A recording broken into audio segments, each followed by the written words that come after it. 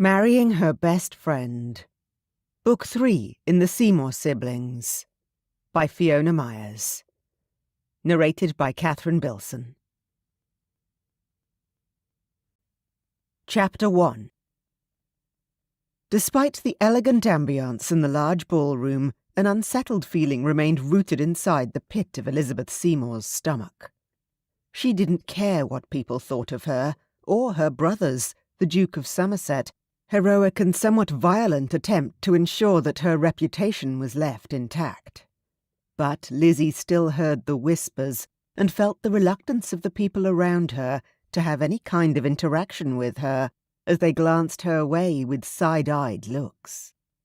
Beyond the judgmental expressions, they were cautious to avoid conversation with her, which made little sense given the regular and not-so-secret activities of half the ton.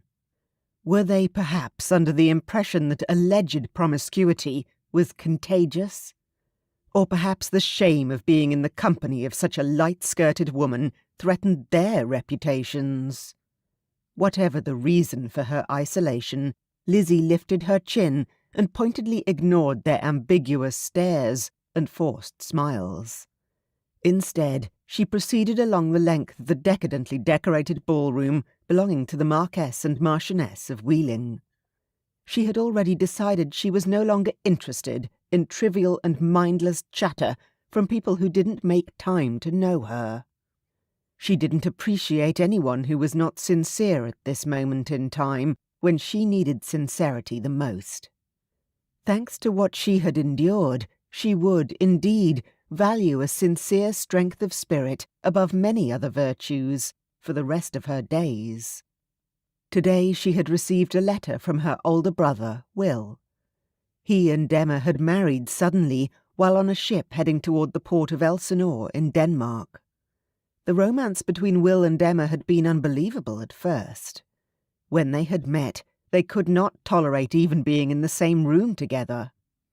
Somehow the stars aligned and love prevailed when Will made a grand gesture by boarding the train Emma was on at the very last minute and joining her on her journey to Edinburgh. Lizzie was glad for her brother. Emma was strong enough to keep Will on a straight path, and they were, indeed, a perfectly matched couple.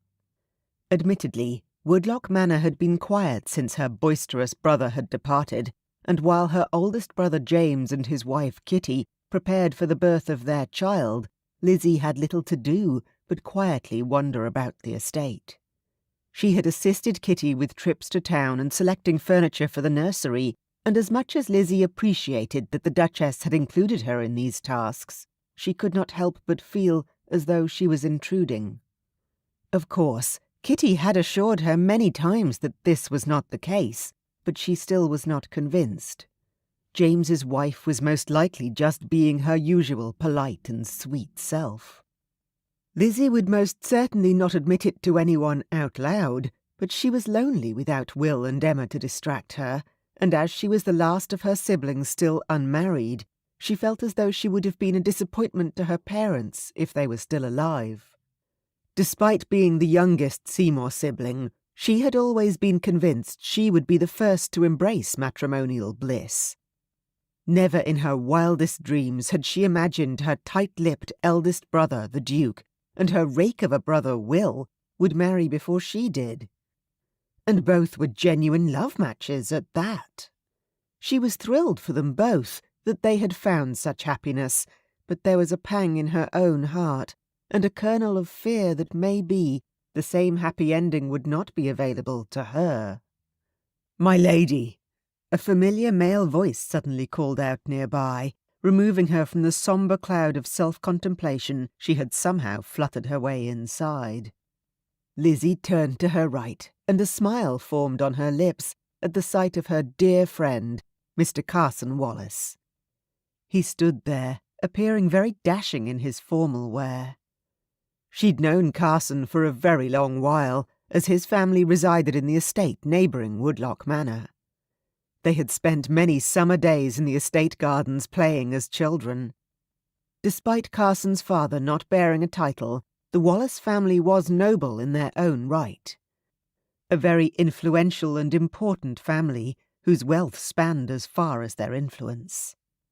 Carson's mother had separated from his father under rather scandalous circumstances and forsaken Somerset without her son, which left the young Master Wallace feeling rather abandoned. Luckily, he'd seemed to find solace in Lizzie's company, and he would often sneak through a hole in the wall separating the two estates, concealed by thick vines of ivy and foliage. Lizzie loved those secret visits as much as the formal visits facilitated by their parents, and she kept an eye out whenever she thought Carson might sneak over to play. His father didn't seem to care that he spent so much time with Lizzie, and he would often visit to have tea with her parents while the two of them played in the garden. Carson had been a good friend to Lizzie for many years, but as soon as he reached the age of 13, he'd befriended her brother Will, suddenly seeming to prefer his male company instead of hers. Lizzie hadn't seen him as much after that, and if she tried to join in with them, Will would shoo her away, grumbling about annoying little sisters trying to tag along and ruin things. "Carson!" Lizzie greeted him now with genuine cheer, delighted to have someone to speak with who didn't force his smiles and scurry away without meeting her eyes the moment she spoke. "How lovely it is to see you!" "And you, my lady." Carson reciprocated her cheerful greeting before softly kissing her hand. "You're dressed very formally this evening." "We are in the presence of nobility." Lizzie grinned. Carson chuckled, and his light green gaze met with hers. So clear, so direct, so unafraid of being tainted by her bad reputation. Her heart lightened as he asked, "Would you care to dance?" "You are well aware that once we start, I will not be able to stop." "Your dancing is enchanting, and difficult to cut short," Lizzie admitted. "And one can only dance so much." "You think dancing has a limit? Who told you such a ridiculous thing?" Carson's eyes sparkled with amusement. "Apparently everything has a limit before it becomes unnecessary and trivial," Lizzie answered, more bitterly than she intended to. She took a deep breath, trying to release some of her frustration about her current situation, and forced a smile to her lips. She didn't want to place a dampener on her conversation with Carson. He was not the cause of her annoyance, nor did she wish to involve him in her woes. Carson gazed even more intently at her and cocked his head. "Is everything all right, Lizzie?" "Everything is fine, Carson. How are you? Have you been doing anything interesting?" She was desperate to shift the topic of conversation. "If listening to carpenters hammering in the manor house is considered interesting, then indeed I have," Carson answered with a chuckle. "That is right. You are having the library redone after the rains of the winter caused some damage. I had forgotten about that," Lizzie answered. "How is everything progressing?" "Too slow for my liking." "But you have always been such a patient man." Lizzie placed her hand on his. Carson lowered his gaze for a few seconds, then glanced back at Lizzie, his eyes suddenly changing. She wasn't certain what happened in that moment, but her heart began to pound in her chest as Carson's light green gaze consumed her. Her skin tingled under his touch, and she quickly removed her hand from his, her unsettled feeling now stemming from a completely different cause. "Thank you for the offer to dance, Carson," Lizzie managed to say as she caught her breath. "Perhaps in a while. I must first visit the powder room." "Very well. But I will seek you out if a while becomes too long," Carson answered, with a charming smile and a hint of wry amusement in his tone. Lizzie cocked her head and glanced at him before she turned away. What had just happened between them? She made her way through the ballroom, once again passing the curious gazes of the other guests, but this time her thoughts were focused more on that strange moment with Carson than any snide looks or whispers. Though it wasn't possible to ignore them completely, she did manage to keep the ominous feeling that tried to claw its way to the surface contained deep inside. Instead of allowing public opinion to negatively affect her, she held her head high and proceeded to the powder room. There was no one inside, much to her relief. She stared at herself in the mirror that was perched on a low mantel. Tears threatened to make their appearance, and she pressed her lips firmly together and glared at her reflection to stop them welling up. Her brow furrowed when she considered the strange feeling she'd experienced when she touched Carson's hand. She had been hiding her adoration for Carson for most of her life, and it had become such a habit that the sudden surge of emotions was unexpected and rather strange. She couldn't allow herself to love him any more than she already did, as he had never shown any sign that he reciprocated her feelings as anything other than an old and dear friend. And the last thing Lizzie wanted was to lose the only person who truly believed she was still good inside, and not the monster everyone else in Somerset thought she was. Monster may have been a strongly worded term, but their stares and whispers made her feel as such. An abomination to her gender. A loose woman. She drew in a slow breath, gathering her strength to push through the remainder of the evening. She couldn't wait until this ordeal was over, and she could be safely ensconced in the confines of her bedchambers, where no judgment was passed, and she was able to breathe freely once again. Lizzie lightly touched her hair and brushed a loose tendril from her cheek. While she gathered her courage to face the guests in the ballroom once more, she smoothed the skirt of her dress and drew in one last breath before leaving the powder room. The guests in the ballroom had carried on as though she had never left, or perhaps as though she didn't exist. She sauntered toward the refreshment table, pretending indifference. As she passed a group of women, she heard their words, which cut deeply, like swords through her flesh. "I saw her earlier with Carson, practically undressing the poor man with her eyes. Such a promiscuous woman. The only reason Lord Dorset publicly admitted the tales were untrue was because His Grace paid him to do so. Perhaps we should ask her." "Lizzie!" Lady Margaret's pitchy voice called out to her, and despite every cell in her body begging her not to respond, she slowly turned around. Lady Margaret and her group of young women were simpering directly at her. All had matching fake smiles and a nasty light in their eyes. "Yes, Lady Margaret," Lizzie inquired, forcing a smile. "Do you have a moment to spare? There is something we must ask you," Margaret answered, with no regard for correct forms of address. Margaret was the daughter of a duke, as was Lizzie, but Lady Margaret considered herself a much higher rank and class. She was a spoiled young woman who only used people as she saw fit in order to obtain what she wished, and threw her father's fortune in everyone's faces. "And what might that be?" Lizzie inquired, already knowing what was coming. "How much did your brother pay Lord Dorset to inform everyone that the tales he told of you were untrue?" Margaret asked, and her group of cronies giggled behind her with their pseudo-shocked expressions. Lizzie's eyes narrowed, but she would not allow these women to upset her. "Perhaps you should stop pretending that you are such a saint, Lady Margaret. We all know what activities you and Lord Niall partake in down at the stables." Lizzie sighed, annoyed at herself for stooping so low as to match Lady Margaret's nastiness. Lady Margaret raised a brow and crossed her arms. "And this comes from a woman who spends more time on her back than anyone else in Somerset?" "As opposed to bent over a hay bale," Lizzie countered. Lady Margaret expelled a gasp and shook her head. "Is Carson aware of your dalliances? Surely he would not want you if he were to find out about you and Lord Quinton. His mother—" "Do not dare speak of things of which you have no knowledge," Lizzie exploded.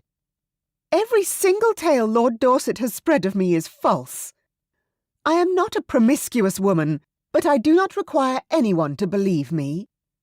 I don't give a fig what anyone thinks of me, least of all you. You know nothing of life, and I pity you more than anything." As Margaret's eyes widened in shock, Lizzie whirled around and moved to the refreshment table.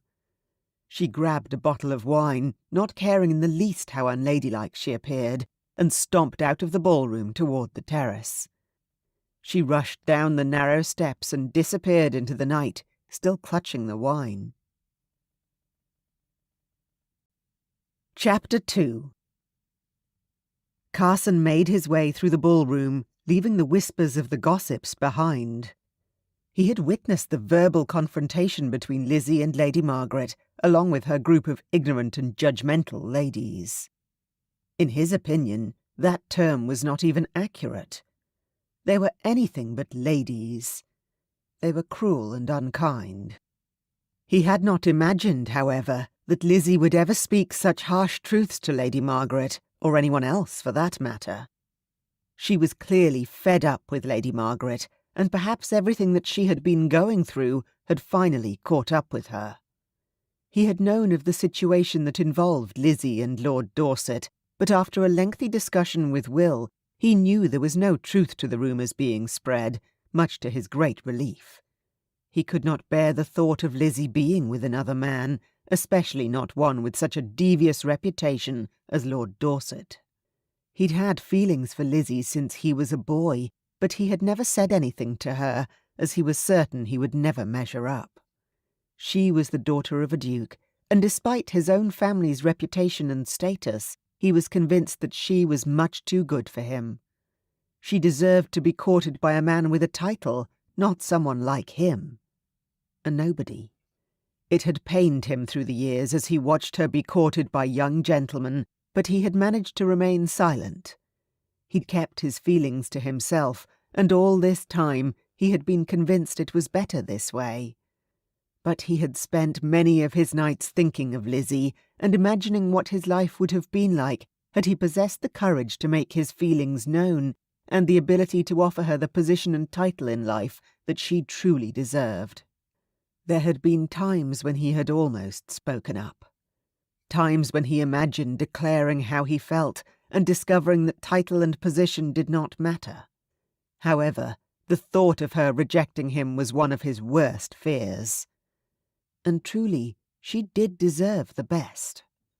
Despite his general confidence in life, it was becoming increasingly more difficult to think about the woman whom he'd loved for most of his existence, living a happy life without him. The cool night air brushed against his face as he stepped onto the terrace and caught sight of Lizzie, who steadily stomped toward the stable block, clutching the bottle of wine she had pilfered from the refreshment table. He had never seen her act as erratically as she had tonight, but he didn't blame her in the least. He was uncertain of exactly what Lady Margaret had said to her, but it had to have been rather upsetting for her to retaliate in such an impulsive manner. Carson descended the narrow set of stairs that led to the side of the manor house, and in the distance watched Lizzie disappear into the stable building, which also held the hayloft. She left the door to the building ajar, allowing him access a few moments later. The space was dark, but numerous beams of bright moonlight shone through the openings of the loft above his head, illuminating the inside of the stables in a silver light. Carson stepped inside and immediately noticed Lizzie seated on a bale of hay. The expression on her beautiful face was sad as she glanced down at the open bottle of wine. Her shoulders were slumped, and there was an air of defeat about her that he could not reconcile with the Lizzie he knew. As he took a step closer, the door banged behind him. He froze as Lizzie jumped before glancing up at him. Carson held his hands up apologetically. "My apologies, my lady." "No need to apologize." Lizzie sighed. "And it's Lizzie, not my lady. You know that. What are you doing here, Carson?" "It appears formalities have left us." Carson grinned. "It is only for appearances," Lizzie said. "We passed formalities many years ago, did we not?" "I believe we left them behind as soon as you threw me in the pond," Carson pointed out. Well, what did you expect? You threw an innocent frog at me, Lizzie defended, sitting up straighter and looking less dejected. Perhaps your actions were justified then. Carson chuckled. May I join you? You went to all the trouble to follow me here, so you may as well take a seat. Lizzie shrugged and lifted the bottle to take a very unladylike swig of the wine. Carson approached the bale of hay, and as he sat down beside Lizzie, she passed the bottle to him. He took it from her and sipped from the opening, then cringed at the bitter taste of the beverage. Couldn't you have chosen a better-tasting wine? You ought to be grateful I am sharing it with you at all, Lizzie countered, and playfully slapped him on the arm as she took back her bottle. Why did you follow me? I noticed your encounter with Lady Margaret, and I wanted to see if you were all right, Carson answered. I am perfectly well. Margaret is a silly and foolish woman who doesn't know anything about anything, Lizzie answered. I am well. Carson nodded and glanced around him, not believing her for one moment. Which is why you retreated to the stables in a cloud of dust with an entire bottle of wine. You must be very well indeed. It was rather theatrical of me, was it not? Lizzie cringed. Carson smiled encouragingly at her, wanting more information. But I'm all right, Carson, really. I don't understand why people relish the idea of spreading rumours about someone, especially when they are false. It is uncouth and hurtful, and honestly, there are enough sordid truths around the ton that people don't need to resort to untruths to get their nasty enjoyment, Lizzie answered. He didn't have a good answer for that. She was correct. He could think of a dozen people of their mutual acquaintance, right off the top of his head, who would not like their dirty secrets aired in public. Margaret is a foolish woman, as you said. Lizzie sighed and shook her head. It is not only her. Lord Dorset was the one who started it all, spreading lies about the two of us. Who in their sober minds would do such a terrible thing? And why? Carson watched as Lizzie drank from the wine bottle for a few moments, then took it from her. Men such as Dorset need to tell tales to make them feel better about themselves. He feels the need to belittle and degrade others to make himself seem superior. It is ego, which is a dangerous problem to have because it can ruin lives, as you are already aware, my lady. You must always remember, when it comes to people like Dorset, you are not the problem, Lizzie. He is. Lizzie glanced at him with a hint of a smile and cocked her head. Carson, you will never truly grasp how much you mean to me. I can say the same thing of you, my lady, Carson said in response, trying to remain calm, though his pulse began to race. Lizzie glanced at him, and a smile slowly formed on her lips. I prefer you addressing me as Lizzie. As do I, Carson agreed, and took another swig of wine to fortify his courage. He swallowed hastily and grimaced. This truly is ghastly. Please do stop complaining, Lizzie scoffed, or I will be forced to take it from you and drink the lot myself. Be my guest. Carson chuckled and handed the bottle back to her. A short and strangely comfortable silence filled the stable, which was broken by Lizzie's soft sigh. Carson, may I ask you a question? Of course. You may ask me anything you wish. Do you feel out of place at times? As if everyone in the entire world is carrying on with their lives, and you are left behind? As if you have not accomplished anything meaningful in your life? Lizzie's tone was sombre, and her eyes dulled with sadness. I feel that way quite often. More often than I would care to admit. But you always seem very light-hearted and happy, Lizzie muttered with a furrowed brow. Apparently I have the tendency, and the skill, to hide my emotions from the rest of the world. Carson sighed and lowered his gaze. It is both a blessing and a curse. If only she knew how I really felt about her. It would seem we are more alike than we already thought we were, Lizzie said, as she nudged his arm with her elbow. Indeed, my lady. Here, Lizzie said with a giggle and handed him the bottle. It appears as though you need it more than I do, despite its ghastly nature. We shall share it. Equally, Carson told her, as he wrapped his fingers around the neck of the bottle. Lizzie's hand was directly below his, also wrapped around the bottle. I would love that, Lizzie whispered, and lowered her gaze. Carson, do you remember the summer's day we rode our horses to the river? Of course. That day had been one of the best of his life. He was glad Lizzie seemed to remember it, too. It had started to rain, and we took refuge under a tree. We spent the entire day there, only returning after sunset. Your parents were furious. And he'd been scolded severely by both her parents and his father. But the scolding had been worth it. Indeed they were, Lizzie chuckled. It was a wonderful day. We spoke of so many things. Sitting here with you now reminds me of that day. Luckily we are not soaked from the rain this time, Carson pointed out. Nor do I have to worry about being scolded by your parents this time. As soon as the words left his mouth, he regretted it. My sincerest apologies, Lizzie. I didn't mean to. It is fine, Carson. I know you didn't mean to hurt or upset me, Lizzie assured him. I do miss the times we shared when we were younger. You and William spend a lot of time together now, which makes me feel rather left out. Is that why you feel left behind? Carson asked. Partly, Lizzie answered, licking her lips. I was always under the impression I would be the first of my siblings to marry. I am a woman, after all. I never thought that both James and William would be wedded before me. She turned her body toward him, still holding the bottle.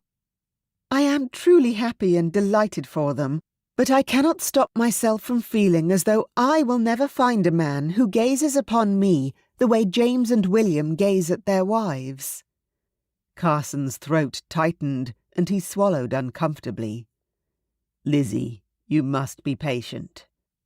Love finds us when we expect it the least. That certainly applied in James and William's cases. Perhaps it shall be in the cards for me also, Lizzie said, then met his eyes with an intent gaze. And you as well. One can only hope. Carson sighed and handed the bottle back to Lizzie. He desperately wished he possessed the courage to tell her of his feelings for her. Now was most certainly not the right time. She was half-sprung already from the wine. He was raised to be a gentleman, and would certainly not take advantage of her when she was in a vulnerable state. A sudden thought occurred to him, and he said jokingly, Perhaps we should marry, and give everyone in Somerset a reason to gossip. Lizzie went still before taking another sip of wine. As if there are not already enough tales of me around town. The tales will be there regardless of your actions, Lizzie, Carson pointed out. Indeed, Lizzie answered, then turned to look at him. If by next spring neither of us is married, then I will take you up on your offer. You will? He gaped at her. Was she serious? His heart fluttered strangely in his chest, and he felt as if he couldn't catch his breath. Why not? I am certainly happier when I am with you than on my own. You make my heart light, Carson, Lizzie answered, and drank from the bottle before handing it back to him. I am glad to hear that. Carson smiled and lightly shook the bottle. This is nearly empty. Perhaps you should return to the ballroom and find us a fuller one, Lizzie suggested. Carson glanced at Lizzie, her eyes twinkling mischievously back. Please, Lizzie pouted, batting her lashes at him. I am certainly going to regret this in the morning. Carson grinned before taking another sip of the almost empty bottle of wine. Liar! Lizzie giggled as Carson stood from the hay bale. Come along.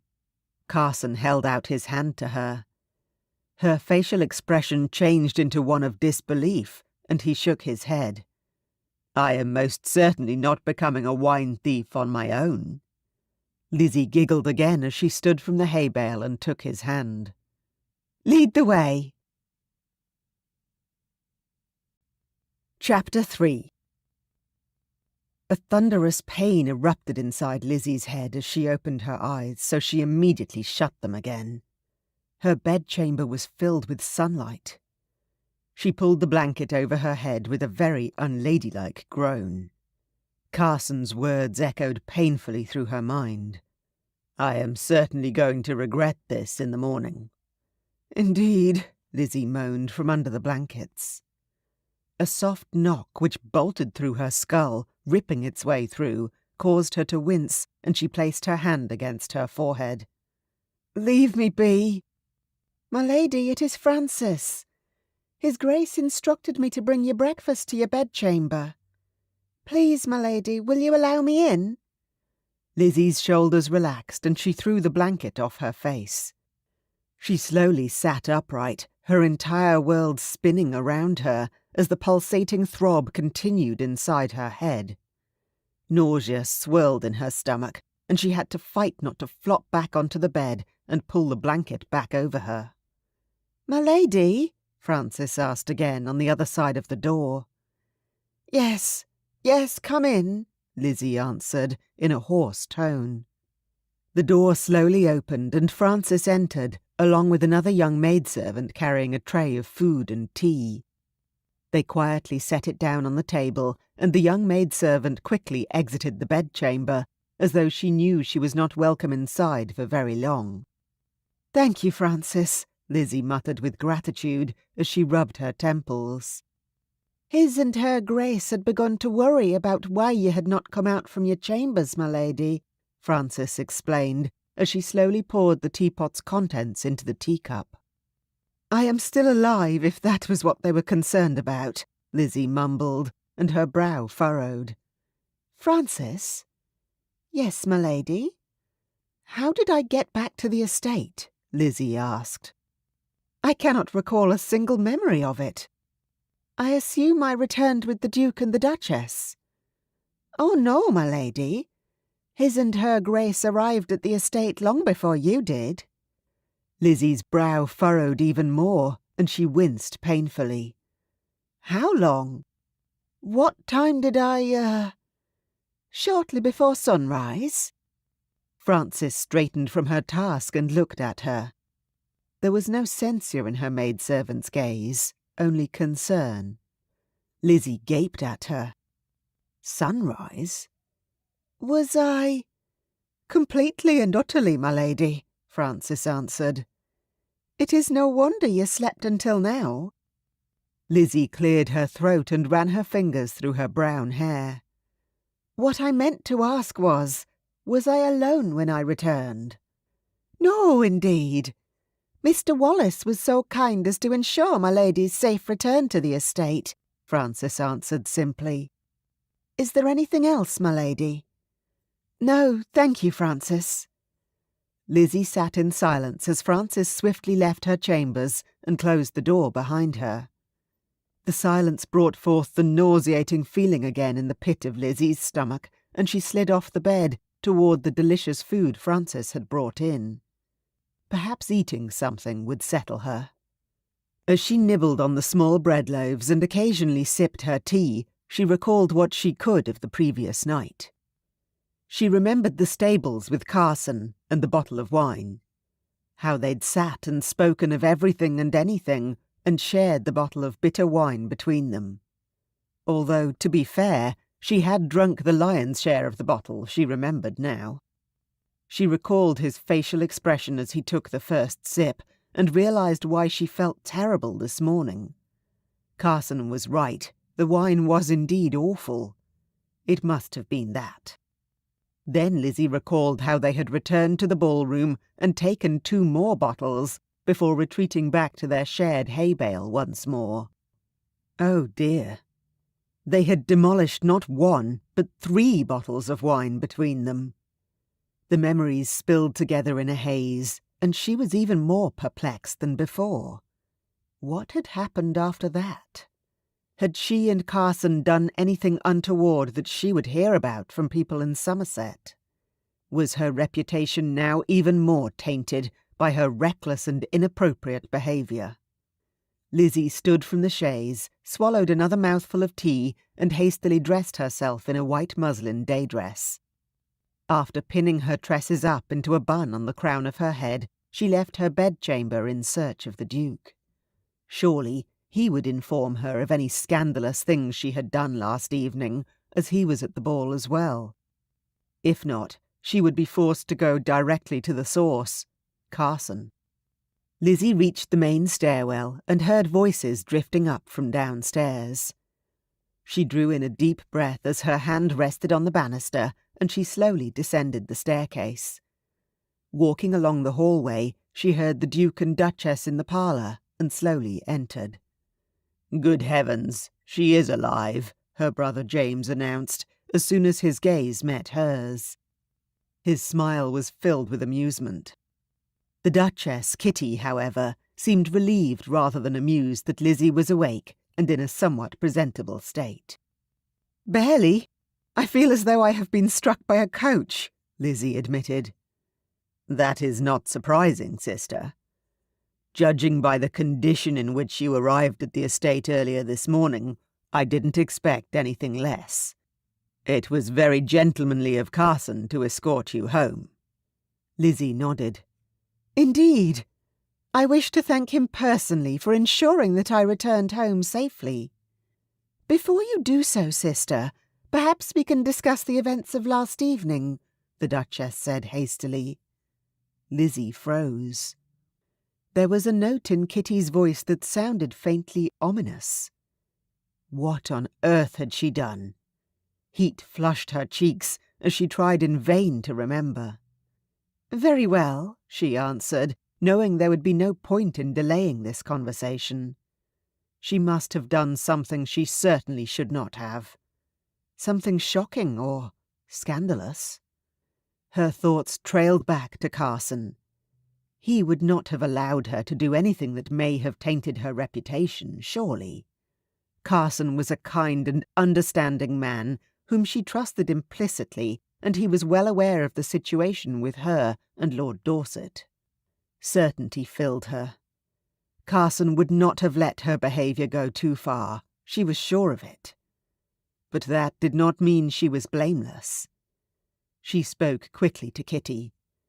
"Before you say anything, Your Grace, I wish only to apologise for any of my behaviour that placed you both in a bad light. I was clearly intoxicated and had no control over what I had done. I do apologise if there was anything I have done that made you ashamed to call me your sister." "Oh no, Lizzie," the Duchess said with a reassuring smile. She approached Lizzie and patted her arm. "You didn't do anything of the sort. Although James and I did see you and Carson leave the ballroom, each with a bottle of wine in hand." Lizzie closed her eyes and hung her head in shame. "I cannot believe I did such a thing, especially with all the lies flying around about me at the present time." "I don't believe anyone else saw your little escape. It was rather skilfully done, sister," the Duke grinned. "I must commend you and Carson on that." "Thank you," Lizzie said wryly. "I think." "Do not be so serious, sister. Nothing bad happened. No one even noticed the wine bottles were missing. There is no need to fret over it. We all know Carson would also not allow you to do anything outlandish and irresponsible. He feels—" The Duchess cleared her throat, interrupting the Duke, who pursed his lips briefly. "He cares for your safety and your well-being too much to allow anything to happen to you," the Duke said, after a short pause. Lizzie narrowed her eyes. What had her brother been about to say when Kitty stopped him? But the Duchess was speaking, distracting her from her train of thought. "You are truly lucky to have a friend such as Carson," Kitty said. "Indeed. He has been my saving grace for a long time, last evening included, and I feel it is only proper to thank him for that," Lizzie said. Kitty smiled at her and nodded.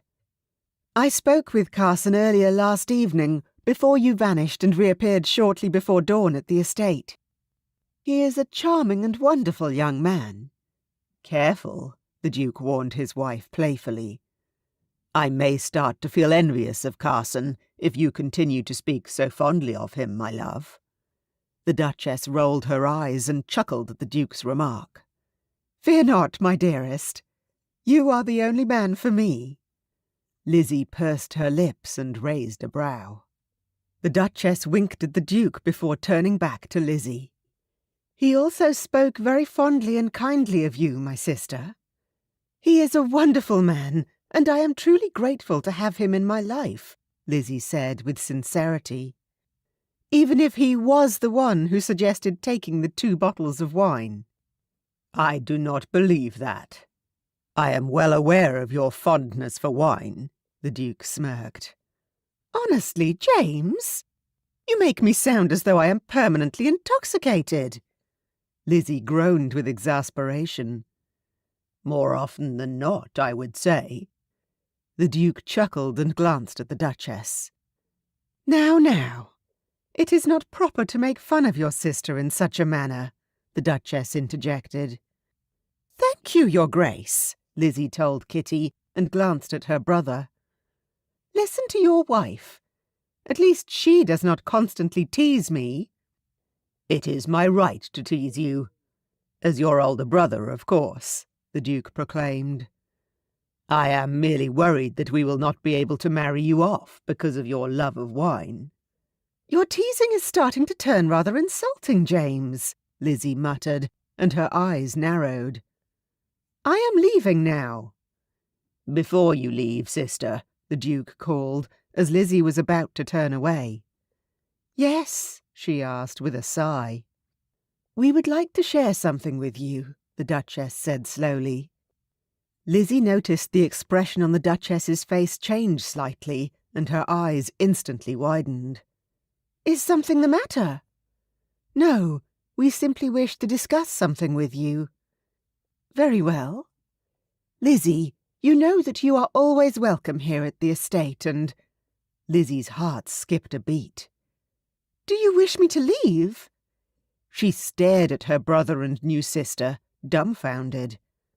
Was she in the way of their love? Surely not. They couldn't possibly. She swallowed, unable to fathom the idea of having to go and live somewhere else. "No, we simply—" "Simply what?" "You no longer want me here because I did something that you both know of, but will not tell me." "What did I do last evening?" Lizzie asked, her voice breaking as her eyes filled with tears. Kitty shook her head and smiled kindly. "You didn't do a thing wrong. James and I have been discussing this for a while now, and we simply think that you should consider acting more appropriately, as it would please the masses." "Is that what you both think of me?" Lizzie demanded of her family. "Sister, you know that we love you," James said. "Do you? Yet you wish me to act unlike myself." Love was meant to be unconditional. If they wanted her to change and pretend to be something she was not, then how was that unconditional? Despite her resolve to stay in control, a tear slipped down her cheek. Then another followed. She sniffed and dashed a hand across her face, trying to stop the trickle before it became a flood. James tapped a finger to his chin before saying, "Lizzie, please do not be upset with us. We do love you and accept you for who you are, but don't you wish to marry and start a family of your own?" Lizzie glanced down at the Duchess's hand cradling her swollen belly and pursed her lips again. She suddenly understood what the Duchess and the Duke meant, and why they were urging her to marry now, when it hadn't seemed to matter in the past. They didn't want her reputation to negatively impact their child. She would be known as the foxed aunt who could not find a husband, as she was too scandalous to marry. No man wished to have a woman such as her, at least not long term. Lizzie blinked, and another tear ran down her cheek. She hastily wiped it away and glanced at the Duchess. "You do not need to worry about me being a bad influence on your child, Kitty." "That is not what we said, Lizzie," James pointed out. "You didn't need to. Your faces reveal it all. I understand your concern, as the needs of your child come first. It is what comes naturally to a parent. I don't wish to get in the way of that, so I will be out of your hair soon enough," Lizzie answered, and yet she felt as if her heart was breaking. This was her home. It had always been so. This was where she had been happiest, playing as a child with Carson in the grounds and daydreaming about him once she became an adult. She didn't want to leave. Kitty's gaze was concerned. "Lizzie, it is all right." She raised her chin. "James, Kitty, you don't need to flatter me with flowery words. I am aware of the rumours about me. Everyone is. I know they're not true, and I will carry on living in the manner I see fit, because I know the truth. I alone get to decide what I do with my life." Lizzie sighed and glanced at her brother. "James, you of all people should be aware of how I feel about marriage. I do not feel the need to change myself for a man who will not love me for the person I am. I don't care whether I am not what men want in a wife. If I am destined to be a spinster and grow old alone, then so be it. But I will not change for anyone." Lizzie didn't wait for a response from either the Duke or the Duchess. She swiftly turned away and left the parlour. She didn't care to hear what they had to say, as nothing they could possibly say would change her mind or make her feel differently. She hurried through the hallway that led to the terrace. Hot tears stung her eyes, blurring her vision, but she would not allow her grief to consume her. Never again. Chapter 4. A grin formed on Carson's lips as he recalled the evening he had spent with Lizzie and the laughter and sense of happiness in his carriage on the way home from the ball. He glanced at himself in the mirror as he dressed for breakfast with his sister, Miss Adrienne. They didn't often spend time together, as Adrienne spent most of her time volunteering at a hospital in Somerset, something her father had encouraged her to do from a very young age. Her heart had always been devoted to helping people and caring for them. There was nothing she wouldn't do in order to help someone. Carson had great admiration for his older sister, as she had found her one true passion, and it seemed to bring her joy. Carson flattened his waistcoat against his shirt and stepped away from the mirror. The memories of last evening flashed before his eyes, and he could practically taste the wine he and Lizzie had shared in the stable. Although he cringed at the remembrance of that terrible wine, he could not have asked for a better evening. They had spoken of so many things throughout the rest of the night, as if they were still young children without any troubles or woes, sharing laughter and giggles. They'd consumed the wine until Lizzie had started to hiccup and giggle, their shared amusement at the strange sounds coming from her even more intoxicating than the wine. Of course, Lizzie had been more foxed than Carson, rightfully so, considering her diminutive size and inexperience with liquor. But she had been utterly delightful, childlike and innocent in her fun. Her words of truth still resonated in his mind. Their night of conversation and laughter in the stables had been far more fun than anything they could have done if they had officially stayed at the ball inside the manor house. Carson recalled ushering her to his coach, his arm around her waist in order to keep her upright and stop her from tipping over. She giggled as she spoke muddled words that amused her to no end, and even though he could hardly understand her, he'd still been mesmerized with her. He closed his eyes for a moment, recalling her beauty and how difficult it had been not to kiss her. Her long brown tresses had loosely tumbled down her narrow shoulders, her lips stained red from the wine. The coach journey was even more entertaining than the stable, as they had reminisced more about their childhood, bringing forth even more chuckles and laughter. There had been countless moments where Carson had to fight the urge not to lean in and kiss Lizzie, but he was well aware that action would have been wrong, given her level of inebriation. He could not possibly live with himself if he had taken advantage of her in such a vulnerable state. Also, he was certain that Lizzie would not have remembered anything. That, however, would have made taking advantage of her that much more despicable. Despite spending the entire night with Lizzie, he hadn't been able to disclose his feelings for her. He was rather upset and disappointed in himself for not being forthcoming earlier, before they had started on that second bottle. Had he not tortured himself long enough by keeping his feelings locked up deep inside? Maybe it was time to grab his courage by the horns and tell her his true feelings.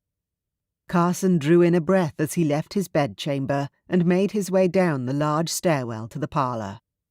His sister adored that space, and it was where she often requested breakfast to be served. The room was bright as he entered, and the table in the centre of the room was already packed to the brim with delicious-looking breakfast fare. A small platoon could be fed with the amount of food on the table, but he expected no less from his sister. The scent of fresh roses suddenly filled the air, and he heard footsteps behind him.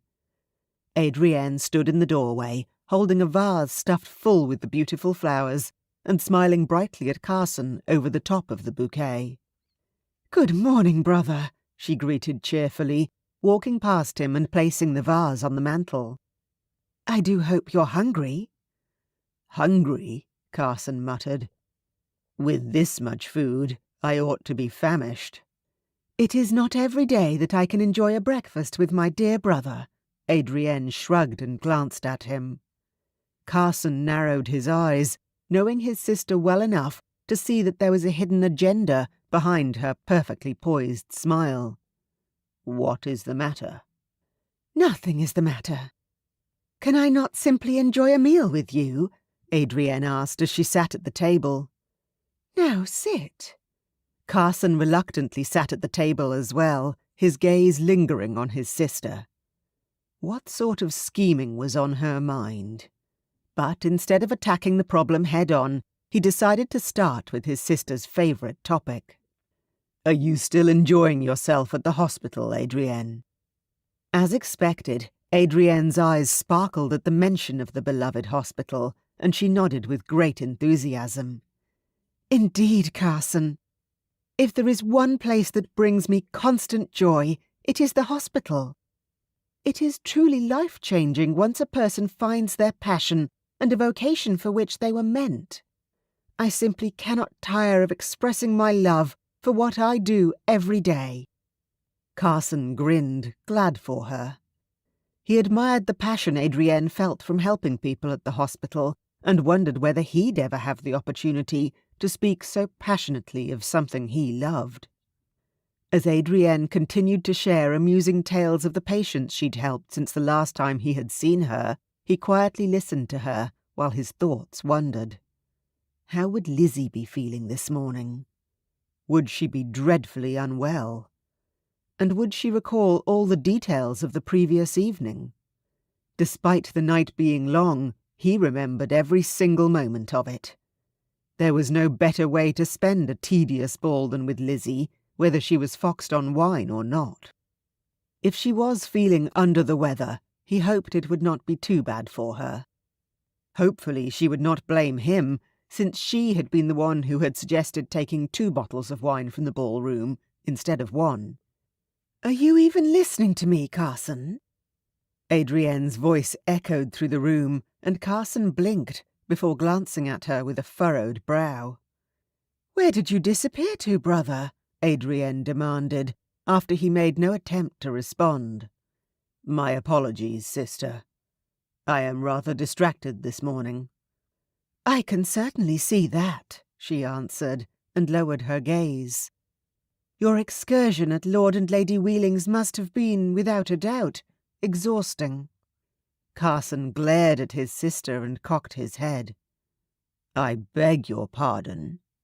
"Do not act the fool, brother. I am well aware of the company you kept last evening," Adrienne stated. "As is everyone else. Do you think it is wise to be in the vicinity of that woman for more than a few minutes?" Anger tightened Carson's gut. "And what precisely do you mean by that?" he asked, though his chest constricted with a premonition that this conversation was about to take a turn for the worse. "I am not foolish, nor am I oblivious to the happenings in town, Carson. People talk, and the things I have heard with regards to Lizzie and her antics with Lord Dorset, not even to mention her scandalous behaviour last evening. I simply can't believe that you were involved as well. Pilfering wine from the ballroom." Adrienne clucked her tongue and shook her head. "You should not be in the company of such a woman. You are not aware of what her intentions with you are, Carson. To laugh and talk and drink with me. I wish her intentions were more than that when it came to me." "You are certainly a fool for believing those Banbury stories, Adrienne." Carson loudly placed his spoon on the saucer. "Furthermore, Lizzie did nothing to earn such disrespect from you, nor me. You are worried about the wrong person. I have known Lizzie for a long while, as you know, and she is not how Somerset describes her. They do not know her as I do. And nor do you, by the sound of it. I'm actually shocked by you, Adrienne. You should know better than to listen to malicious gossip." Adrienne lifted her nose, clearly unfazed by his rebuke. "I am merely saying that it might hurt your reputation if you continue to keep company with her. You will be associated with her, and your reputation may be sullied, and I would not wish for that to happen, Carson. Father would roll over in his grave if he found out you were placing the integrity of our family at risk," Adrienne stated flatly. "After what Mother did, impossible." "What nonsense you speak, Adrienne," Carson growled. "Lizzie has more integrity in her little finger than any of those ladies in attendance last evening." "Why do you defend her?" she demanded. "Because she is my friend, and I care for her very much." Adrienne cocked her head once more and momentarily narrowed her eyes. "You are in love with her." She said it as a statement, not a question. Carson straightened his spine, unwilling to admit to anything with Adrienne. Not before he had had a chance to talk to Lizzie about how he felt. "I am not. I simply wish for her to be treated as the wonderful woman she is. She is a good person who has had a bunch of malicious lies spread about her, and she does not deserve to be shunned by the very women who professed to be her friends mere months before. Shame on all of them. And shame on you if you believe those lies too." Adrienne blinked a few times, but did not speak. Carson could see in her eyes that she was mildly offended by his words, but neither of the siblings uttered another sound for several minutes. Carson bent his head and angrily shoved food into his mouth. He would not give way on this matter. Lizzie's integrity was not something to be challenged. Not by anyone. Finally, his sister went on. "Regardless of what I think, or whether I believe the tales that have been making their rounds in town, I merely wish for you to think of what is best for you." "You mean for the family name?" "Carson, we were raised by the same father, with the same morals and the same rules. You are well aware of what Father would say if he were here today," Adrienne said softly, and drew in a deep breath. "Which is why I have taken it upon myself to arrange a meeting with a lovely young woman I met while—" No. There was no way he was being set up for some sort of arranged marriage. The only woman he wanted in his home, his life and his bed, was Lizzie Seymour. And if she didn't want him, then he would settle for nobody. "Would you please allow me to finish?" Adrienne asked, and shifted her cup of tea closer. "I am not meeting with a woman I do not know, Adrienne." His sister smiled brightly. "She is lovely, Carson. Her name is Miss Violet Saunders. She is a very intelligent young lady, the daughter of the chief magistrate in the neighbouring county." "No, Adrienne." "She is soft-spoken and has a beautiful mane of golden hair. She plays the violin and the piano." "Sounds boring." "Adrienne, please stop." "Why? She is precisely the kind of woman who would be perfectly suited to you." How would his sister know what suited him? "You are well aware of my feelings in regards to marriage." "Not all marriages end like mother and father's, Carson. It is rather unfair to compare all marriages to one that failed," Adrienne argued. "At that moment in time, it was the only one that mattered." Carson stood from the table with annoyance tightening his gut. He glared at Adrienne. "My answer is no. I will not meet with Miss Saunders. I cannot say it more plainly than that." "That is a pity." Adrienne shrugged and glanced at the grandfather clock in the corner of the parlour. "As she is expected to arrive here shortly before dinner this evening." Carson glared at his sister, and his jaw clenched. "You are a manipulative and self-righteous woman who does not care about anyone else's opinions or feelings other than your own." "Father would be proud of me," Adrienne answered nonchalantly as she sipped her tea. "Well, I'm not." Carson stepped from the table and drew in a deep breath as he turned away. "Where are you going?" "I need some air," Carson answered with a grumble. "Please do ensure that you are back in time for Miss Violet's arrival," Adrienne answered with a smile, which made Carson even angrier. He stormed out of the parlour, slamming the door behind him. The sound still echoed through the hallway as he retreated all the way to the main entrance. Chapter 5. The fresh air and the delectable scent of the flowers in a porcelain vase perched in the centre of the table soothed the pounding inside Lizzie's head. She was seated quietly on the terrace, immersed in a daze. Her memories of last evening were still rather unclear, and it seemed as though the harder she tried to retrieve them, the quicker they evaporated into the light. A cool breeze softly brushed her cheeks, providing much-needed relief from the heat that filled her body at regular intervals. A crystal glass with cold water stood on the table in front of her. The droplets on the outside of the glass sparkled like rainbow-hued diamonds, then slowly trailed down onto the wooden table. She saw movement out of the corner of her eye and turned that way, leaving her hazy dream world. She drew in a breath and her limbs stiffened as she noticed Carson, looking rather dashing as always, making his way across the lawn toward her.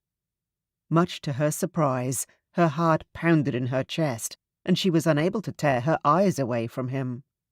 What on earth is happening? But in all honesty, she had known for a very long time what was happening, and had tucked her feelings for Carson away as a foolish dream. Until now. Had something occurred last evening that caused all these ancient feelings to rise to the surface once more? Lizzie was not bold enough to simply ask Carson.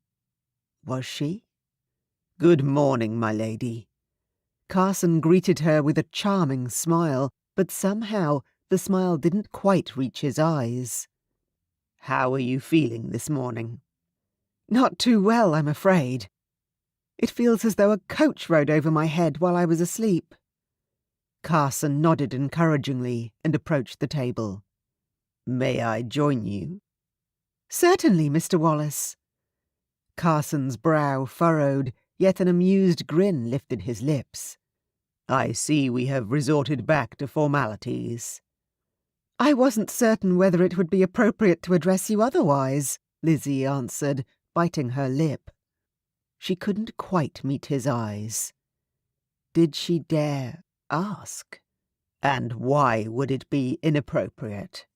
You have addressed me by my first name for many years, Carson stated. Because of last evening and early this morn, Lizzie admitted. My memory seems to fail me, and I have no recollection of what happened after we returned to the ballroom. Apparently we stole 2 more bottles of wine, and I wasn't delivered home until dawn. The wines were entirely upon your insistence, Carson chuckled and glanced at her. What is really the matter, Lizzie? I feel rather ashamed with regards to my behaviour, Carson. I didn't intend to drag you into the mess I made by acting so inappropriately. Lizzie answered her friend as truthfully as she could. You did no such thing, Carson insisted. And I must admit that I have not had such an enjoyable evening in a very long while. Truly? Lizzie asked, surprised. Truly, my dearest Lizzie, Carson answered. You cannot recall the rest of the evening at all? Not in the least, she answered. Can you? I remember everything, Carson answered, and a sudden intensity lit up his eyes. You and I, we didn't... Oh, this was impossible. Lizzie stopped stammering and swallowed hard. How did one ask such a thing? Understanding dawned in Carson's eyes. No, Lizzie, you need not worry about that, he assured her. Nothing untoward happened in relation to you and I. Partly, Lizzie was relieved that nothing intimate had happened between them, as she would have preferred to remember such an encounter. And partly she was disappointed that Carson had not thought of kissing her. Perhaps he didn't think of her in such a manner at all, which was rather disappointing to consider. Or perhaps Carson was merely saying so to avoid any awkward questions from her. Was that what you were worried about? Carson inquired. Indeed. I wished to visit you at your home, but I was not certain whether it was safe for me to do so. By now the entire county is aware of how I behaved last evening, apparently. And I am well aware that your sister did not think very highly of me, even before all these latest scandals, Lizzie sighed. Miss Adrienne had made it no secret that she was not fond of Lizzie, even from years prior. She had constantly reminded Carson that they were from different worlds, and that women such as Lizzie expected a certain kind of life that Carson would never be able to give her. Even while talking of Lizzie's status in society, Lizzie had always gotten the impression that Adrienne felt herself superior to Lizzie. There was a look in her eye that hinted Lizzie would never be good enough for her dear brother Carson. She tended to agree with Adrienne in some ways. Carson was a dear man, and he did not deserve to be lumbered with Lizzie's scandalous baggage. Despite all those things, however, he had chosen to be friends with Lizzie and spend time with her, and for that she was truly grateful. My sister does not dictate whom I can and cannot have in my life, Carson muttered. And I enjoy spending time with you. Her breath caught in her throat at the declaration. After being rebuffed so often recently by those she'd thought to be her friends, it was heartwarming to know that she could count on Carson, no matter what.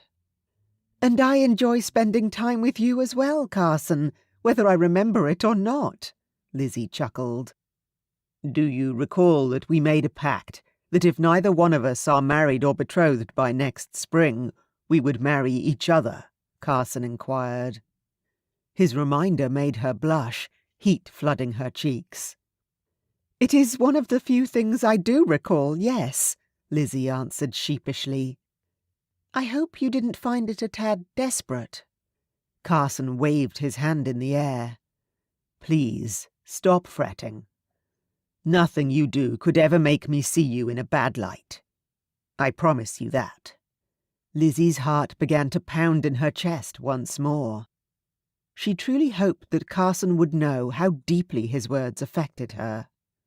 How she desperately wished that he would embrace her and kiss her in the manner she had always dreamed he would. But alas, it had not happened last night, and it did not happen now. "That is certainly good to hear," Lizzie forced herself to say. "I am certain your sister does not feel the same." "I can say the same for your brothers," Carson chuckled. "His Grace and Will, although very good friends of mine, are certainly not to be counted. What makes matters worse is that you are their younger sister, and I allowed you to return home in such a state. I would expect that I am currently in their bad books on that front." "My brothers are harmless." Lizzie grinned with amusement. "Are they here, at the estate?" Carson asked, as he glanced in the direction of the long hallway that led to the great hall. Lizzie laughed once more and shook her head. "You do not need to fret over them. They are very fond of you, and very grateful that you took it upon yourself to ensure that I arrived home safely. The Duke wishes to thank you personally, but he has not had the time to do so." Sudden sadness filled her, and her lips drooped as she remembered the conversation earlier with her brother. "He and the Duchess are too busy in their efforts to evict me from Woodlock Manor." "Evict you?" Carson asked, his tone showing his disbelief. "That sounds very unlikely. Why would they wish to do such a thing?" "They don't want me here when the baby is born, which is soon. I guess I am not the kind of aunt they would prefer for their child." Lizzie sighed, her heart tugging in pain. "I think I might have to be one of those aunts who lives far away and only visits occasionally." She didn't want that at all. She wanted to be around while her family grew. She didn't want to leave because they were ashamed of her. It was shocking that it had come to this, and even though the thought of leaving filled her with sadness, she understood. James and Kitty were doing what they needed to do to ensure their child would never have a tarnished reputation. "Did they say that?" he asked quietly. "Not in those exact words, of course, but they didn't need to, Carson. It was written on their faces as clear as day," Lizzie answered. A quiet moment passed between them. "What are you going to do?" Carson asked eventually. Lizzie slanted her gaze to the man she'd idolized since he was a boy. Did she dare say it, even as a joke? "Perhaps I can stay with you." The words rushed out of her, and even though she kept her tone light, there was something more in his gaze when he stared back at her. She laughed to break the tension. "That would most certainly give everyone in Somerset something to talk about," she said. "Adrienne's heart would stop." Carson grinned back at her, his eyes twinkling. But the something was still there, and it caused her breath to catch. "Indeed," he said. "Adrienne would not be best pleased." Lizzie's chuckle faded, and she cleared her throat. "In all honesty, I am not certain what my next step will be. Perhaps I should accept my fate and behave like the proper young woman everyone expects me to be. Find a man who wants the prestige of marrying into the Duke's family and be done with it." "That is not who you are, Lizzie," Carson said, flicking his hand dismissively. Lizzie stared at him with narrowed eyes. Did he really just say that? Is he hinting that I cannot be a proper young lady? Carson sat up straight, as if he'd just realized how his comments sounded, and said quickly, "I meant that in the most honourable manner possible. Settling for less is not who you are. That is what I meant. You cannot pretend to be someone you are not, Lizzie. You and I both know this." "Perhaps it is time I changed something of myself, as I have not had any good fortune with being who I am now," Lizzie said, lifting her nose high in the air. She was still slightly miffed about the almost insult. "Do not dare utter such nonsense. You are perfect the way you are," Carson defended. and you should not allow any person to make you feel as though you are not worthy, least of all my sister." Lizzie relaxed somewhat at his words, though she shook her head. "I am surprised that she has not found you a wife already." A slight hint of hesitation in Carson's manner caused her to cock her head and study him more intently. Her brow furrowed. What was that about? "While we are on the subject, my lady," Carson said, as he glanced at her, his eyes darkening, "my sister has lost her mind and taken it upon herself to arrange a meeting with Miss Violet Saunders. It is not of my doing, but I wanted you to hear it from me first, in case any talk reaches you." Lizzie searched her memory. That name rang a bell somewhere. "The Chief Magistrate's daughter?" Lizzie inquired, as she disguised her surprise by raising her glass of water to her lips. "Indeed." "Why?" Of all the people to introduce to Carson, why Violet Saunders? "Adrienne is under the impression that we will make a delightful couple." Cold water spewed from Lizzie's mouth in an icy spray. Carson glanced at her in horror, but only for a moment. Then a smile formed on his lips as he reached for her face and wiped drips of water from her chin. "That was precisely the reaction I would have given at that moment if the situation were reversed," Carson said. Lizzie reached for her handkerchief that lay in the pocket of her dress. She quickly dabbed at the parts of her wet face that Carson's thumb had missed, still feeling the heated tingle of his touch. "What did you tell her?" she demanded. Adrienne couldn't possibly be thinking of Violet for Carson's bride. They were so ill-matched. Why, they were as ill-matched as... Her thoughts tumbled furiously. As Lord Dorset and myself. I have never met the young woman, which makes me even more unsettled, but Adrienne is as persistent as she is caring. I had no choice in the matter. Carson sighed and glanced at Lizzie. It does not upset you, does it? Beyond the water-spitting, that is. He grinned at her, and Lizzie's cheeks heated as she placed the glass on the table. Why would that upset me? You know very well that I wish for you to be happy. Lizzie could not help but feel utterly disappointed by this turn of events. Perhaps if she had the courage to make her feelings for him known, she would not be sitting here on the terrace, hearing of this meeting he now had with Miss Violet Saunders. A meeting that could potentially lead to a future marriage. Lizzie was aware how insistent and persistent Adrienne was, and Lizzie was quite certain that she would do anything and everything to ensure that Carson married a woman she saw as fitting. Adrienne was wrong. Miss Violet was not a good fit for Carson at all, but it was certainly not Lizzie's place to tell him that. She'd probably appeared jealous and spiteful. In her heart, she tried to convince herself that she was neither of those things. But the multitude of emotions bubbling up inside her, anger, disappointment, guilt, disbelief, resentment, sadness, loneliness, caused her to pause. It had become increasingly obvious to her that Carson meant much more to her than she'd originally thought. But he was her friend, nothing more. And shouldn't she be happy for her friend if he were to find happiness with a woman? Even if that woman was not Lizzie at all, but someone completely new. Someone like Miss Violet Saunders. Adrienne is an intelligent woman, and she knows you well.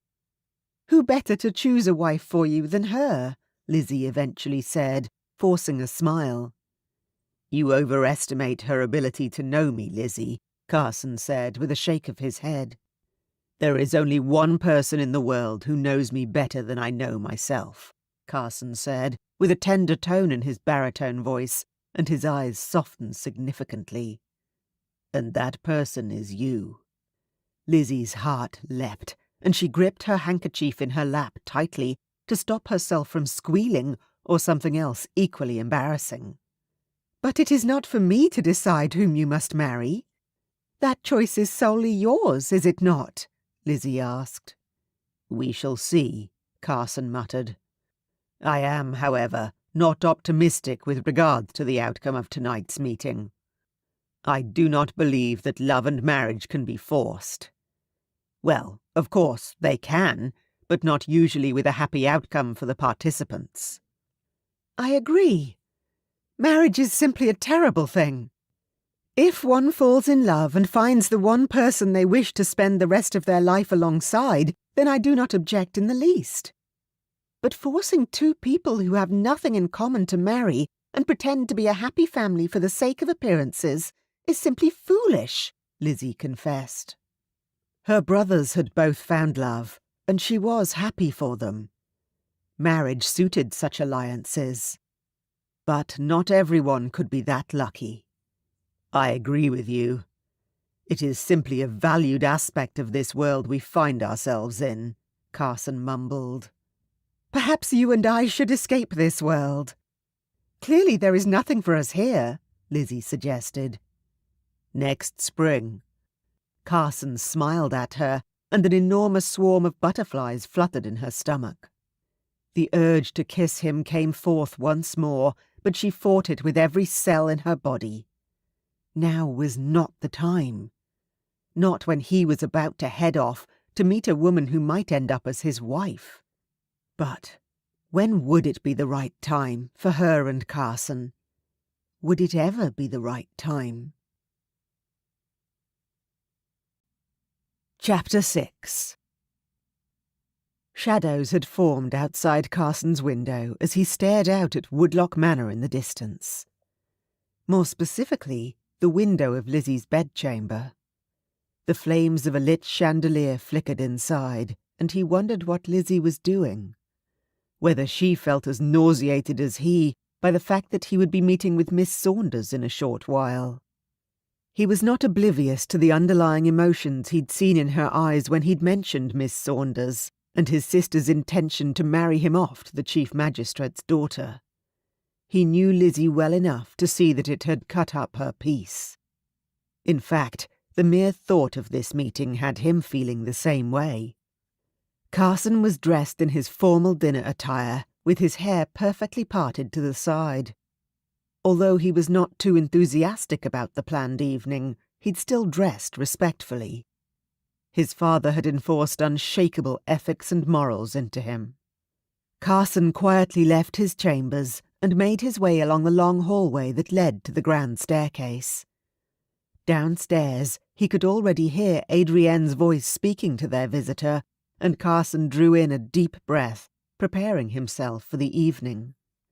As he reached the bottom of the stairwell, his thoughts immediately drifted to Lizzie, her beautiful smile, her infectious laughter, and her bright eyes. No one could compare to her. He entered the dining hall and found his sister and Miss Saunders standing beside the dinner table, speaking in animated tones. "Brother!" Adrienne beamed the moment she noticed him enter and turned to him. Carson smiled politely and approached the two young ladies. "Good evening, sister." "My dear brother, may I introduce the lovely Miss Violet Saunders?" Adrienne chimed. "Miss Violet, this is my dear brother, Mr. Carson Wallace." "Good evening, Miss Saunders," Carson greeted, with a polite smile. "It is a pleasure to make your acquaintance." "Yours as well, Mr. Wallace," Miss Saunders reciprocated and held out her hand to Carson.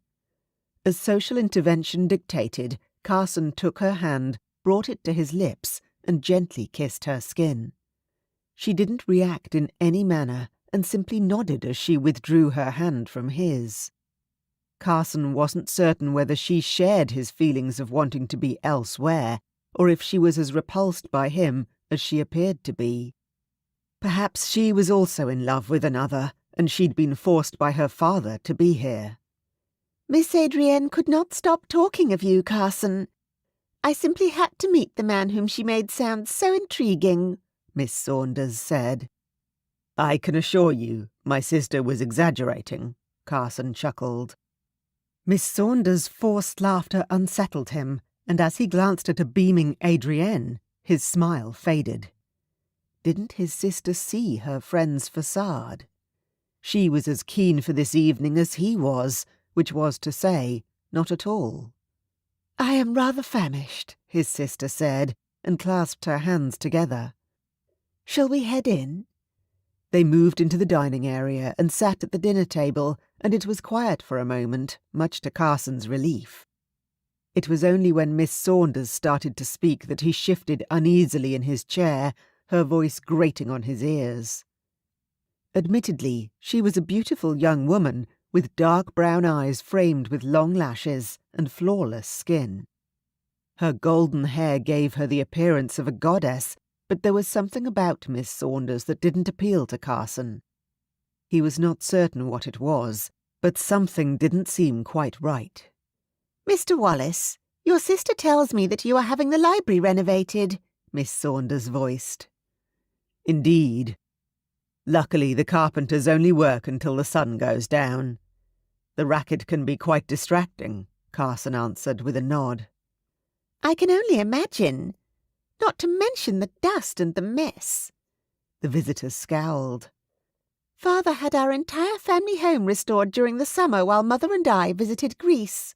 It was lovely there, although it was quite warm and uncomfortable at times. But lovely nonetheless. Do you like to travel, Mr. Wallace?"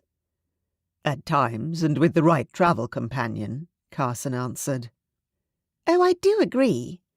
A good travel companion is worth their weight in gold. Nothing places a dampener on a holiday more than someone who does not care for the same things you do," Miss Saunders answered with a nod. "Father allowed me to visit family in Ireland, but they sent my chambermaid with me, as Mother and Father had business to attend to here in Somerset and couldn't come along. My chambermaid is an older woman with rather stout features, not ideal for walking along the Irish countryside, may I say. She would complain so much, all the time, and it was infuriating. Breathing heavily, and the panting was irrationally loud." Carson's jaw dropped at the strange comment, and he glanced at Adrienne.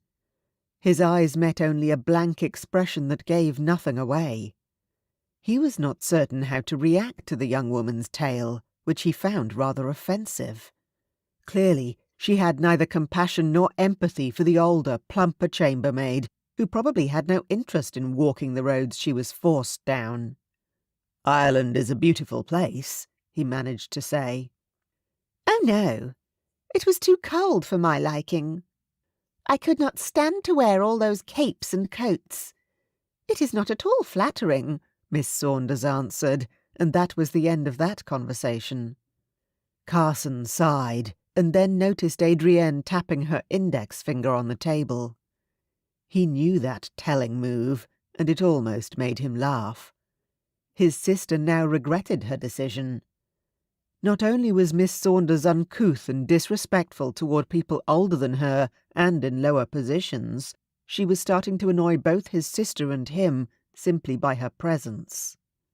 For the duration of their dinner, Miss Saunders monopolized the conversation, not truly allowing either of the Wallace siblings to speak for longer than a few moments at a time. In the end, they simply sat at the table in awe of Miss Violet's verbal capacity. Or perhaps in a daze because of it. She spoke of herself and her own experiences so much that Carson became rather desperate for the night to end and not to ever have to endure her in his home ever again. Carson's gaze was cast downward, and he was immersed in his own world, far away from Miss Saunders' prattle. To distract himself from his increasing frustration, he slowly ran his finger along the rim of his glass, wondering what Lizzie was doing at that moment. He stopped as soon as he noticed the silence around him. He looked up at their guest, who gazed at him expectantly. Had she asked him a question? Carson cleared his throat and straightened in his chair. "My sincerest apologies, Miss Saunders." "I do hate to interrupt your thoughts, Mr. Wallace. Clearly they were much more important than being present with us," Miss Saunders admonished. "Of course not, Miss Saunders," he assured her, though secretly he agreed wholeheartedly. "Miss Adrienne spoke of the gardens, and I merely inquired whether you would be kind enough to show them to me, now that we've finished dinner." Miss Saunders smiled, fluttering her lashes at him in a conspicuous manner. He tried not to cringe away. "It would be my pleasure," he answered, forcing a smile to his lips and standing finally. "Would you care to join us, Adrienne?" "I would not dream of interfering. This will allow you and Miss Saunders to become better acquainted," his sister answered. "Would you not agree?" Carson's jaw clenched for a moment and forced another smile, but his eyes were narrowed at his sister. "Indeed." "Lovely." Carson quietly escorted the verbose Miss Saunders from the dining hall through the short hallway that led to the terrace and outside. The pathway leading to the garden gate was bathed in a silver hue of moonlight as the full moon proudly shone against the dark blue velvet sky. The air was fresh and cool, but it was a pleasant evening. It was rather strange to walk along the pathway between the flowers and the trees with someone other than Lizzie. Carson realized suddenly why he felt unsettled in this woman's presence.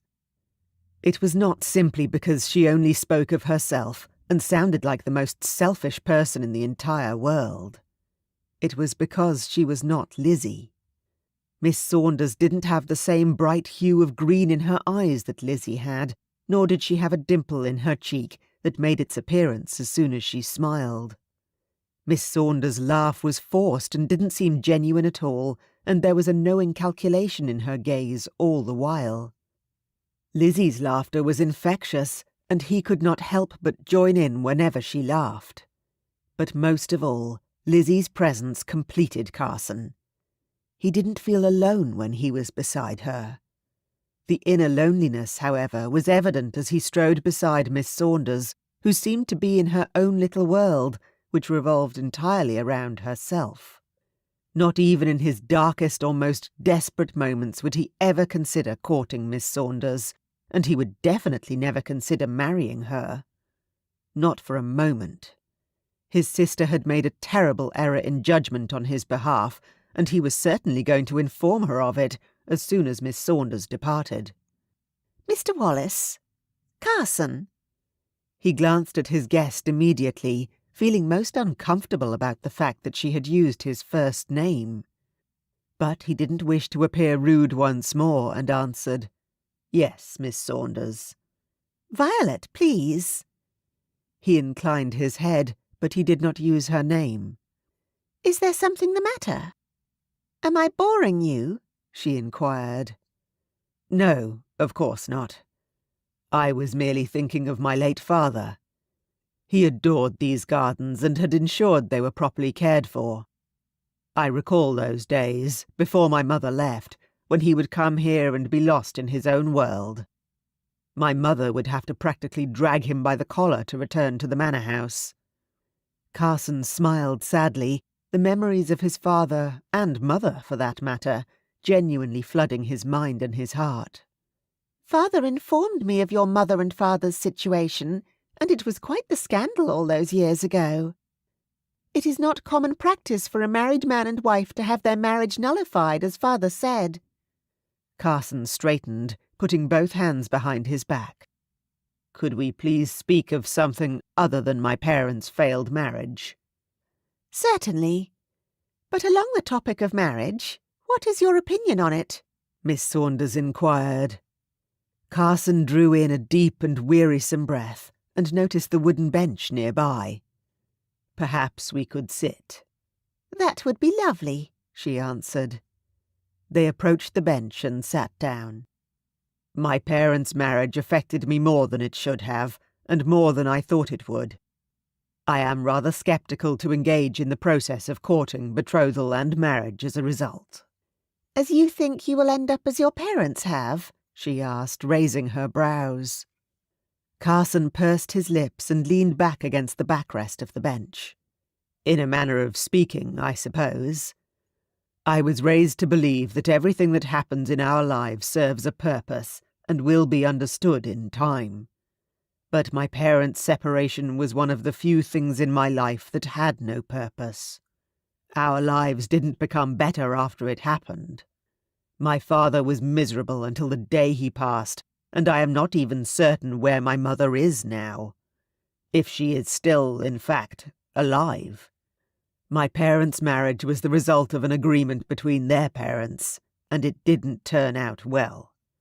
Marriage should be between two people who love one another from the start, accept each other as they are, and be willing to compromise to live happily together.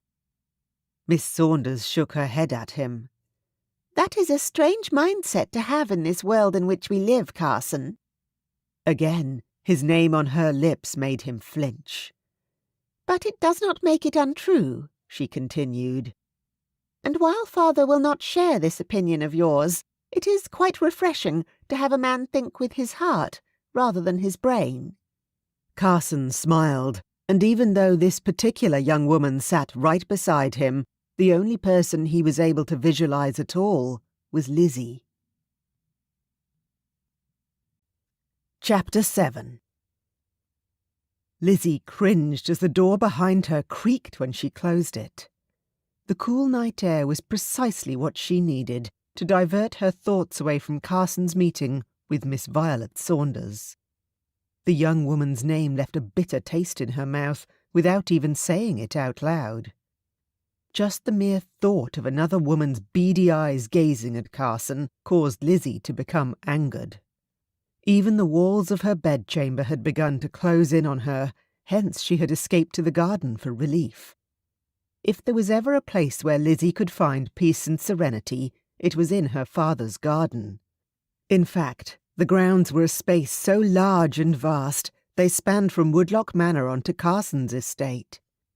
The two neighbouring estates had made use of the same gardener in order to keep the gardens in optimal opulence. The result was a delightful synergy between the two, where one flowed into the other as if they were one. The beautifully kept gardens were also the only thing that Lizzie had left of her father. A man whose footsteps had been impossible to fill, and who had left such a hole in her heart when he passed. Lizzie quietly descended the steps that led to the gardens, leading along the side of the manor house. Soon she opened the wrought iron gate that indicated the entrance. The bright moon overhead illuminated her path, even though she didn't require any guidance to navigate through the hedges and trees, the flowers and the fountains. Lizzie had spent most of her childhood running along the pathways and had memorized every inch of the space. Lizzie wandered without purpose or direction through the garden and eventually found herself wandering close to the area that connected the two estates. A smile formed on her lips as she recalled the place where Carson would climb through from his late father's estate into hers, and she approached the wall. She reached out her hand, not in the least afraid of what might be lurking inside the vines of ivy and foliage. Her fingers ran along the wall until there was a large gap. With her free hand she grasped the vines and ivy and yanked them to the side, or at least she attempted to. She yanked on the vines, but there was something that kept them from moving. Baffled by this, she gave up her plan and made her way along the wall until she reached the hedge. Only 2 windows were illuminated by candlelight, but neither was Carson's bedchamber. A strange feeling in the pit of her stomach surfaced as she wondered if he was still with Miss Saunders. Lizzie cringed at the thought and kept moving. As she continued to walk, putting her face up to enjoy the cool night breeze, she heard faint voices coming from the other side of the hedge. Lizzie was not planning to eavesdrop on anyone's conversation, but as she peered over, she saw something she'd feared ever since Carson had informed her of his meeting with Miss Saunders. Her stomach lurched when she saw Carson and his guest nestled cosily on a wooden bench, the same wooden bench she and Carson had spent countless afternoons seated on and conversing about life and things in general. In this instance, it seemed to be Miss Saunders who spoke, and Carson merely listened. Unfortunately for Lizzie, she could not make out what the woman spoke of, but from her disagreeable countenance, Lizzie was certain Miss Saunders was complaining of something. Anger rose inside her as Miss Saunders provocatively placed her hand on Carson's arm. Even worse, he allowed it. Hot tears stung her eyes, and she pursed her lips. She could no longer watch any of this. And it was her own fault for being here at all. She shouldn't have ventured out, especially to this place. So she spun around and stomped back to the gate, wiping tears of anger and frustration from her cheeks. She didn't understand why she felt this way. Why would these strong feelings for Carson surface when she had always been aware he didn't reciprocate them? His nonchalance with regards to Miss Saunders' hand on his arm had infuriated her even more as she stomped along the side of the manor house, not wishing to re-enter its suffocating confines. Her chest tightened as she imagined Carson marrying Miss Saunders. More tears spilled down her cheeks. Her knees buckled from under her, and she slumped down against the wall of the manor house, sobbing softly. She placed her hand over her mouth, as she didn't wish for anyone to hear her, and she wanted to remain carefully hidden in the shadows. She allowed all her emotions to be expelled from her body. This was intolerable. She couldn't simply burst into uncontrollable sobs every time the Duke and the Duchess mentioned either Carson or Miss Saunders.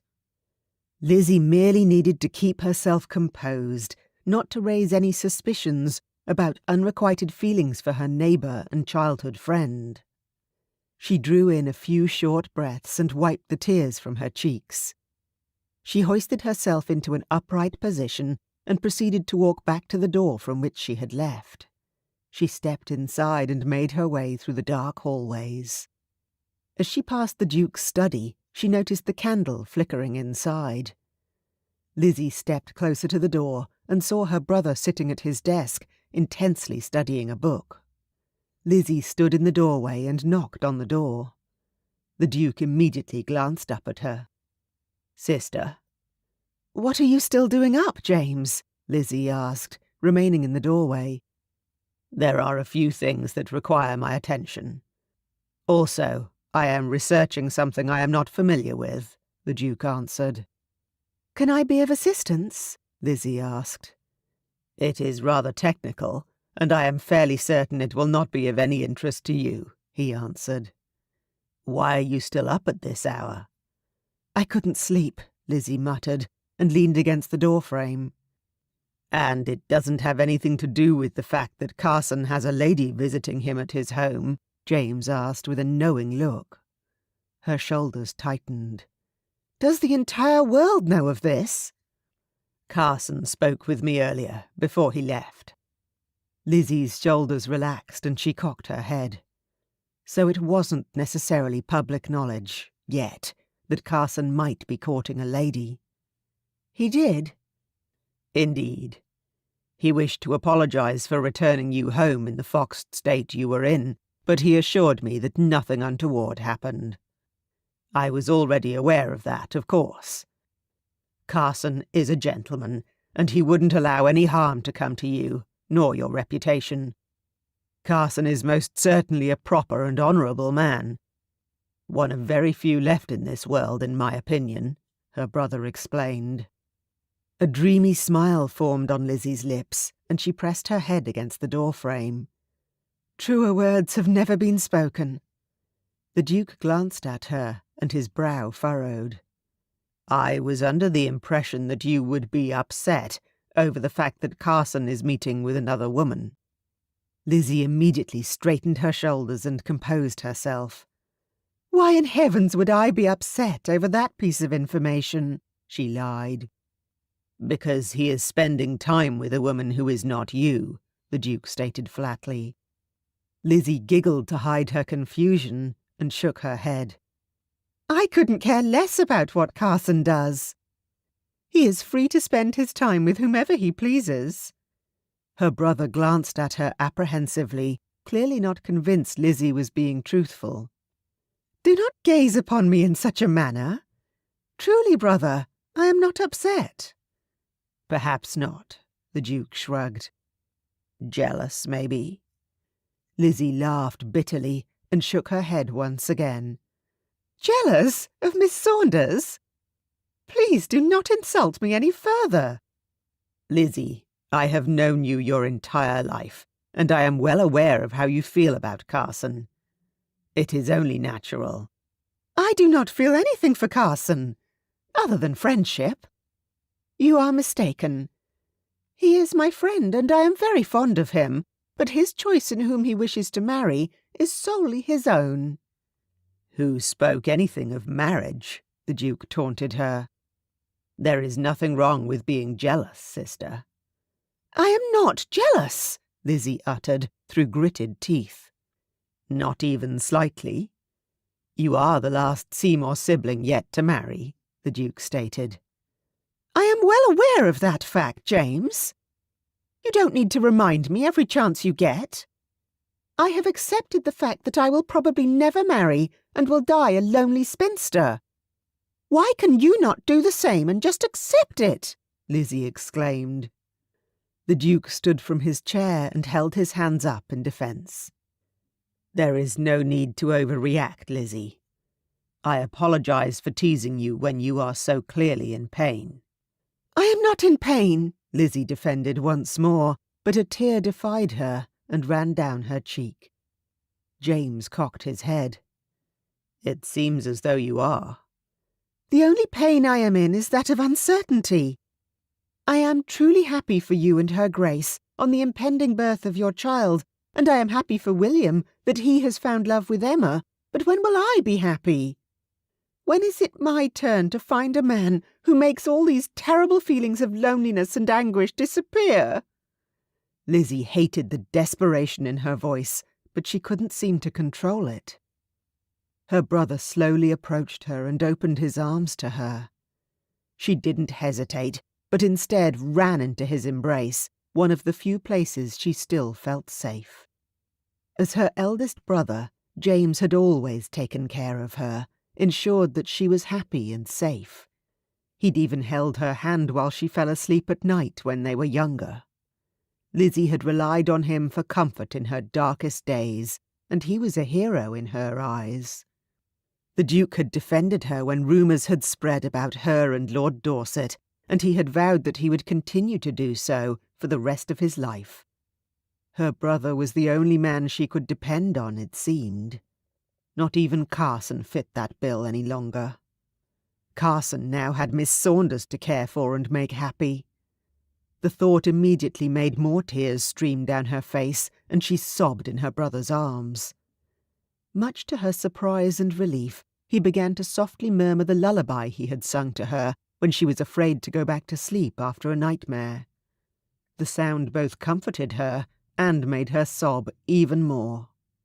James's heartbeat drummed against her ear, and it soothed her aching soul and broken heart.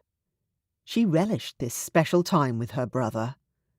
The Duke had many things on his agenda, and he barely had time for himself, not to mention spending time with his wife.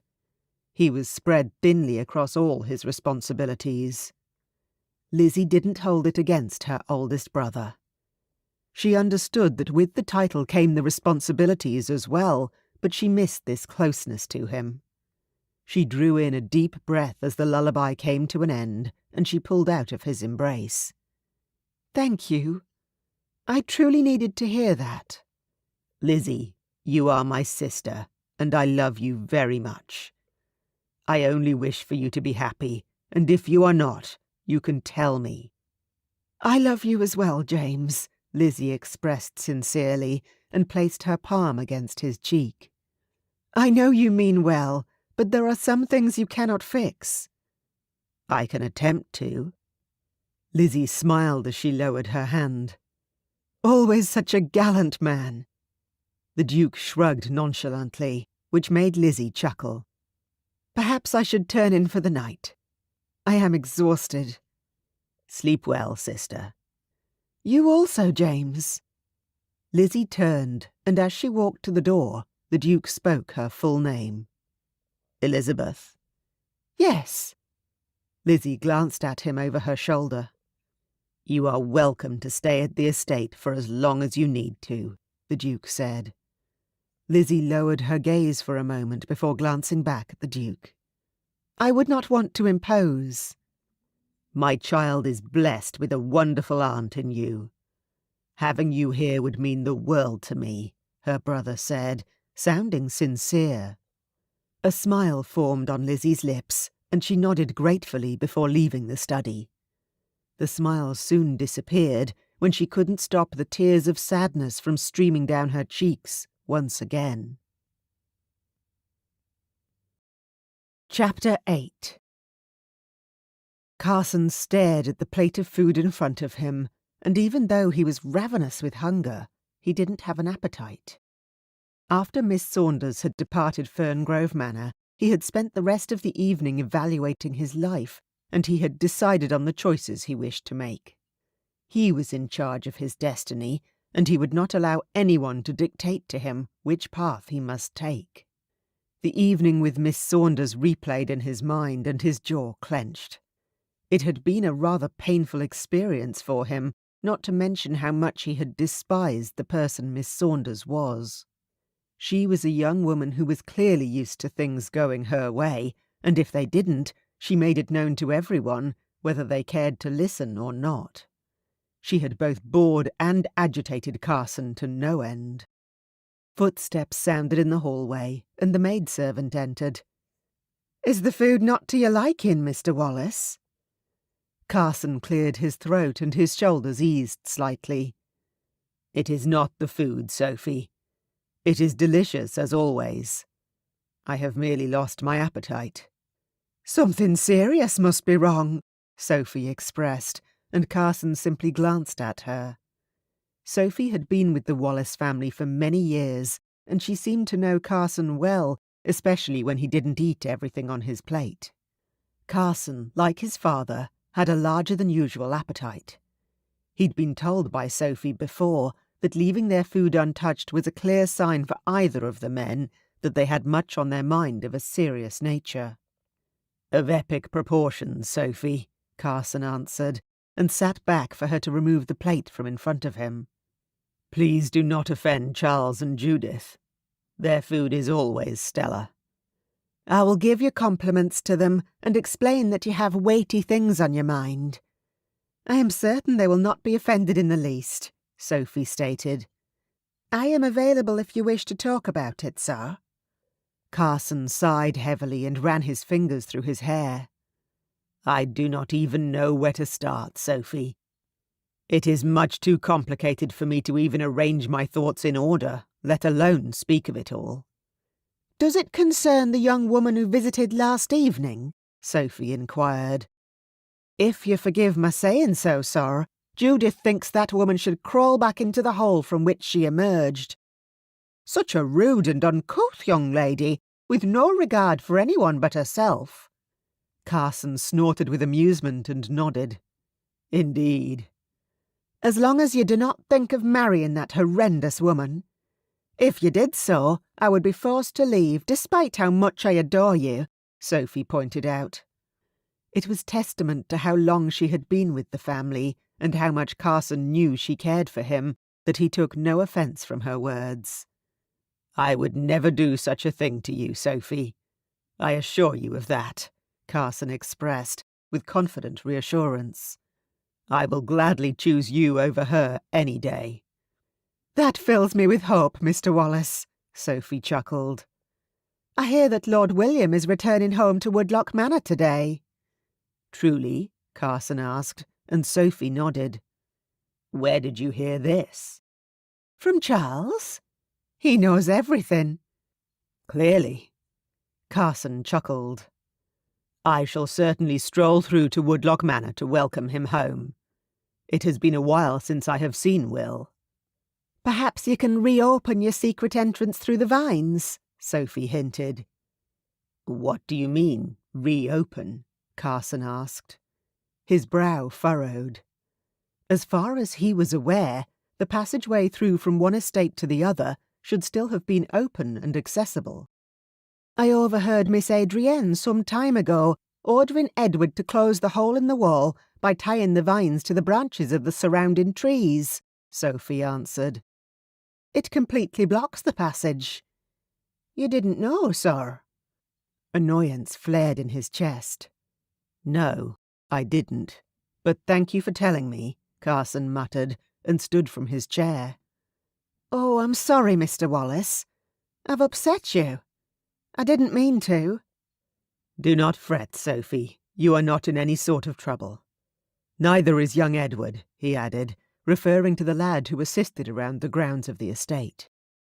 Adrienne is the only one who deserves a scolding in this instance. Carson stepped away from the table and left the parlour.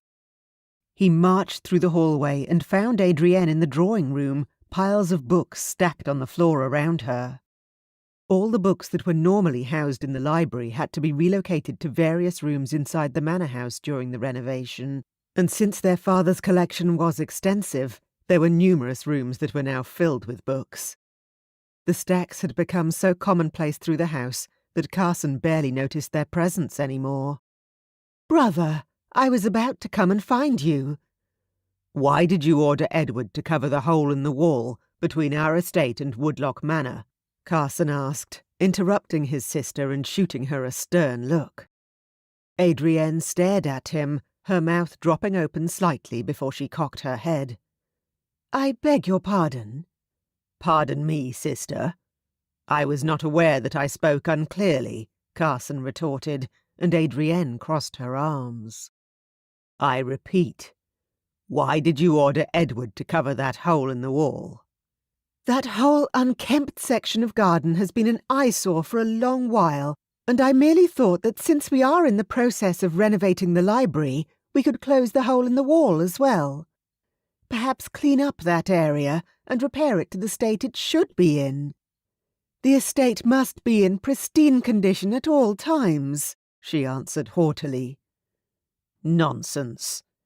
You expect me to believe that it is merely a coincidence that you chose to have the passageway between estates closed on the very same day that you invited Miss Saunders to join us for dinner?" Carson asked. "What are you implying?" Adrienne inquired, her eyes narrowing. "If you require me to say it out loud, then you are not as intelligent as you think you are, sister," Carson stated. Adrienne exhaled slowly. "I merely wish to eliminate any distractions that may occupy you."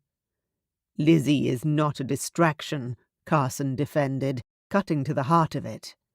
Of course, that's why his sister had blocked the passage.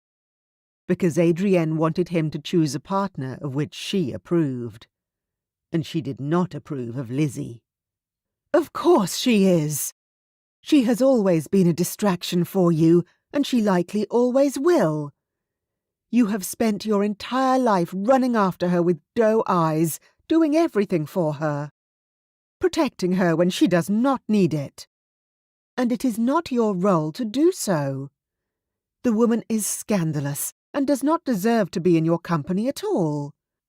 Being with her will ruin your own reputation, and eventually, brother, it will be too late. You will be tainted, and no one will have you." "You think I care about what others think of me?" "You should. Grandfather and father spent their entire lives ensuring that the Wallace name was ranked as highly as possible, ensuring that we are well respected and well taken care of," Adrienne answered. "By defiling our family, you are disrespecting father and grandfather, and I will not allow that." Carson clenched his jaw together tightly, anger filling his gut. "Adrienne, hold your tongue. I am not disrespectful toward father, nor anyone else in our family. I have defiled nothing. I am grateful for everything they have done, but I will not stand by and allow you to run roughshod over my life. I am a grown man, and I am free to make my own decisions," Carson pronounced firmly. "Father left the estate to me, despite not being the firstborn child. I can only imagine how unjust that may feel to you, but it is fact. You slinging accusations and falsehoods around about Lizzie will not change that. It just reflects badly on you, sister." Adrienne's cheeks flushed bright pink. She was clearly upset, but Carson did not back down. He loved his sister, but when she tried to meddle in his private affairs and said untruths about Lizzie, the situation was not acceptable. "This has nothing to do with the inheritance, Carson," she said eventually. "It has to do with respecting the family name." Adrienne sighed. "I do not care that you inherited the estate instead of me, as long as you remember that this is my home as well." "I do not intend to take your home from you, sister," Carson muttered. "But you do not have the authority to order Edward to do things I am not aware of. That hole in the wall is important to me. Lizzie is a part of that. I will be informing the staff that they take their orders from me, not you, from this point on." His sister's eyebrows lowered and her glare intensified. "She will always make an appearance in any conversation, it seems." "Lizzie," he stated, putting the emphasis on her name instead of she, "will always be a part of my life, Adrienne, whether you like it or not. And while we are on the subject of women, I wish to inform you that I will not spend any more time with Miss Saunders." "Carson!" "Enough. Were my words in any way unclear?" "I heard them perfectly well. I merely do not understand why you are throwing a potentially good thing away for a woman who lifts her skirt for every man she comes across." "How dare you!" Carson's fists clenched with rage. "You will never speak of Lizzie in such a manner again. If you do, then perhaps I will rethink my position on whether you remain here at the estate or whether you move to the London townhouse instead." Adrienne's mouth fell open and she blinked a few times. "But—" She seemed unable to speak for a moment, until finally she rallied. "Why do you continue to defend that woman?" "Because the tales of Lizzie are untrue. Lizzie is nothing like the rumours describe her to be." Carson almost growled the words. He should not have to explain this to his sister. "And how do you know this? You say this as if it is fact, with such confidence." "Adrienne, I have known Lizzie for a very long time, and I know her better than anyone." "Of course you do," Adrienne scoffed. "Perhaps it is because you are in love with her." Carson froze for a moment. "Perhaps I am," he said. "But that does not change the fact that Miss Saunders is a spoiled young woman who doesn't care for anyone except herself. She is disrespectful, unkind, and I cannot marry someone with such a cruel and shallow heart. I cannot live my life with a person who cares only for material things. You, of all people, should be aware of my morals and ethics, and she defiles every single one of them." Carson's sudden yell echoed through the drawing room. His ragged breathing was the only sound that was heard afterward. Adrienne stood motionless, in stunned silence, her eyes wide and her cheeks pale. She had obviously not expected him to raise his voice in such a manner, and in truth, Carson had not expected it of himself. And yet, he did not wish to take it back. Perhaps yelling was the only manner in which Adrienne would fully understand the depth of his feelings on the matter. This was precisely why he required to take control of his life, because such things were important to him. She was much too stubborn to listen otherwise, it would seem. "I will not marry Miss Saunders, and that is final. Is that understood?" Carson hissed. His sister nodded quietly, remaining wordless. She shook like a leaf, as if in shock at his uncharacteristic temper tantrum, but Carson didn't care. It was time she stopped trying to interfere with his life and question his choices. "Good," Carson muttered, as he turned and marched out of the drawing room. He accidentally tripped over a large stack of books on his way out. The books clattered to the floor with a loud thud, but Carson continued on out the door. He had no intention of turning back now. He couldn't trust what might come out of his mouth next. He would not permit anyone to tell him how to live his life, not even his dear sister. Hopefully, he had made it abundantly clear that she should step down from her high horse and allow him the freedom to make his own decisions. A feeling of liberation crashed over him as he stepped outside into the sun and marched through the estate gardens directly to the wall covered in vines and ivy. He spotted Edward working in the garden and approached him. "Good morning, Mr. Wallace," Edward greeted, adjusting his cap on his head. "Is there something I can do for you?" "Indeed, Edward," Carson answered as he motioned to the wall. "Please assist me in clearing those vines from the wall." "All of them, Mr. Wallace?" Edward asked, his tone perplexed. "Indeed, Edward. Every last one of them. I would like the hole in the wall to be free from any foliage, left completely and entirely open," Carson stated.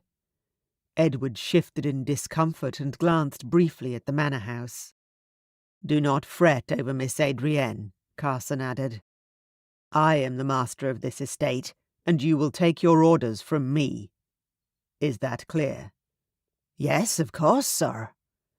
Edward's eyes were wide as he stared at Carson, who suddenly realized this was the first time since he had inherited the estate that he had asserted his power as owner.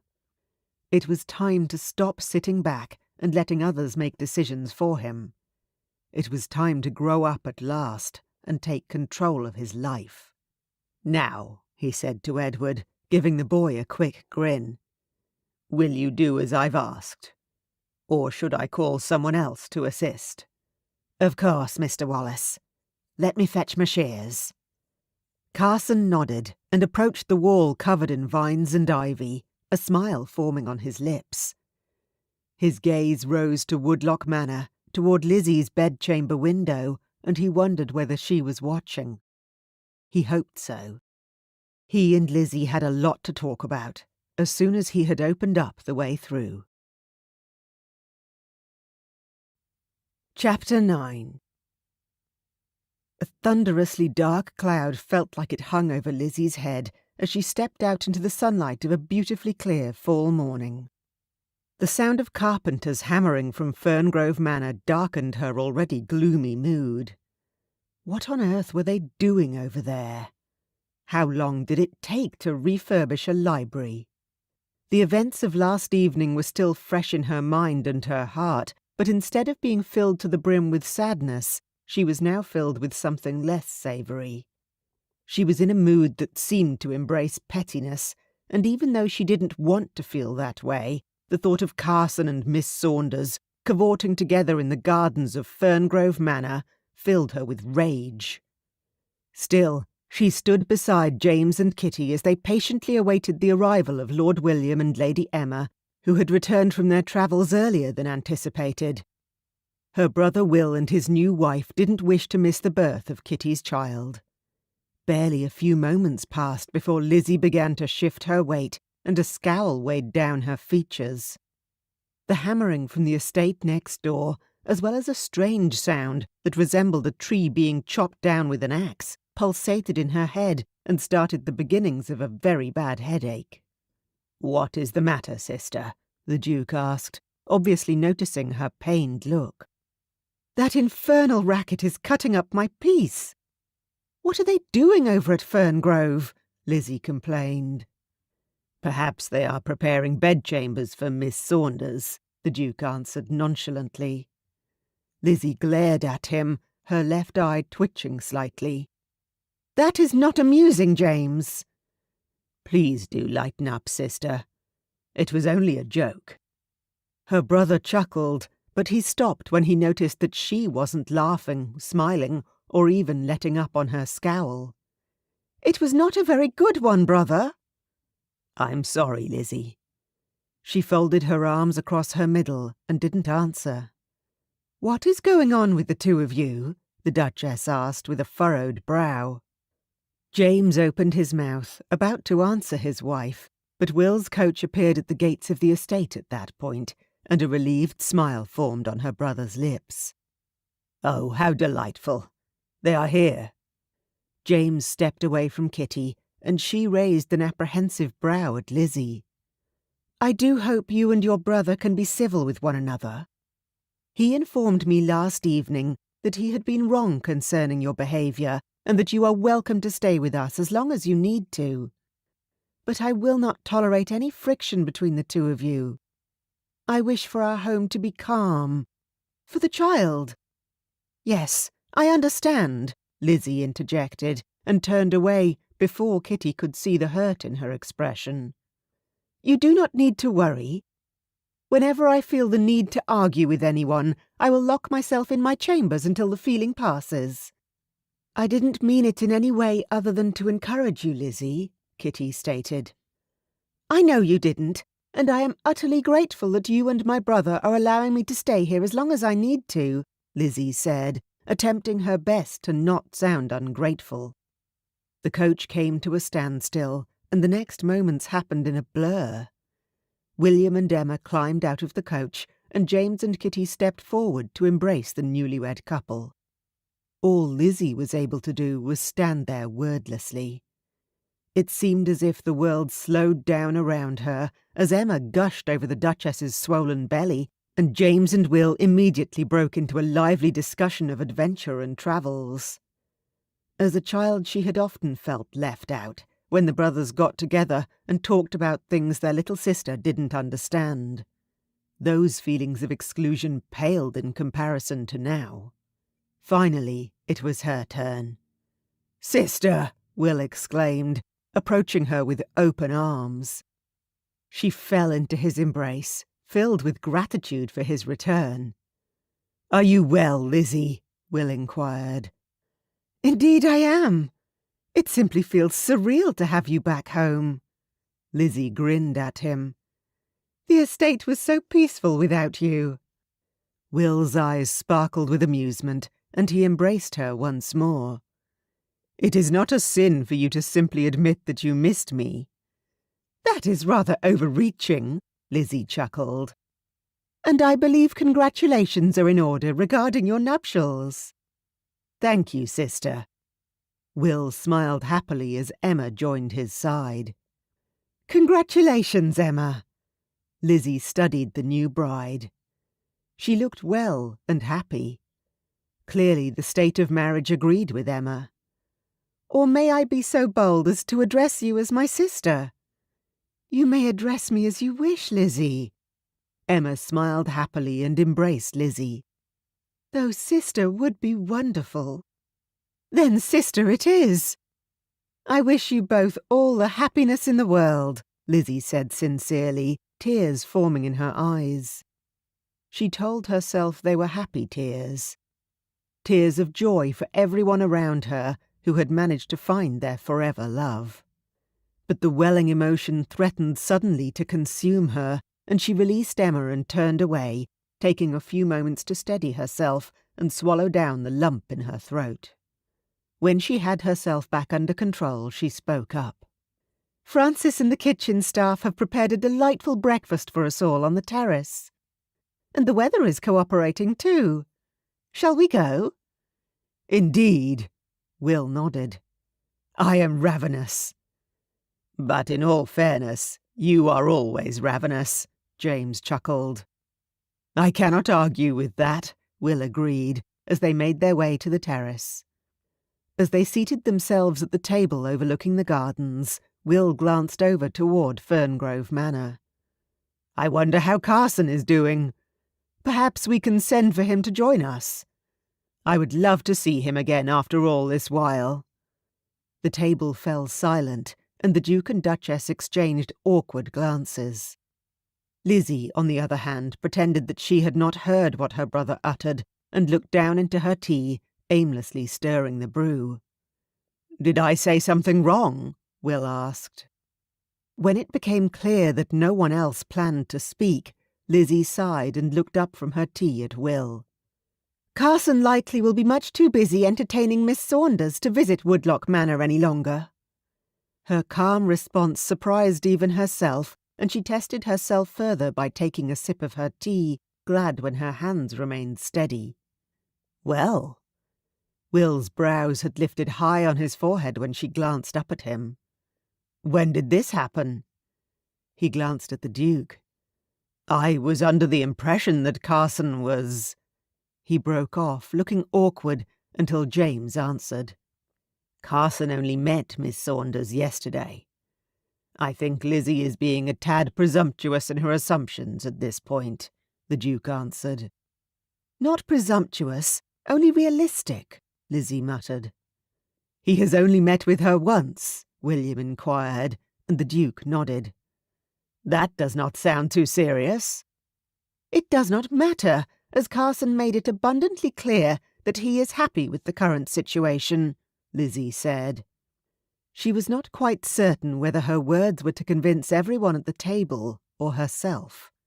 Perhaps the more she spoke the words out loud, the more she would come to accept the reality of it. "It appears to me that you are jealous, sister," Will stated bluntly, and the Duke's eyes widened slightly. "William," James began, then stopped. "What?" Will asked. "Shall we discuss something else?" the Duchess said. She was watching Lizzie with concern in her gaze, while Emma's head was swivelling back and forth between them all, as if she didn't know who to look at. Lizzie felt her cheeks heat, and wished to be anywhere else than at the table in this moment. "Why?" Will inquired, and glanced at Lizzie. She had always admired his forthright manner, but right now she wanted him to be quiet. Of course, this was Will. He did not comply. "You have been in love with Carson for years," he said. "And now that he may have finally decided to move on with his life, you cannot bear the thought that he didn't choose you." "Will!" Emma stared at her husband, shocked. He seemed contrite, but only for a few seconds. "That is not the case," Lizzie answered defensively. "Carson can do whatever he pleases, with whomever he pleases. His actions neither concern nor affect me in any manner. We are old childhood friends and nothing more." "You have never been a good liar, Lizzie." Will shook his head. Lizzie wanted to punch her brother's arm, but of course she would not. Instead, hot tears stung her eyes and she stood from the table. "Please excuse me. My apologies for spoiling your lovely breakfast, but I did try," she whispered, and glanced apologetically at the Duke and Duchess before turning away and rushing inside as quickly as she could. Lizzie inwardly scolded herself for not being able to remain composed, but she should have expected no less from Will. He was much more intrusive with his words than James, and it didn't surprise her that he wished to point out the obvious, even if it would result in upsetting her. She wondered if his new wife would take him to task for his bluntness. Emma, like Kitty, had been looking at her with pity in her expression as Lizzie left the table. She rushed up the staircase, her breathing ragged. As soon as she reached her rooms, she hurried into her bedchamber, slamming the door behind her. Her chest ached from holding all her emotions in as she paced around the space. She took a few deep breaths, in and out, attempting to free her heart from the pain that had started to consume it. She ran her fingers through her hair, and, despite her resolve, a sob escaped her throat. A knock on her door caused her to whirl around, and she clasped her hands together, pursing her lips. "Lizzie!" She recognized Will's voice through the door and drew in a deep breath. She was not certain why he still wished to torture her. "Please go away, William." "I only wish to speak with you, if you would allow me," Will said, his tone uncharacteristically soft and gentle.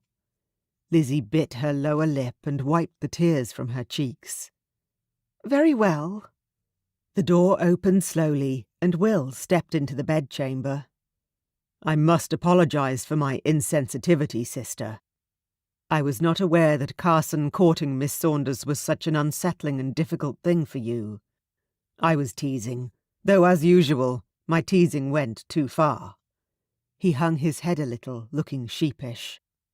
Lizzie wrapped her arms around her middle. "Carson courting Miss Saunders is not a difficult thing, Will," she lied, knowing he could see through her, but not knowing how else to proceed. If she admitted her distress, it would make it more real. I am not upset or unsettled. I am completely fine. You do not seem fine, sister. You seem broken. She turned away and dropped her gaze to the floor. It does not matter how I feel. The situation is what it is, and I will get used to it. Eventually. To her chagrin, her voice broke on the last word. Of course it matters, Lizzie. You are losing Carson, who was a very large part of your life for such a long time. It is only natural to feel a sense of loss and be envious toward Miss Saunders, Will said, as he slowly approached her. It is a natural emotion to feel. I can't imagine how I'd feel if Emma began to see someone else. Lizzie almost smiled at that ridiculous notion. That would never happen, brother. Everyone can see how much in love you are with each other. It is the same for James and Kitty. I am so very happy for you all, you know. I know. We all do. Lizzie shook her head. But I am utterly certain that Carson is making the worst mistake of his life if he marries her. But it is not my place to imply that, Will. I have no place there now, at all, if he chooses Miss Saunders for his future. And you still say it doesn't matter? I would suggest that you are in love with the man, Lizzie. It does not matter whether I am or am not, Will. My feelings for him do not matter if he does not reciprocate them. He has had so many chances to declare himself, but he has not.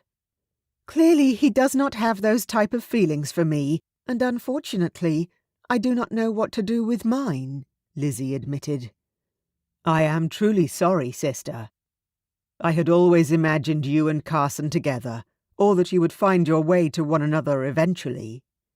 Will's words almost broke her, and she had to focus hard to swallow the sob that rose. Clearly it is not in the cards for us. The only thing that I am certain of is that Miss Violet Saunders is not right for him, but it is not my place to say a word. A tear ran down her cheek. I do wish for him to be happy, even if it isn't with me.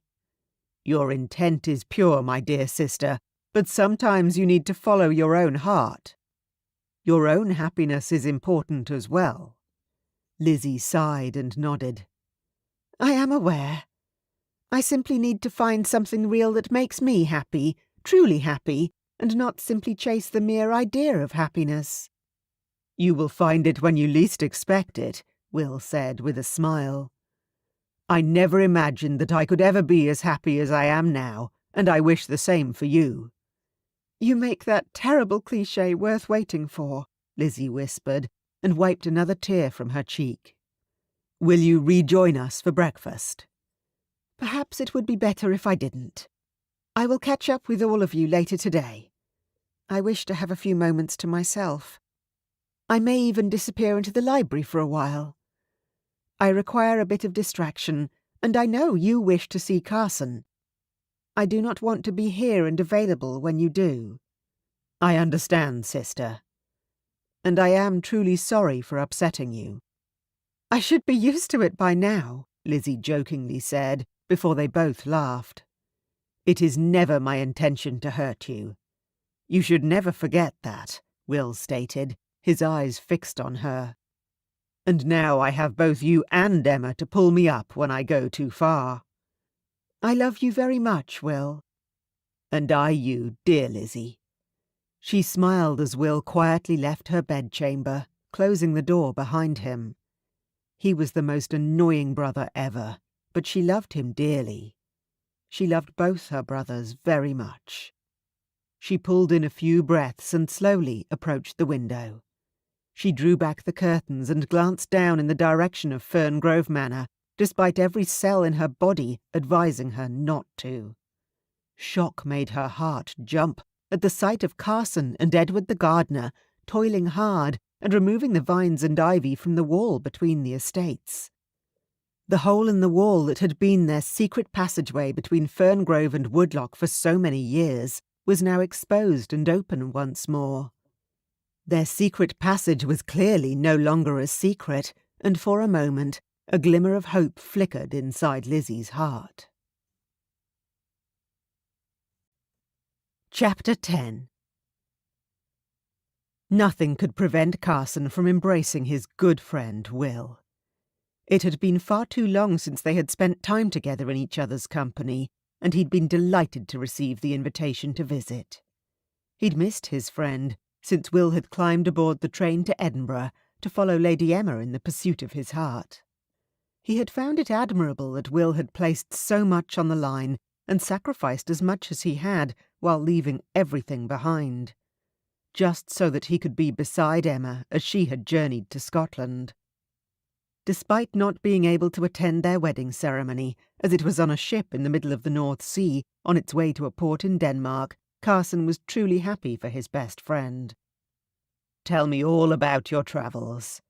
"It must have been fascinating," Carson beamed, as the two men sat comfortably on the terrace of Woodlock Manor, the cool breeze skimming the grass behind them. "Or did you spend all the while staring at Lady Emma and miss the magnificent sights around you?" "She is the most magnificent sight in the world." Will chuckled and shook his head. "Travelling with her was a wonderful experience. The places we visited were breathtaking. Denmark enchanted us both. We didn't stay there long, a fortnight at most. Emma was worried about Kitty. She didn't wish to miss the birth, and she had promised the Duchess she would not. How is her Grace?" "Discomfort is evident on her face, and the manner in which she walks. She is rather breathless at times, but despite all these things, she says she is well. The doctor is happy with her progress, and soon there will be another addition to the Seymour family," Will answered. "And you and your new wife?" Carson asked. "We have not spoken of children yet, but I have no objection to the matter. I love her, and I will wait for whenever she is ready. And if she never is, that will be all right with me too. I love her, and I certainly do not wish to force her into something for which she is not ready. She is young. We both are, and we have the rest of our lives together. There is no rush," says the man who married on a ship without even inviting his best friend, Carson pointed out in a mocking tone. "My sincerest apologies." Will chuckled. "And you, Carson? How is your courtship with Miss Saunders?" "You heard of that already?" Carson asked, surprised. He shifted uncomfortably in his seat. "Indeed. I was informed of it yesterday at the breakfast table," Will answered. "You should not believe everything you hear," Carson said, annoyed that a single dinner with the stranger had escalated so quickly. "I would hardly call one dinner a courtship." "It is not true, then?" Will inquired. "Adrienne arranged the meeting with Miss Saunders. She was under the impression that we would be a good match," Carson said.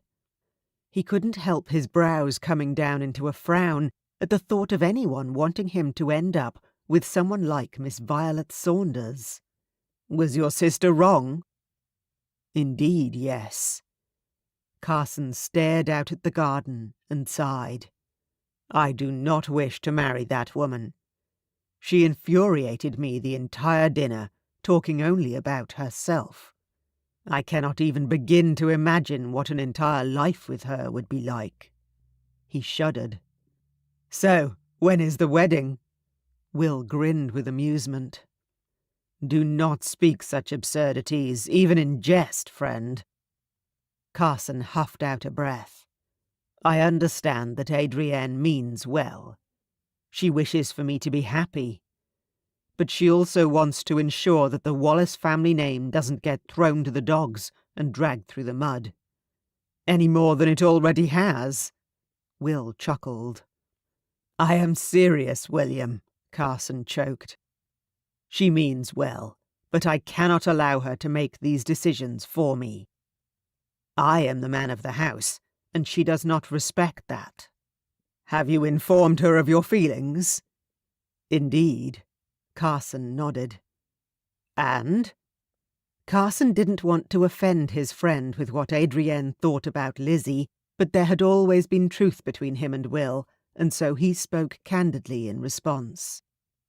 She accused me of being in love with Lizzie, and said if I spent any more time with your sister, then I would tarnish the family name and everything my father and grandfather had sacrificed to ensure we remain respected among our peers, Carson answered. Well? Will blinked a few times, clearly nonplussed. I had always suspected that your sister was daft, especially since she began volunteering at the hospital and seemed to take joy in being around sick and diseased people, but this now confirms it. Will's jaw clenched. She is right about one thing, though. About what? Carson asked. He let the dig about Adrienne slide for now, as technically his family had just insulted Lizzie moments earlier.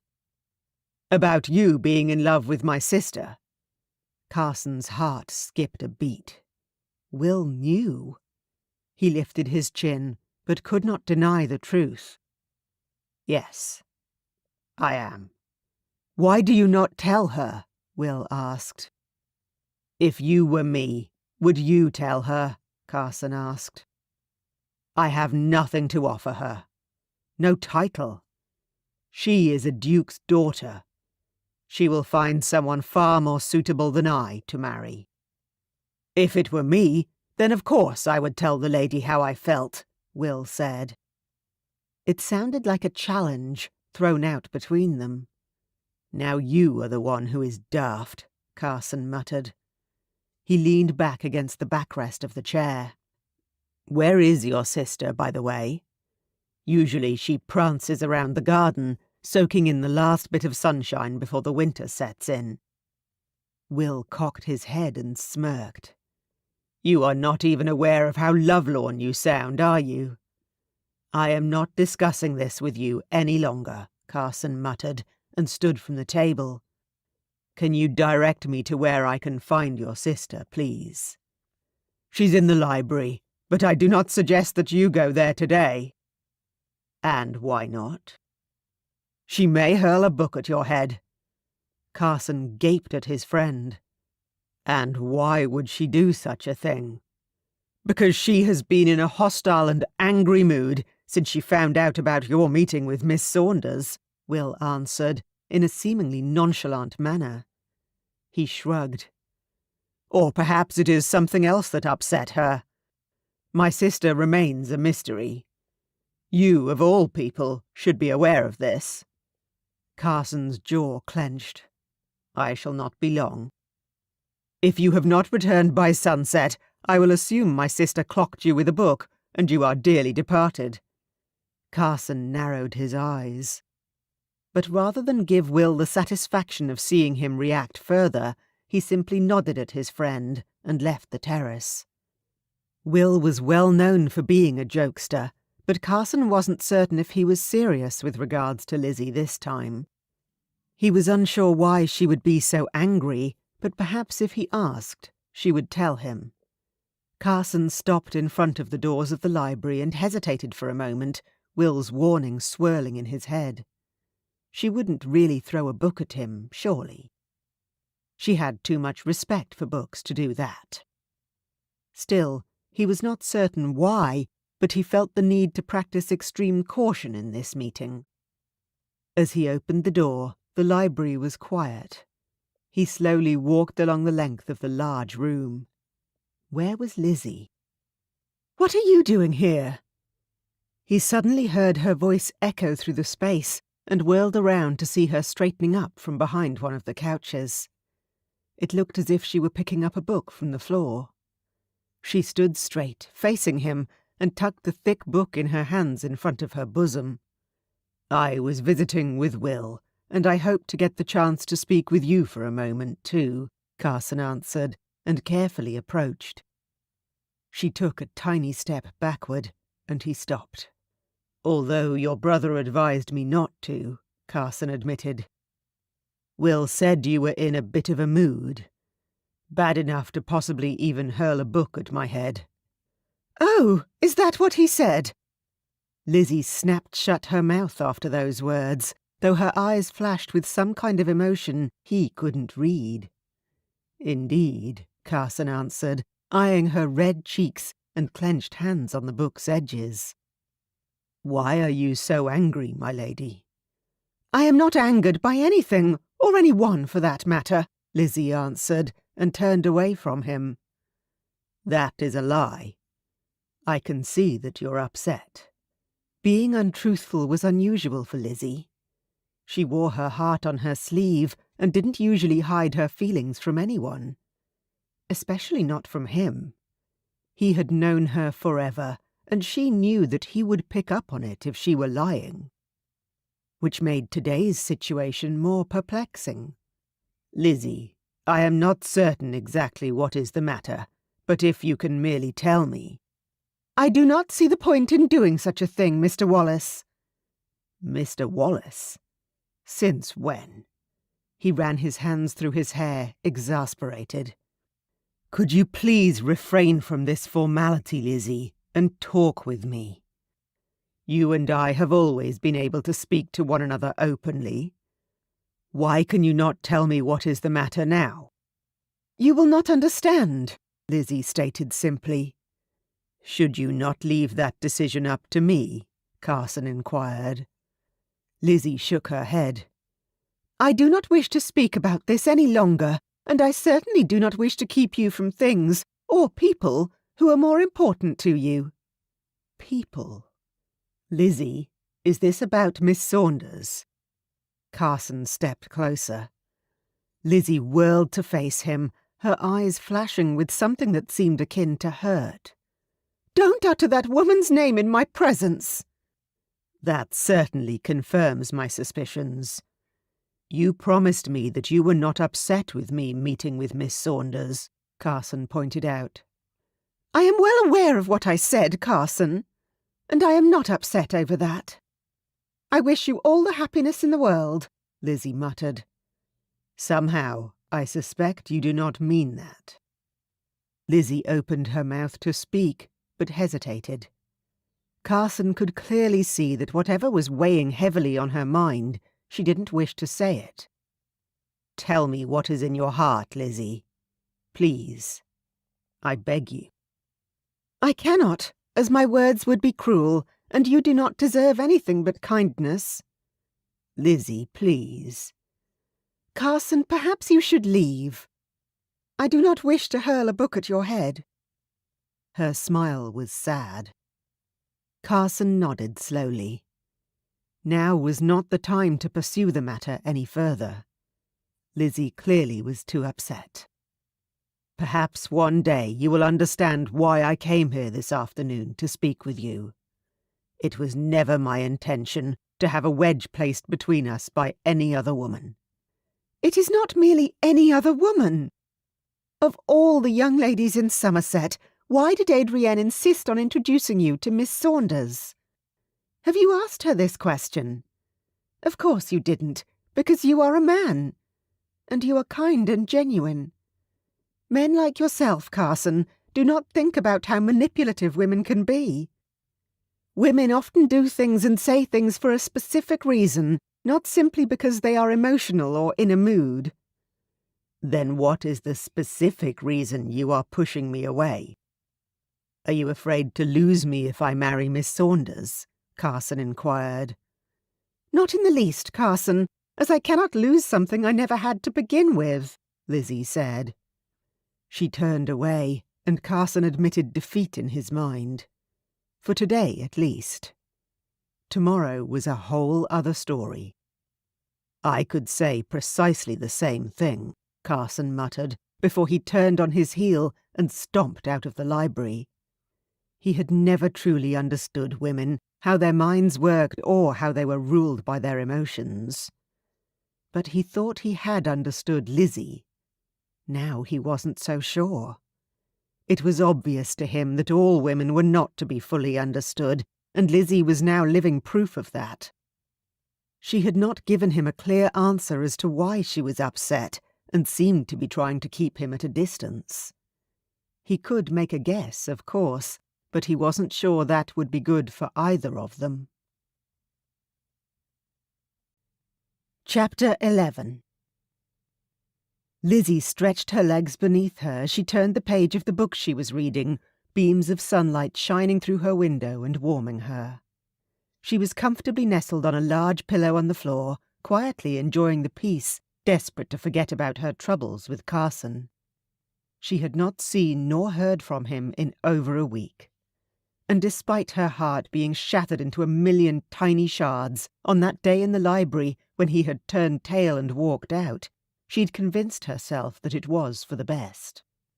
She wouldn't be doing herself any favours if she kept dwelling on the past and things she'd once wished for.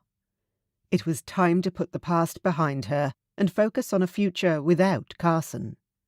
She had to move on with her life and forget about the man who had stolen her heart over the many years she had known him. Maybe she should do what Emma had done and go off on a journey abroad to discover herself. Perhaps she would meet a charming man who spoke with an accent. A man who'd know nothing of the rumours of Somerset. A man who would know only the real her and not judge her via rumours and gossip. She could even change her name to something else and turn over a new leaf. The notion was strangely appealing. A soft knock on the door broke her concentration, and she glanced up from her book. "Who is it?" "It's us. Kitty and Emma." Lizzie pouted as she retrieved a pressed wildflower given to her by her father before he passed, and used it as a bookmark. She closed the book and placed it down beside her. "All right. Come in, sisters." Emma and Kitty appeared in the doorway with hopeful smiles, and Lizzie immediately knew something was brewing between them. Her heart sank, but also sang at the same time. They cared for her, genuinely, and for the first time in a long time she felt like she was a true part of the Seymour family. "Your Grace, my lady." Lizzie greeted them formally. "How can I assist you? Is something the matter?" "Indeed," Emma said. "I have only been here at the estate for a week, and I already feel as though the walls are closing in on me. I need your help, Lizzie." "I certainly am familiar with that feeling," Lizzie mumbled. "But how can I help you?" "Kitty and I would like to invite you to accompany us to the tea room this afternoon," Lady Emma said, with a smile and fluttering lashes. "Please agree to join us. We need a ladies' day out, and it would not be the same without you." A tea-room visit. "I apologise, but that doesn't sound like something I am currently in the mind to enjoy," Lizzie answered. "But you are most encouraged to have a lovely time without me." "But you must join us, Lizzie. It would be a good thing for you to interact with other women once more. By now, all the rumours about you have been put to rest, and no one gives a fig about it." "Indeed," Kitty uttered in agreement. "They are all too busy gossiping about Lady Augustine, who had an affair with Lord Franklin." Lizzie's mouth dropped open. "A married man!" she gasped. Then she realised quickly that she had fallen for the bait that Lady Emma and the Duchess had so deviously laid out for her. Emma and Kitty grinned with satisfaction. "Please join us," Emma said. "It will be a delightful afternoon." Lizzie bit her bottom lip and nodded slowly.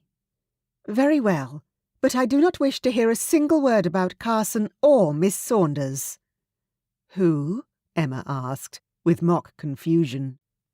The three women giggled, which lightened Lizzie's heart.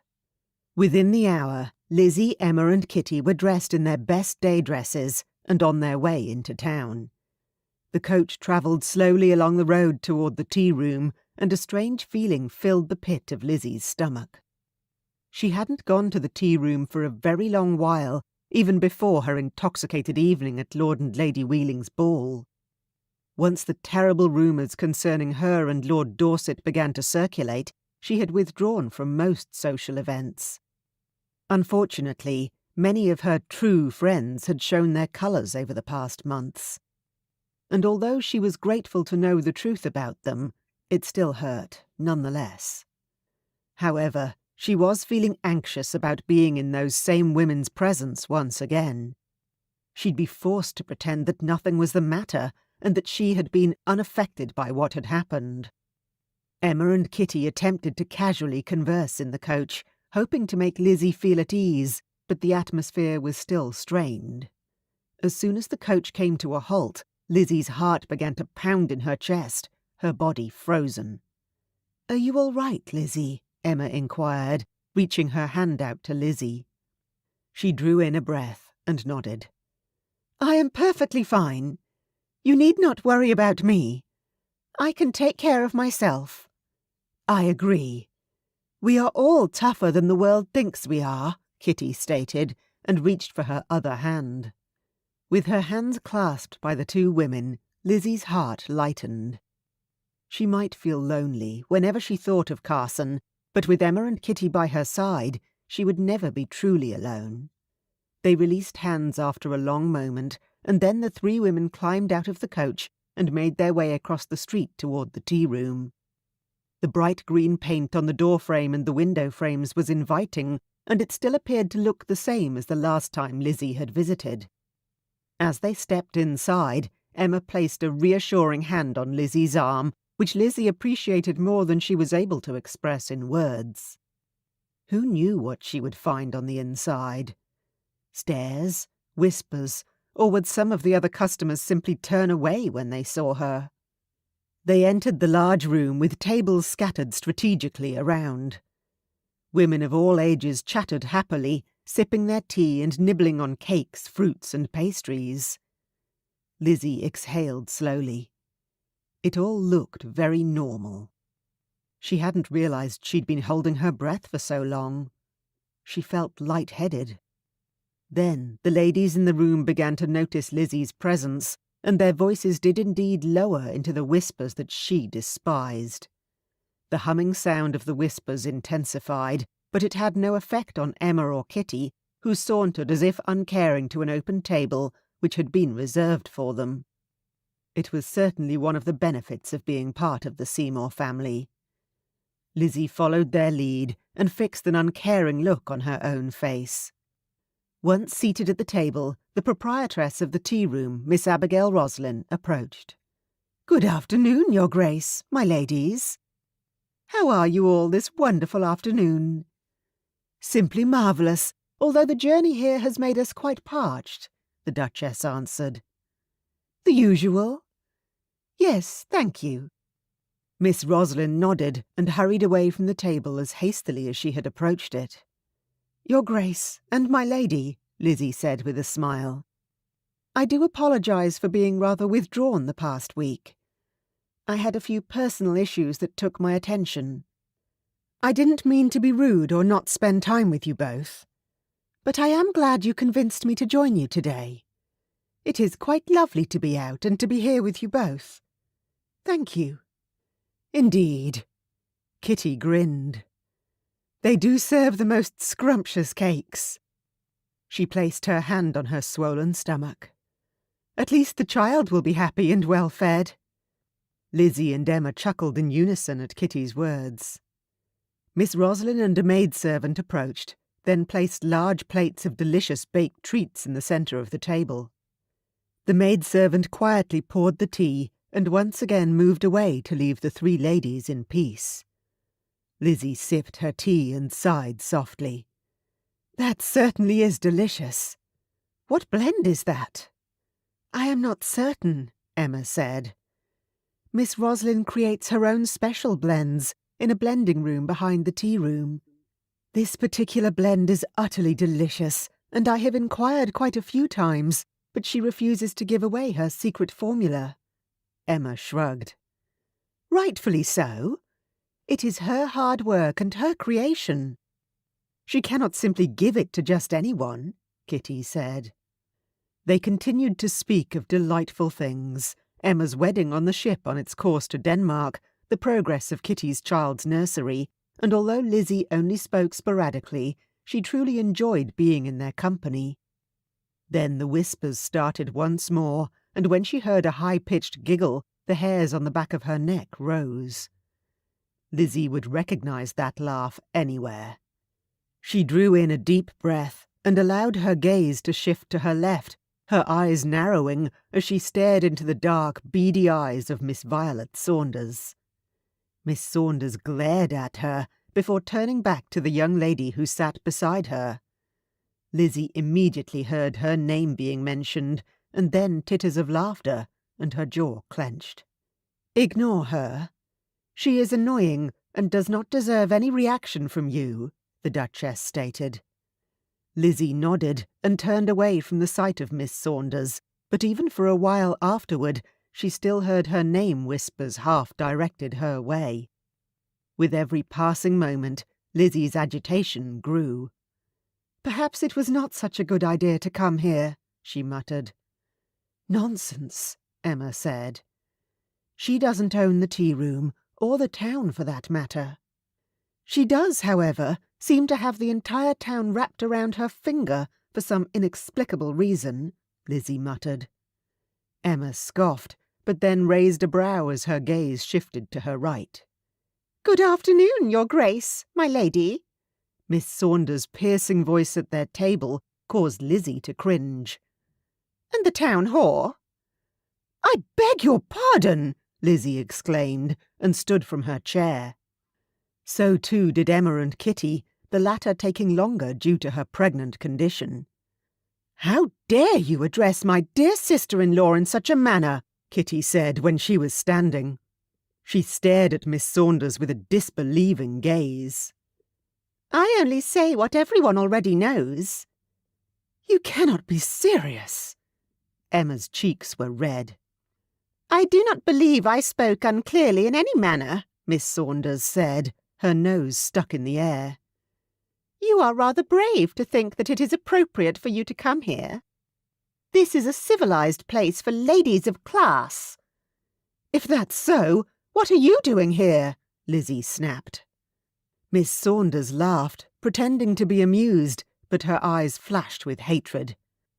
"You are utterly amusing. But it doesn't surprise me that you are the joke of Somerset. No one wishes to have you anywhere near them, and I don't blame them in the least. Wives are afraid that you will cast your claws into their husbands, and mothers are hiding their sons as a result of your despicable behaviour." "I beg your pardon," Emma interjected, "but you cannot speak to Lizzie in such a manner." "Need I remind you that I am the daughter of the Chief Magistrate, and if you speak to me once more with such disrespect, then you will leave me no choice but to inform my father," Miss Saunders hissed. Emma, known for never backing away from a fight, stepped close to the young woman and glared right in her face. Lizzie loved her for her ferocity. "And what could your father possibly do to me? Arrest me? That would be based on false claims, and he could most certainly lose his position as Chief Magistrate," the Duchess pointed out in a cold tone. Miss Saunders narrowed her eyes and muttered, "Is that a threat, Your Grace?" "It is a fact. We are only returning the courtesy you bestowed onto us," Emma answered, and cocked her head. "And need I remind you that bad-mouthing is not an attractive trait for a woman to have? No man likes a bitter and twisted bad-mouth. We would not wish for you to grow old alone, would we?" "You know nothing of me." "And we shall keep it that way." Emma nodded with satisfaction. "Suit yourself. Enjoy the company of that whore," Miss Saunders simpered. Emma grabbed Miss Saunders by the sleeve of her dress and the young woman shrieked. "Allow me to make something absolutely clear. Lizzie is not a whore, and if you continue to spread lies about her, you will live to regret it, Violet Saunders." Miss Saunders' eyes widened, and she pursed her lips. "And that applies to all of you," Kitty announced, claiming the attention of the entire group of women in the tea-room. "Have any of you heard of the law of libel? It is an offence to knowingly spread lies. Ask your husbands, if you dare. I am the Duchess of Somerset, and I will not tolerate my dear sister being treated this way. Lizzie is many things, but she is not a light-skirted woman." She does carry the scarlet letter on her breast, and she need not be judged by any of you for that, as I am well aware of what many of you ladies do when you think the world is not watching. I see you all." Everyone gaped at Kitty, including Lizzie, who barely recognised her timid sister-in-law. Kitty continued, "Lizzie is a good person, and anyone who conjures a story purely for sensation will have to deal with me. I will not allow the destruction of her reputation at the hands of hypocritical people." The silence inside the tea-room was deafening, and tension hung thickly in the air. "Is that clear?" Emma said firmly, and a sea of faces nodded in unison. Miss Saunders backed away, like a scared little rabbit. Lizzie dropped back into her seat, her legs too shaky to hold her up, and her heart pounding in her chest. She'd never asked the Duchess or Lady Emma to defend her so ferociously, but it meant the world to her that they had done it. And so openly. "Right," Lady Emma muttered, and turned to Lizzie and the Duchess with a grim smile. "Shall we return home to the estate?" Chapter 12. Carson was convinced he would never be able to fully understand how female logic worked. Trying to do so would only be a waste of energy and effort. Women were the ultimate mysteries of the world, and men who claimed to understand them were most certainly delusional. He tapped his fingers on the leather armrest of his favourite chair, staring out in front of him. The estate had been quiet for once, much to Carson's delight, and he relished the silence, attempting to quiet the muddle inside his mind. Lizzie's behaviour and words puzzled him, and he didn't fully understand why on earth she was upset with him. He understood that she didn't wish for him to marry Miss Saunders. She was obviously convinced that they were not a good match. Carson agreed with Lizzie on that front, of course. He couldn't imagine living with a woman like that young harpy for the rest of his life. Carson ran his fingers through his hair, and as he sat back in his chair, the door of his study burst open. His entire body jolted, and he glanced at Adrienne, who stood in the doorway. Her face was crimson, and her wild hair added to her enraged state. "What on earth is the matter with you?" Carson inquired, preparing himself for a theatrical performance starring none other than his sister. "I had such a lovely and delightful day at the hospital. Mr. Barrington was released this afternoon. He has made a miraculous full recovery from the fever." Adrienne didn't sound pleased. Instead, her voice was clipped and impatient, as if she had something to share and was going through the motions of polite small talk beforehand. "That is wonderful. Congratulations to him," Carson muttered, not in the least interested in her tale. "Thank you, brother. Dr. Richards was very pleased, although I had assured him from the start that the hospital would benefit from having me there."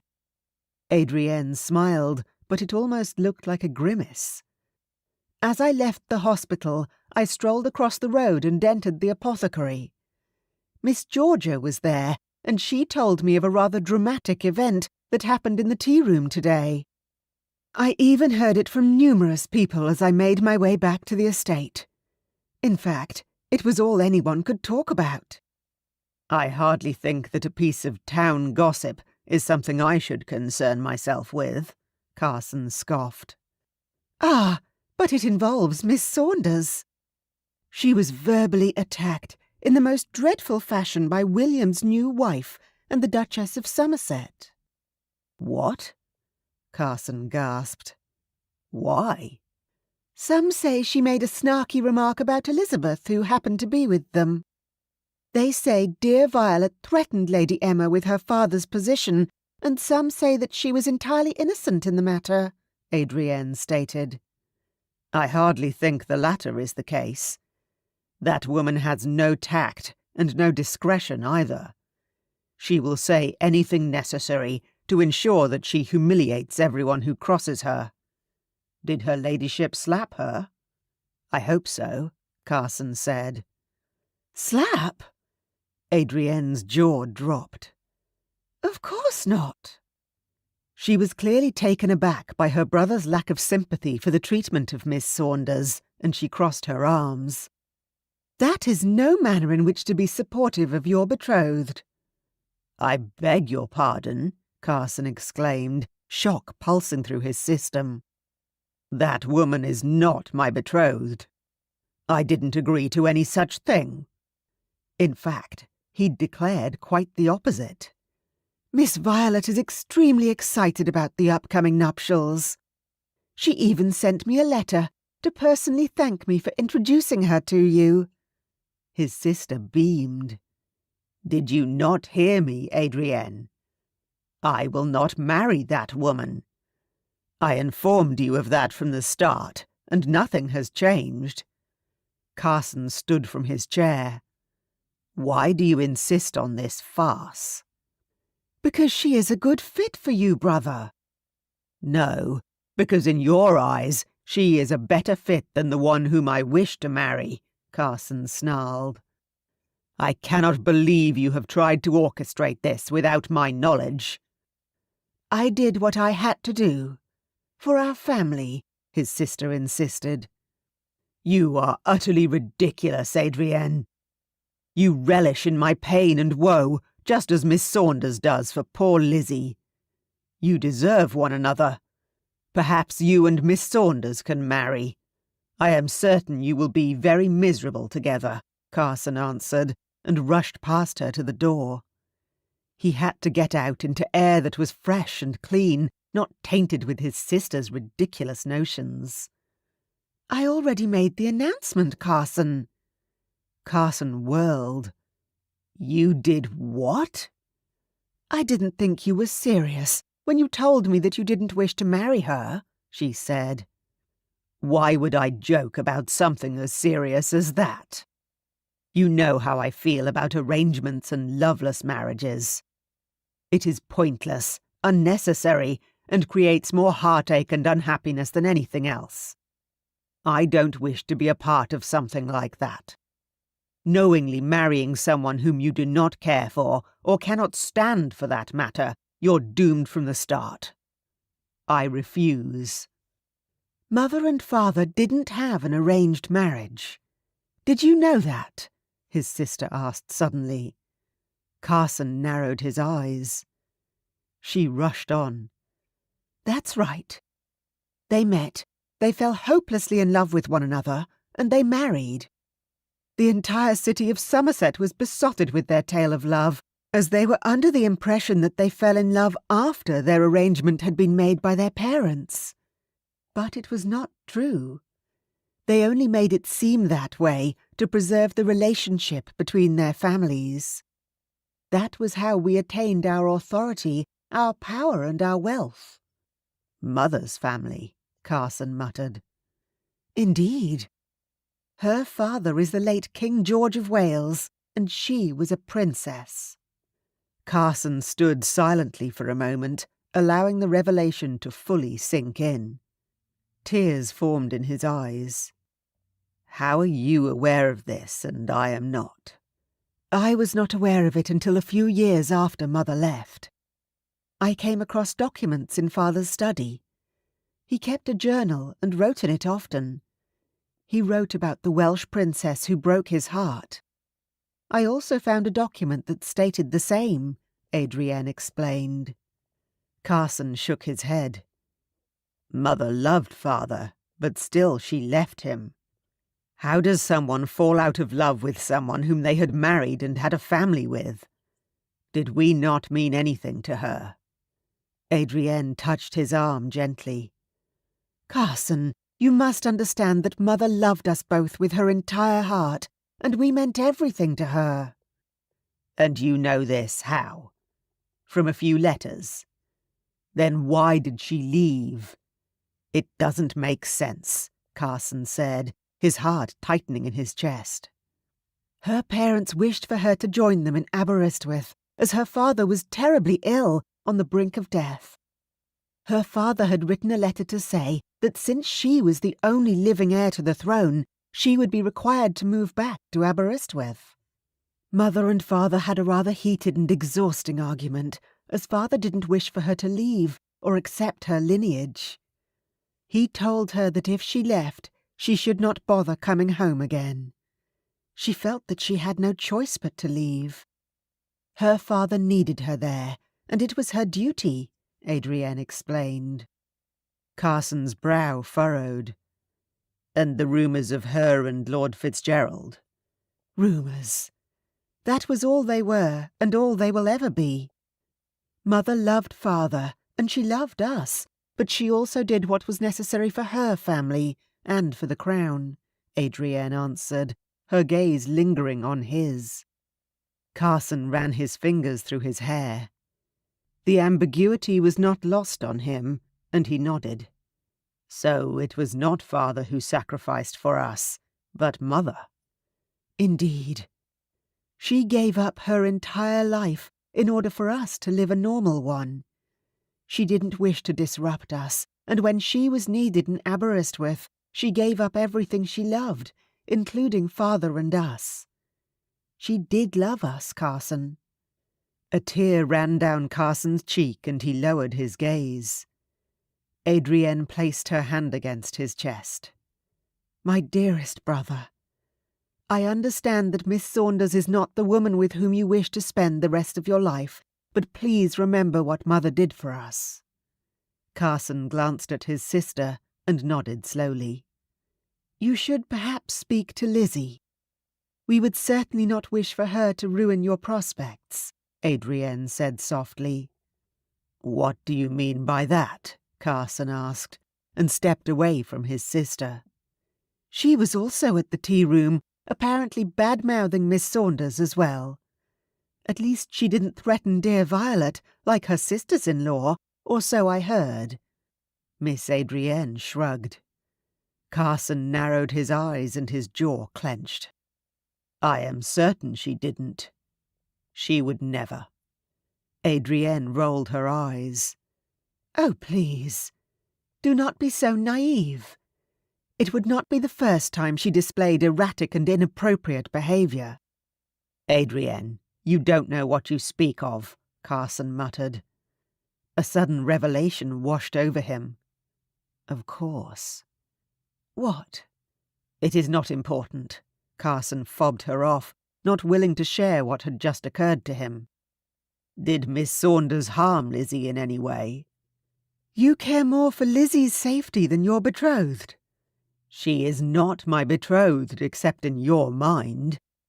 I had nothing to do with that decision, Carson muttered. I must go see if Lizzie is all right. Carson, do not dare. Or what? Carson growled at her. You are the reason Miss Saunders came into our lives, so this is your doing, not mine. Lizzie is a grown woman. She can fend for herself, Adrienne muttered, and crossed her arms. That is not the point, Adrienne. Lizzie was there for me when I felt the loneliest in my life. She was there for me when I needed someone. Her mere presence provided me with the comfort and understanding I required at that time. Lizzie has never disappointed me, and it is only fair that I defend her when she is being scrutinized and gossiped about. She is my best friend, and she has never hurt me, or lied to me. Unlike you. I didn't lie to you, Carson. I was merely protecting you, as a sister should, Adrienne defended. No. You twist the truth to appease yourself and make it fit what you wanted for your own life and mine. I will no longer allow you to manipulate me, Carson answered, and turned away from his older sister. Think of Mother and Father, Carson. He glared at his sister, his pulse pounding in his throat. If they had dared to tell me the truth, perhaps I would. But they do not deserve my consideration at this point, Carson said, before storming out of the study, leaving Adrienne behind. Chapter 13. The journey back to Woodlock Manor from the tea-room seemed to last a lifetime. The silence was deafening. Neither Lady Emma nor the Duchess spoke a single word in the coach. Lizzie practically held her breath the entire time, awaiting any response from her new sisters. She had certainly not expected either of the two ladies to defend her in the manner that Emma and Kitty had, and her gratitude spilled over. Only now she worried that their support of her would affect their standing in society too. Lizzie glanced at Kitty, who gave her an encouraging smile. It reassured her slightly. Upon their arrival at home, they discovered that James and Will had planned their own excursion for the afternoon, and the Duchess requested that Frances and the maids prepare a delicious late-afternoon repast for the ladies in the parlour. Emma suddenly and completely out of nowhere began to giggle, and within a few moments the sound had evolved into peals of amused laughter. "Is everything all right, Emma?" Lizzie inquired, wondering if her new sister had lost her sanity. "I am perfectly fine." Emma chuckled and wiped a tear from under her eye. "I simply cannot believe that woman threatened us with her father's position. Please, that man would not know his left hand from his right." Lizzie cocked her head, suppressing a smile. "Precisely," Kitty said. "Violet Saunders is a spoilt, foolish woman.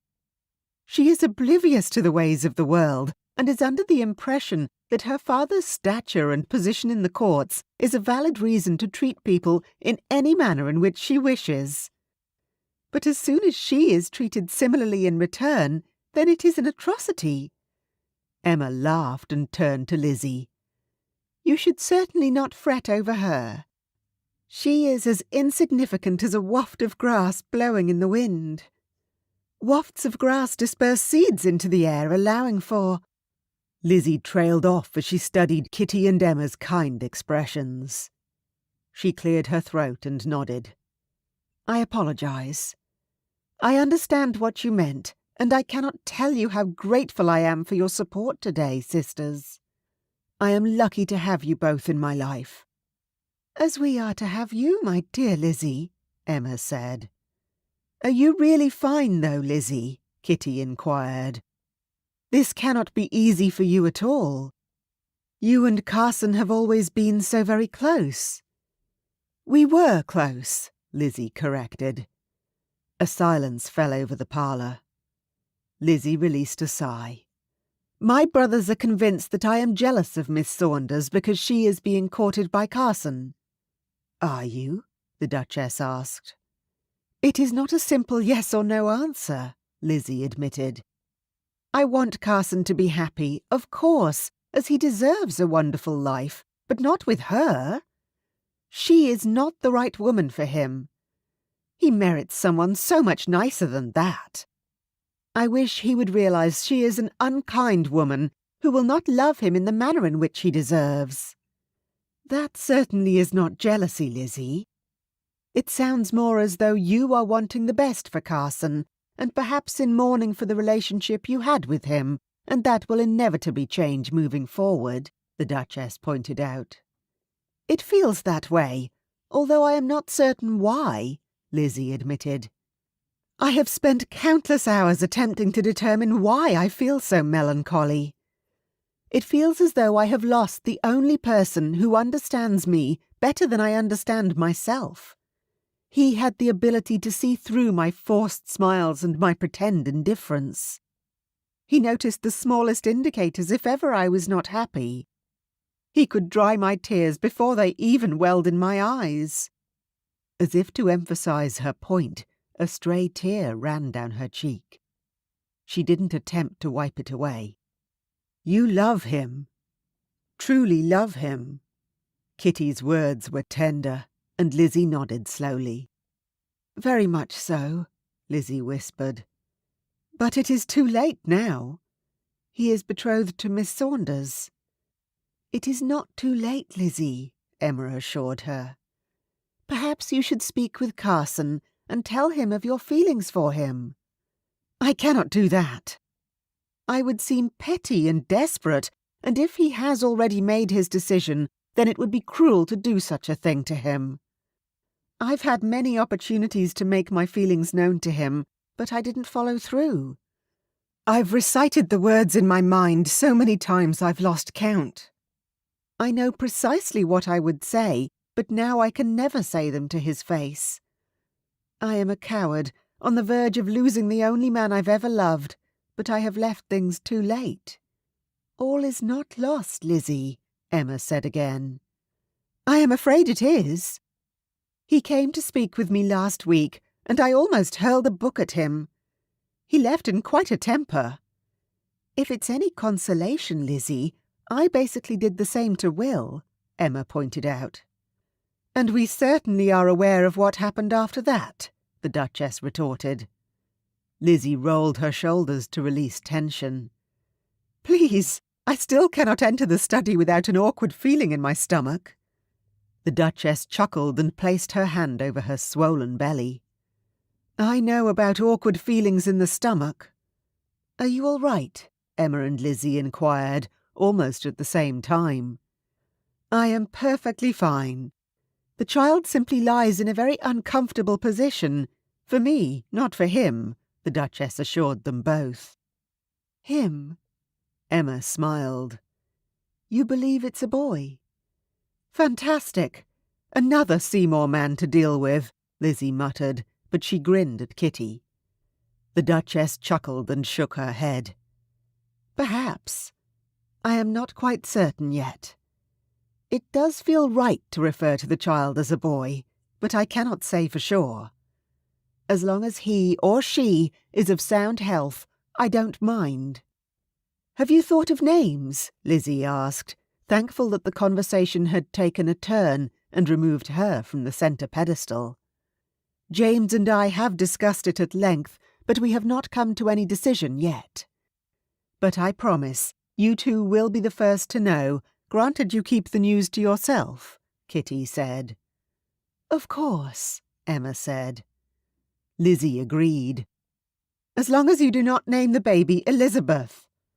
The three women laughed heartily together as they sipped the tea and nibbled on sandwiches delivered by one of the maidservants. If I had known what I know now, I would have hoped to wait a few months before becoming with child. The heat can be quite unbearable at times. I wish that I had been introduced to William before your wedding, Kitty. That way, we may have avoided that terrible first meeting in the garden, where William was under the impression he was charm personified, Emma chimed in. But that was certainly the effect of the whiskey he had consumed that day.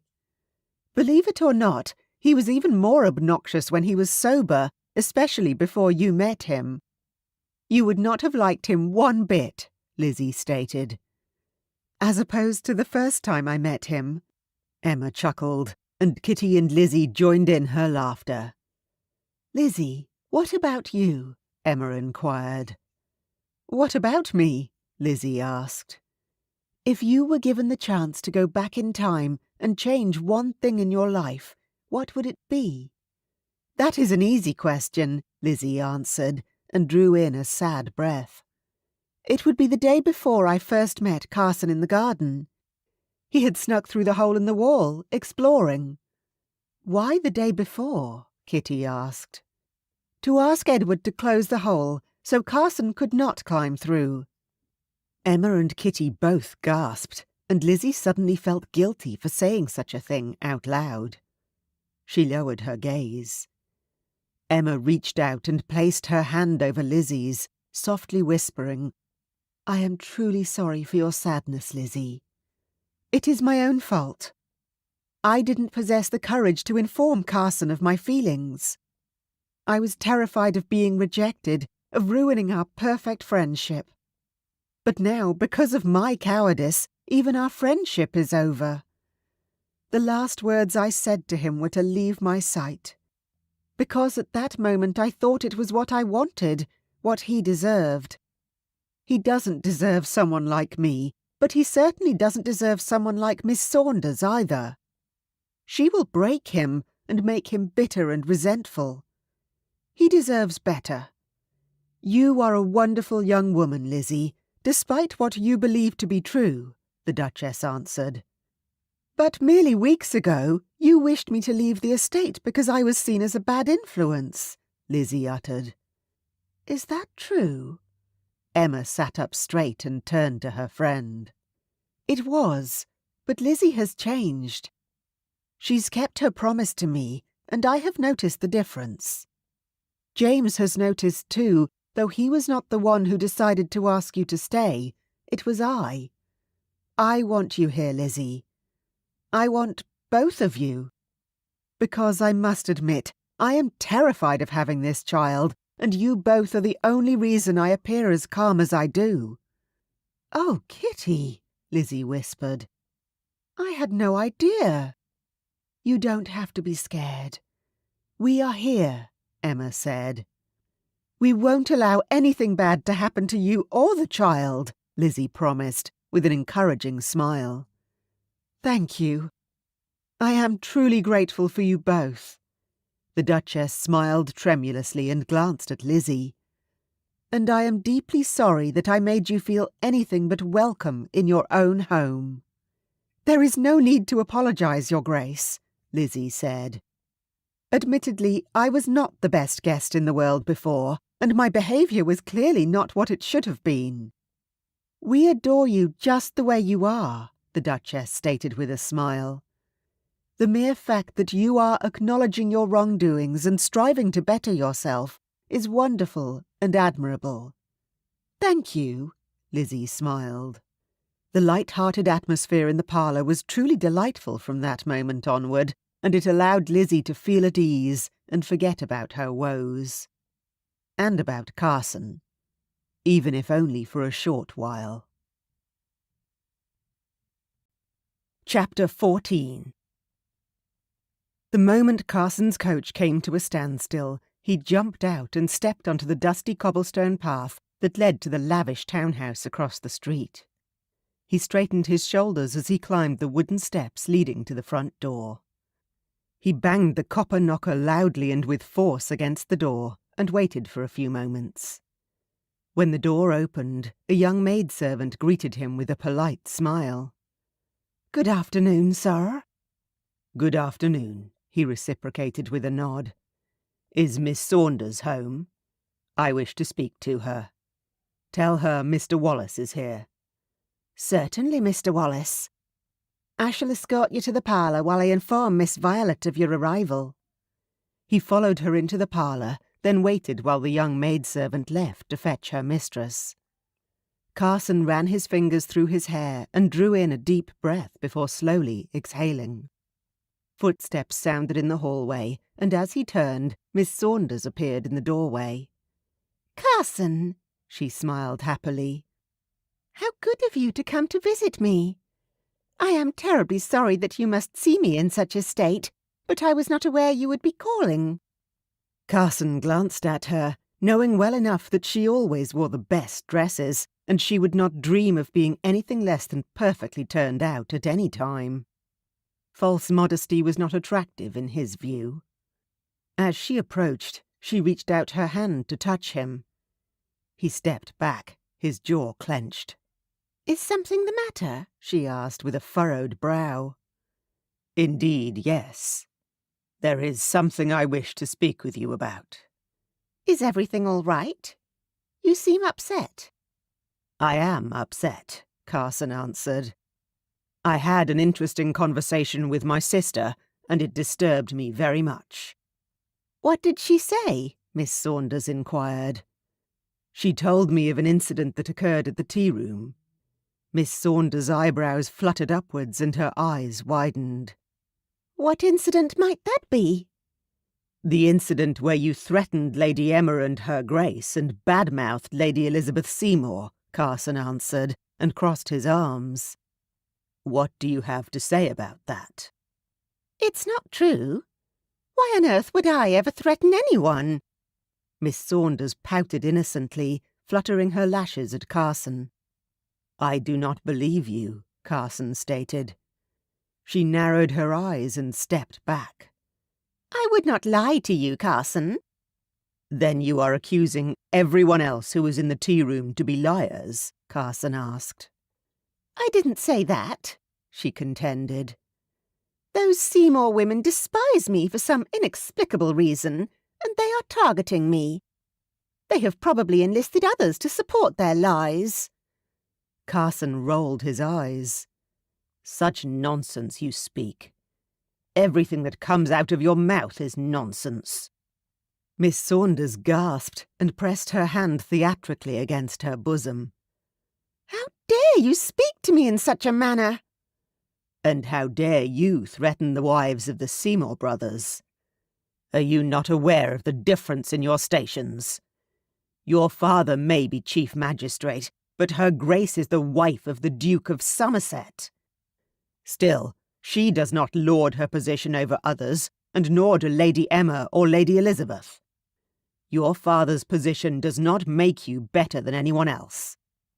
Nor does it give you the right or the leniency to threaten people with the law," Carson growled. "There is no need for insult, Carson." "It is Mr. Wallace to you. And there was no need to try and establish your dominance over Lady Emma or her Grace." "But especially not toward Elizabeth Seymour, you mean?" Miss Saunders crossed her arms. "Why do you continue to defend her? She was the one who insulted me in front of my group of ladies. She was disrespectful toward me, and frankly, I am not surprised. I was surprised, however, that she had the audacity to even visit the tea-room. A woman such as she should not be allowed in refined places where proper ladies gather." Carson's jaw clenched as he stared at this hideous woman in disbelief. "Do not look at me in such a manner, Carson. I mean, Mr. Wallace. You are well aware of the stories that circulated about the things she had done, and with married men as well. Clearly, she doesn't care which homes she rips apart as long as she gets what she wants." Miss Saunders muttered the words angrily. Carson shook his head. "I cannot believe that you have the audacity to utter such nonsense in my presence." "Is she not a terrible person?" Miss Saunders asked, her eyes going wide and innocent-looking. Carson didn't bother to contain the growl that rose in his throat. "Not in the least. I have known her for a very long time, and she is one of the best people I have ever met." "You cannot know that for sure. People have the tendency to hide who they truly are from the people closest to them," Miss Saunders said. "Or those whom they wish to fool into marrying them." She narrowed her dark eyes and glared accusingly at Carson. "And what precisely are you insinuating?" "I am not insinuating anything. I am telling you. You are a vile, uncouth and insensitive woman. You do not see the good in people, and other women only entertain your company so they can be associated with the Saunders name, which has, in all fairness, lost its appeal ever since your mother passed, bless her soul." Miss Saunders' jaw dropped, and her face began to change colour, her cheeks and neck reddening. Carson, however, was completely and utterly unaffected by the sight. "You are rude, and you gossip. You spread lies that are both hurtful and inappropriate, and you possess no conscience with regards to your wrongdoings. You blame others for your own mistakes, and cannot bear the thought of seeing others happier than you are." She stared at Carson, her breathing ragged and her mouth turned into a scowl. "You are a mean man. How dare you speak to me in such a manner?" "I have remained silent for too long. I have allowed people to make my choices for me, thinking they know what is best for me. I permitted them to do so, as I didn't wish to insult them or seem ungrateful. My sister was the one who arranged our meeting. I agreed, as I believed my sister would not introduce me to someone whom I could not stand. After all, she knows me." Carson shrugged and dropped his hands to his sides. "But I made the mistake of trusting her. I trusted her with an important decision regarding my future, and I should not have done so." "I am a mistake to you?" she asked, her eyebrows flying up. "The biggest, but I am to blame for it, as I allowed this to drag on for much too long," Carson muttered. "I will not marry you, Miss Saunders. In fact, I had no intention of ever marrying you, and I am here now to make that very clear." "It is because of Lizzie, is it not?" she asked bitterly. "I do not like you, Miss Saunders. That is enough reason not to marry." "You don't need to admit it. It is written all over your face," Miss Saunders pointed out.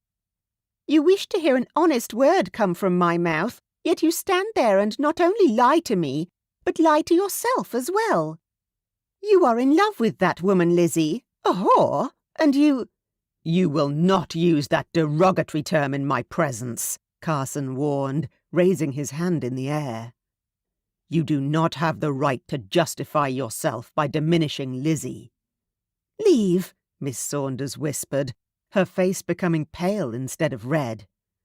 "Leave right now." "With pleasure," Carson said. "Good day." He walked past her without another word, past several house servants standing with open mouths in the hallway, and quietly left the townhouse.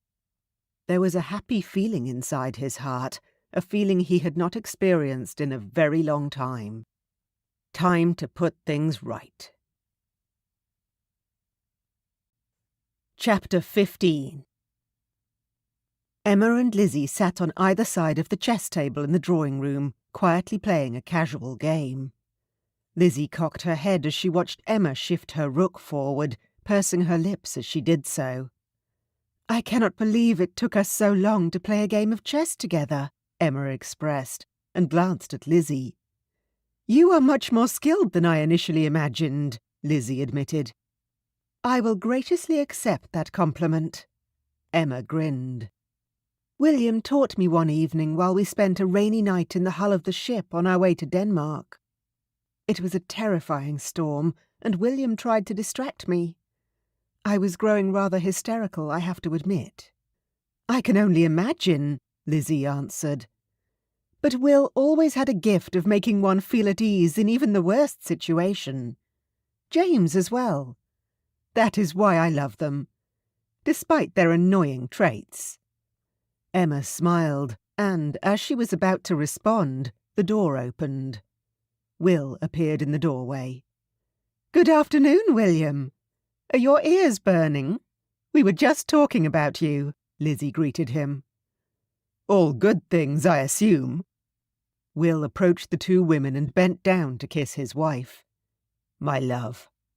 "I was merely telling Lizzie about when you taught me the rules of chess," Emma smiled. "Ah, I remember that night as though it were yesterday." Will sighed dreamily. "Of course, she clung to me as though her life depended on it, and gentleman that I am, I simply provided her the means to distract her from her turmoil." "And thus, no doubt, creating an even larger turmoil," Lizzie muttered with a slight cringe. "A true gentleman does not speak of such intimate details," Will said with a wink. "Since when has that ever stopped you?" Lizzie chuckled, and the others joined in her laughter.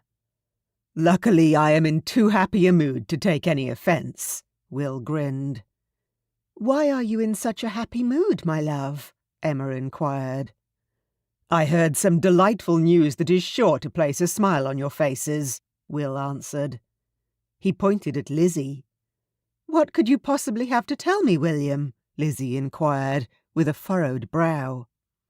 "I heard," Will spoke slowly and crouched down beside Emma, "that Carson ended his engagement with the vile Miss Saunders. In quite the spectacular fashion, too." Lizzie's gaze shifted directly to his, and she scowled. "That is not amusing, William. Please don't jest." "I do not jest," Will muttered defensively, and held up his hands. "Where did you hear this?" Emma inquired. "I heard it from Edward," Will pronounced. Lizzie's throat became thick and she swallowed hard. "The gardener?" Emma asked, sounding confused. "Indeed. He heard it from the Margate's head stable boy, who heard it from one of the footmen in the Saunders household, who is seeing one of the housemaids, who apparently witnessed a shouting match in the parlour." Goodness, Lizzie said faintly. I trust Edward, Will said. He is no liar. Lizzie knew this to be true. Edward was a valued employee and a gentleman in the true sense of the word. Lizzie leaned forward. Tell me exactly what he told you. Well, apart from that convoluted train of hearsay, Edward also directly overheard Carson speaking to Adrienne, telling her that he had broken off the engagement that he had apparently not even been privy to. It had been arranged by the two women, it seems, and he confirmed that he never wished to see Miss Saunders again. Adrienne was livid, but Carson didn't care. He said he was tired of her controlling the direction in which his life should go, and he even told her to stay out of his affairs, or he would have her sent to Aberystwyth. Lizzie fell back in her chair. Could it really be? Did Carson know of his mother's secret? Aberystwyth? Emma asked with a frown. Lizzie nodded. His mother is there. Will glanced at her in disbelief and stuttered a reply. How on earth do you know that? I know everything about Carson and his family. He is my best friend, after all. Lizzie shrugged nonchalantly. Wait a moment. Is Carson aware of you knowing? Will asked. Lizzie shook her head. No, of course not. Don't be daft, brother. He wouldn't speak to me again if he knew. Why is that, dear sister? Will asked with a smug grin. I didn't precisely find out the information by Carson telling me himself, Lizzie answered with a cringe. Will's mouth dropped open, then he got to his feet once again. I cannot believe you, Lizzie. You were going through his father's things. Again, don't be daft. Lizzie rolled her eyes. Carson asked me to assist him in sorting through the items in his father's study after he passed away. I came across a box with letters addressed to the late Mr. Wallace, Carson's father. They were from his mother. What did they say? Emma asked, her eyes sparkling with intrigue. Lizzie sat up a little straighter, her stomach tugging with discomfort at revealing the intimate knowledge. But since Will had already obtained some of the facts, she had to assume she could trust her family with the information. Carson's mother was the daughter of the late King of Wales. She left Somerset after her father had been taken ill, as he had left the title of Princess of Wales to her, if she wanted it. Carson's father was upset and gave her an ultimatum to choose between him or her old family. But she left anyway. She had to fulfill her family legacy. The letters were to Carson's father, informing him that she would be staying in Aberystwyth permanently, and she wished for Carson, Adrienne and Mr. Wallace to join her, but his father refused. He didn't wish to uproot his children. His mother is a Welsh princess, Emma gasped with wide eyes. Is he aware? I didn't think so, though if he's mentioned Aberystwyth, I didn't utter a word as it wasn't my place to do so. I removed the box from the study and buried it in our garden, near the hole in the wall, Lizzie answered, though she still wondered if she'd done the right thing that day. What does that make him? Emma asked, her eyes wide. A duke or a prince, I am not too sure. If his father didn't possess a title, then he may never have been given one either, Will explained. An influential businessman who married a princess and hid the knowledge from his children in order to protect them, Emma summarized. It sounds as if it belongs between the pages of a novel in the library. Indeed, but it is his life. Perhaps I ought to speak to him, Lizzie suggested. And say what? Are you aware you are the son of a Welsh princess? Emma muttered. Not with regards to that, Emma. Regarding the engagement he ended, Lizzie pointed out. Perhaps that is not a good plan, Lizzie, Will warned. I will not gloat that I was right about Miss Saunders and that he should have listened to me. It is not my intention to shame him. I merely wish to know whether he is fine. Will and Emma glanced at one another and sighed. Sister, you must remember that Carson is now in a powerful place in his life. He stood up for himself against his sister, and his entire family for that matter. He decided what was best, and perhaps he decided that it was time to let go of his past feelings, Will said. What do you mean, his past feelings? Lizzie asked. Perhaps it is time you told her, my love, Emma suggested to Will. Tell me what? Lizzie insisted, and glanced at Will. What is going on? Will drew in a slow breath and gazed at Lizzie. Carson has been in love with you for many years. Lizzie's brows rose, and she felt her heart break free from its cage. The metal bars sprung open, and her voice came out in a high-pitched squeak. He told you that? How could her brother have withheld the information for so long?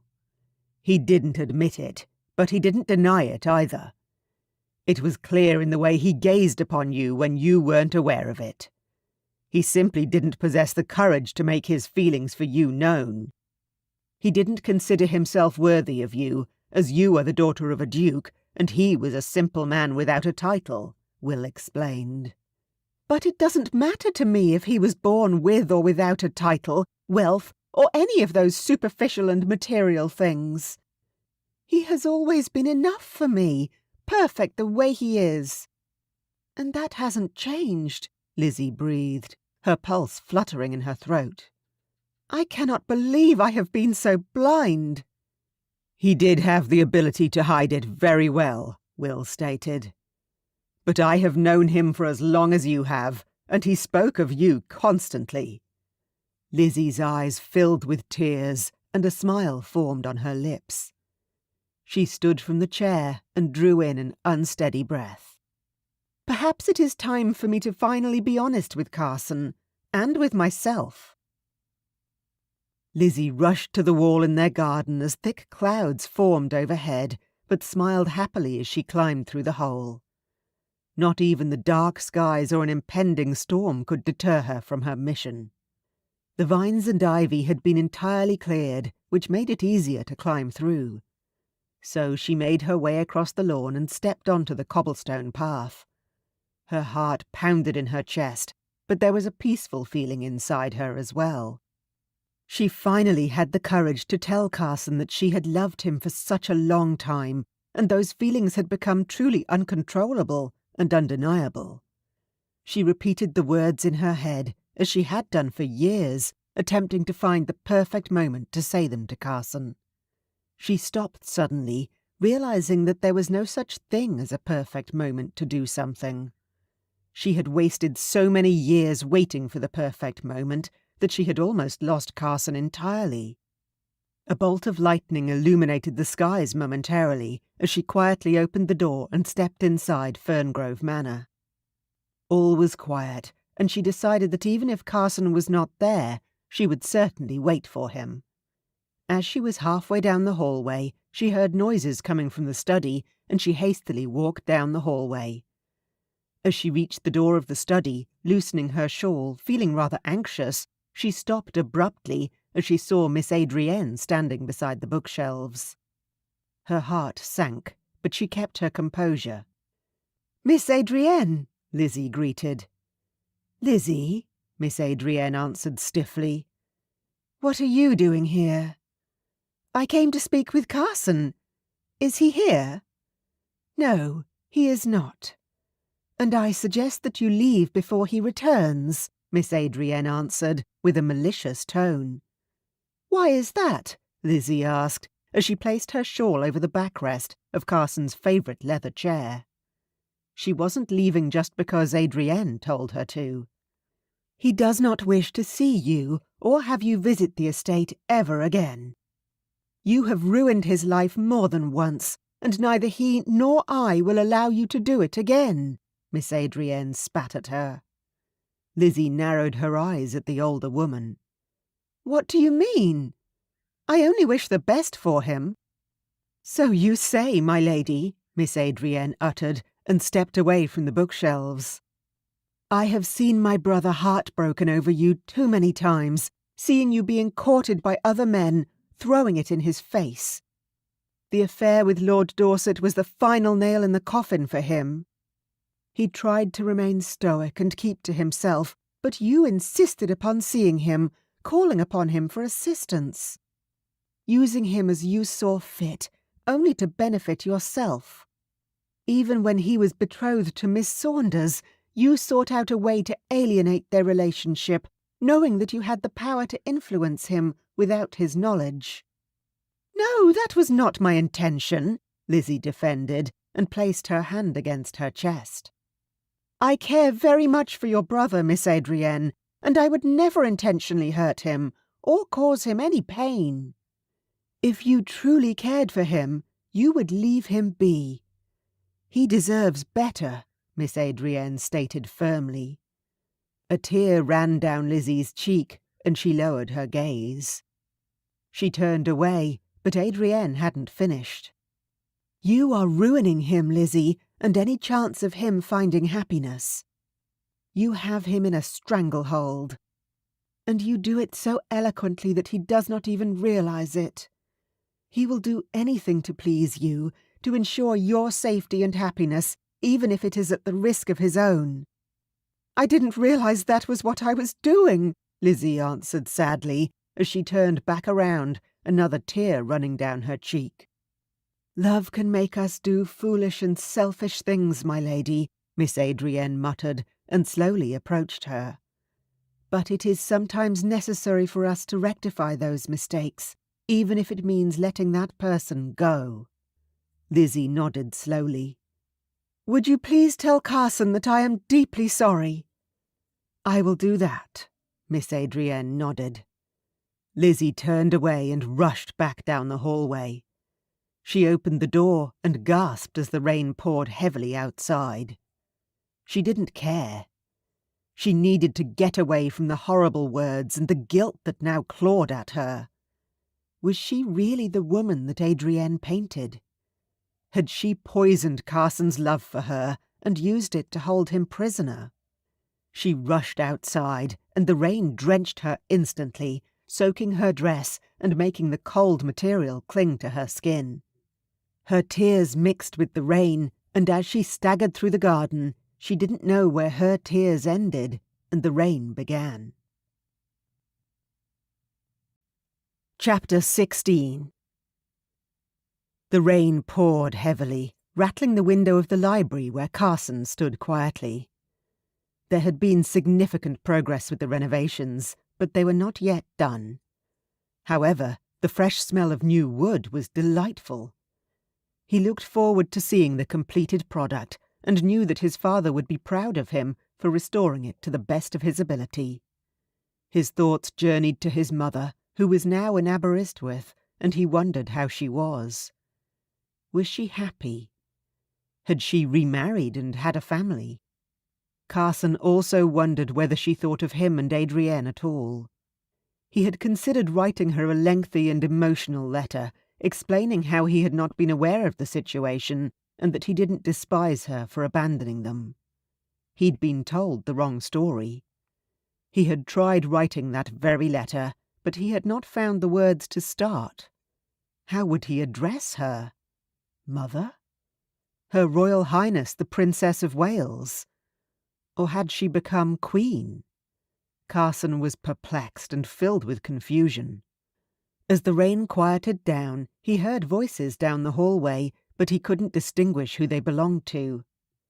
After he heard footsteps in the hallway and a door slammed loudly, he made his way toward the study, where he knew Adrienne was attempting to make space for the books that belonged in the library but had been placed inside the study in the meanwhile. Adrienne seemed distracted, and a strange expression was present on her face. "Adrienne, is everything all right?" Carson inquired. She seemed taken by surprise with his sudden entrance, but she nodded and crossed her arms. "Everything is perfectly fine." "Did you have a visitor?" "It was no one important." "You are rather pale, sister. Are you certain everything is well?" Carson narrowed his eyes as he slowly approached his sister. "Who was here?" "As I mentioned, it was no one important." Adrienne shrugged and turned away. Something was clearly the matter, but Carson could not put his finger on it. There was most definitely something amiss. A familiar scent filled his nose, and he glanced down. Draped over the backrest, he noticed the shawl. He recognized the soft fabric with the lace trim immediately and reached his hand out to touch it. Where did this come from? Adrienne glanced at him over her shoulder, but shrugged. Perhaps it was one of the maidservants who left it here. I do not appreciate your lies, Adrienne. What lies have I told you now, Carson? Adrienne sighed. This is not one of the maidservants' shawls. They do not own anything of the sort, Carson stated. This belongs to Lizzie. Carson held up the shawl. Does it? Why is it here? I do not know, Carson. Perhaps she left it here when she was here the last time. She was here earlier, was she not? Carson asked, and pointed his finger at Miss Adrienne. Do not dare lie to me again. Adrienne sighed and nodded. She was. Why did you not inform me she was here? Carson demanded to know. I didn't wish to disturb you. Stop lying to me, Adrienne, he yelled, frustration tearing at him now. His sister obviously hadn't learned anything from their previous conversations. You know exactly why I didn't wish for her to speak with you. She will manipulate you, as she has done your entire friendship, Adrienne stated, and crossed her arms. I will not allow her to influence you any longer. How on earth did she manipulate me? You have tried to make me feel guilty for not doing what Father would approve of. Then you have the audacity to throw Mother's situation before me and convince me that marrying Miss Saunders was the best thing for me and the family. But it was all nonsense. You are the only manipulative person here, not Lizzie. She has spent our entire friendship wanting me to be happy. She protected me, she consoled me, and she was there for me when I needed someone. She didn't expect anything in return, and that is why, according to you, I keep defending her. Lizzie made me feel that I belonged in this world. Titles mattered not to Lizzie, and they never will. How can you be so certain? Those tales circulating of her. Carson held up his hand. That is precisely the same nonsense as those tales that had circulated about Mother after she left. I swear to no longer believe a single word coming from anyone's mouths any longer. Only those I trust. Not even you, Adrienne. But I am your sister, she declared, both hands going to her hips. Carson shook his head. That is immaterial. Being blood does not excuse you from repeatedly lying to me and deceiving me. But I told you about Mother and... You manipulated me. That is the point, Adrienne. You broke my trust the moment you lied to me. You knew how devastated I was after Mother left. I was convinced that it was because of me that she had made that choice. That I was not the son she'd wished for. I blamed myself for a long while. One afternoon, Lizzie and I sat in the garden, and she clearly saw that something was wrong. I told her what was weighing on my heart, and she told me that people will come and go in a person's life, but it is their prerogative if they leave. It has nothing to do with the people whom they leave behind, and that I should not allow it to affect me. I was not the person at fault. She was right. She has always been right, Carson explained. When the tales started with regards to Lizzie and Lord Dorset, I didn't believe them, as I knew she was not that kind of woman. She has too much self-respect to allow a man such as Lord Dorset to defile her. Adrienne narrowed her eyes at him. You do not honestly believe that she is still pure and untouched, Carson? The only thing that matters to me is that her heart is pure and her mind untouched. I am not pure and untouched, and neither are you, sister dear. But you would not think of yourself as a whore, or me as a rake, would you? No, but— Exactly, sister. You judge people before you even allow yourself to know them, or know their circumstances.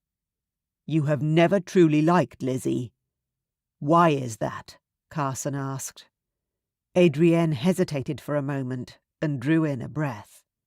Tell me now, Carson demanded. Mother truly adored her, and she had told me this many times while she watched you and Lizzie together. She believed that you two would marry, to which she willingly gave her blessing. She even said that she would make a fine princess one day, if that were to happen. I hated that she considered Lizzie important enough to be named as a princess, and didn't once refer to me as being worthy. She considered some other girl more important than her own daughter, Adrienne said bitterly. From that day, I despised Lizzie, and I've done everything in my power to prevent Mother's wish from coming true. Carson's stomach dropped, and part of his heart broke at the same time.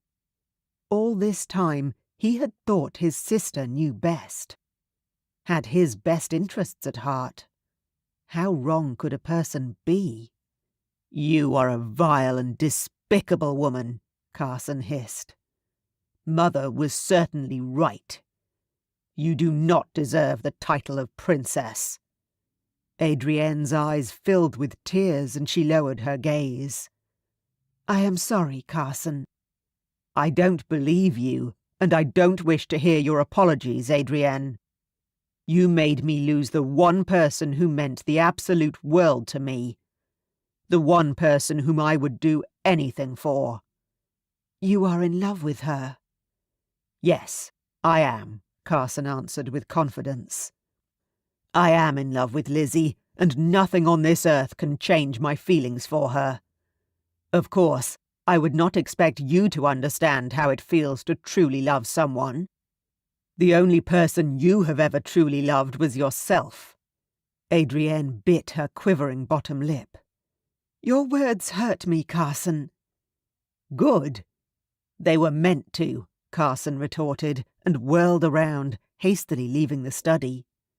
Carson rushed to the front door, and as he opened it, the rain poured down hard outside.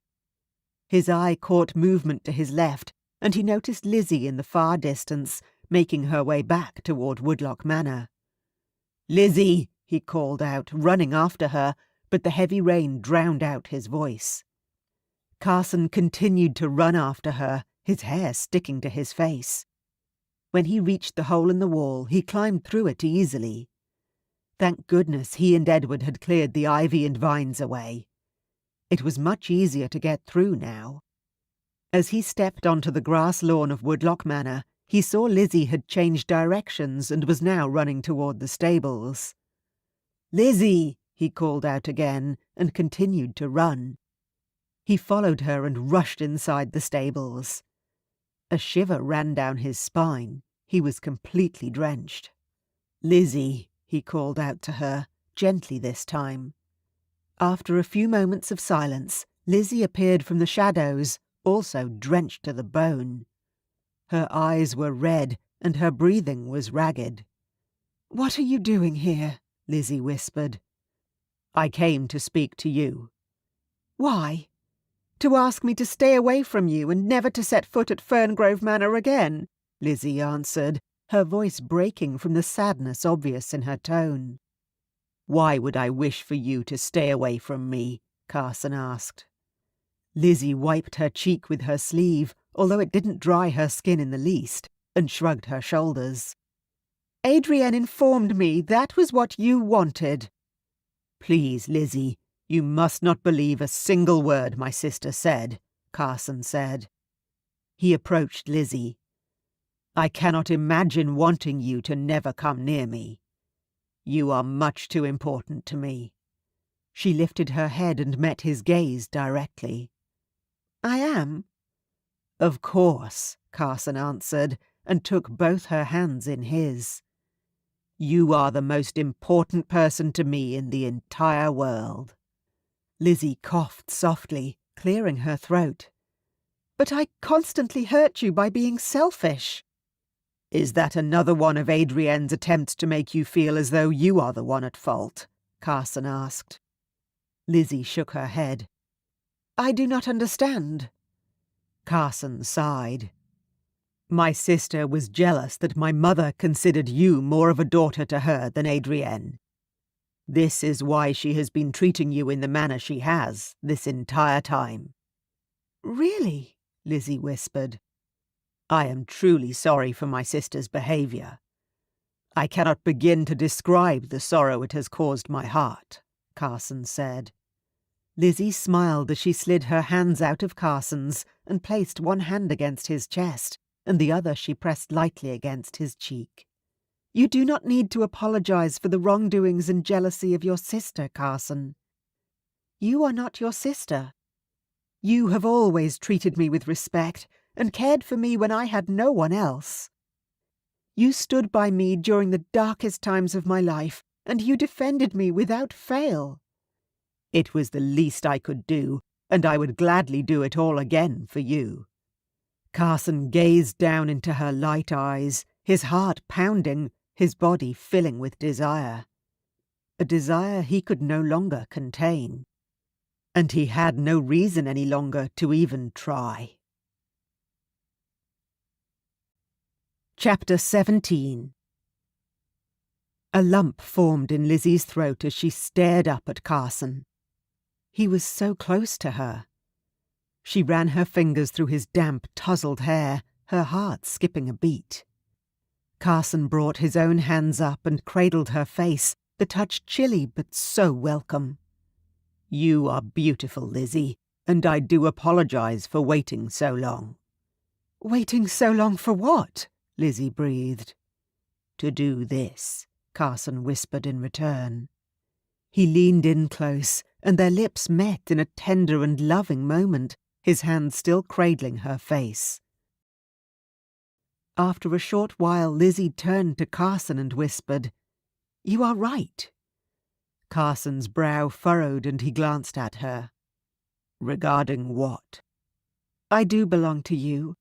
In fact, I always have, and I always will." "I didn't mean it in any way that you are my property, Lizzie," Carson clarified. "I am aware. You are too much of a gentleman to ever say such a thing to a woman," Lizzie said sincerely, and a smirk formed on her lips. "Although what you did to me was not very gentlemanly." Carson chuckled, and he rolled onto his side to face Lizzie. "If you wish, I can do it again, in a more gentlemanly manner." "I would like that very much." Lizzie chuckled as well. The rain continued to pour down as the sun was replaced by the moon, but even though she wanted to ignore time, Lizzie was well aware that she had been gone from the manor house for a long while. She didn't wish for her brothers to worry over her. "We must go. We would not want Will and James to fret about me, or worse, assemble a search party to look for me," Lizzie whispered, as she ran her fingers down Carson's naked chest. "Please, I wish only to hold you for a while longer," Carson murmured beside her, and wrapped his arms lovingly around her.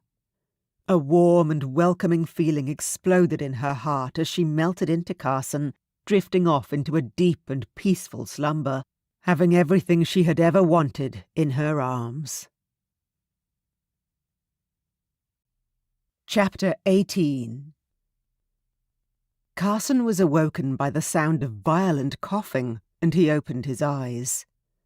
Lizzie lay on her side, her back to him, a sheath of perspiration decorating her skin.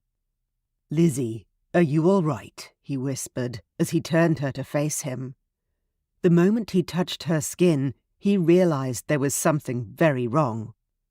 Her skin was hot to the touch, and as she weakly turned her head toward him, he noticed how dark the skin under her eyes had become. "Are you feeling ill, my dear?" "I feel very warm, and not in a good way," Lizzie answered. "I shall take you back to the manor now. I have kept you out here in the cold stables for long enough." It took Carson a few moments to ensure both Lizzie and he were adequately dressed before he scooped her up into his arms and left the stables. Her body was hot against his chest as he proceeded to hurry back to Woodlock Manor. He banged on the door with his foot, and within moments the door was opened by a manservant. "Call his Grace and Will to the drawing-room immediately," Carson barked, and the manservant quickly obeyed. Carson continued down the hallway until he reached the drawing-room. He entered and gently lay Lizzie on the long chaise. She weakly grabbed his hand, and he clutched it tightly. "I am here, my love." Within moments, both James and Will rushed into the room. "Carson, what is the matter?" the Duke asked, but as he noticed a very pale Lizzie lying on the chaise, his eyes widened. "Lizzie?" Lizzie opened her eyes weakly and attempted a reassuring smile. James's jaw clenched as he ran his fingers through Lizzie's damp hair. "She has a fever," the Duke pointed out as he pressed his palm against her forehead. "She is burning to the touch." "What happened?" Will inquired, and glanced at Carson. "We were caught in the rain and took refuge in the stables." "The entire day, and half the night?" Will asked apprehensively. Carson lowered his gaze for a moment and said, "We didn't realize how much time had passed. We both fell asleep, and I awoke to her violent coughs. She was covered in a sheath of perspiration and feverish. William, call Hamilton to take the coach and fetch Dr. Ferguson. He must come at once," James ordered, and William nodded, leaving immediately. James turned to him. "Carson, would you be able to carry Lizzie upstairs to her bedchamber?" "Of course," Carson nodded. "Good. I will call upon Francis to see to her until the physician arrives. Do not leave her side," the Duke ordered. "I do not intend to," Carson stated, and rose to his feet. He scooped Lizzie up in his arms once again and whispered, "We will ensure you are taken care of." Carson held her tightly against his chest, her body curled up against him and shivering violently. He swiftly ascended the stairs and walked directly to Lizzie's bedchamber. Francis and 2 maidservants joined him. Francis hurried out in front and opened the door for him. He stepped inside her chambers, the maidservants following closely behind him. A maid on their side of the bed peeled the blankets away, and Carson placed Lizzie gently on the mattress. He stepped away for a moment, allowing the maidservants to cover her with rags drenched in cool water. His heart broke as he watched her on the bed, her face pale and her body shivering. A short while later, Will entered with Dr. Ferguson, the physician, and Carson was asked to leave the chambers in order for the physician to examine Lizzie, in the presence of Francis, of course. It felt like hours to Carson while he and Will, along with Lady Emma, waited outside. Finally the door opened, and Dr. Ferguson appeared in the doorway with his medical bag. Will and Carson approached him, and Will asked, "How is she?" Dr. Ferguson adjusted his spectacles on his nose and spoke slowly. "Lizzie has pleurisy, as well as a high fever." Carson bit his bottom lip, and his jaw clenched. He was no stranger to pleurisy, as his father had contracted it, as well as Adrienne when she was a child. She had nearly lost her life due to it, and his father had. "My apologies, Dr. Ferguson, but what precisely is pleurisy?" Emma inquired.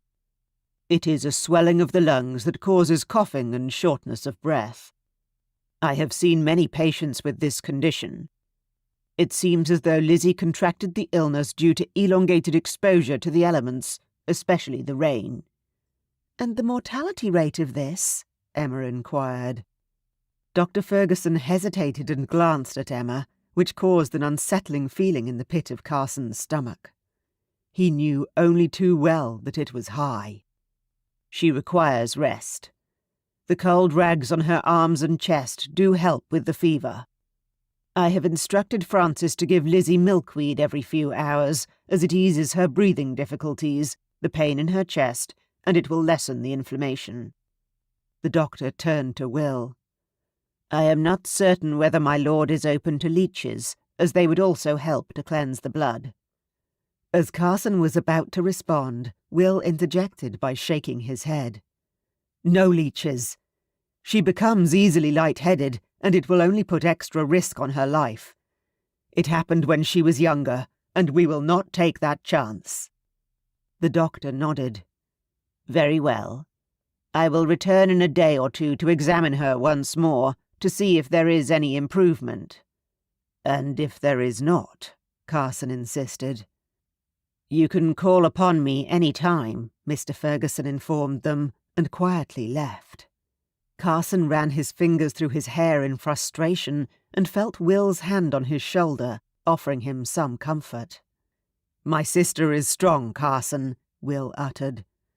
"Perhaps you and I could retreat to the drawing-room."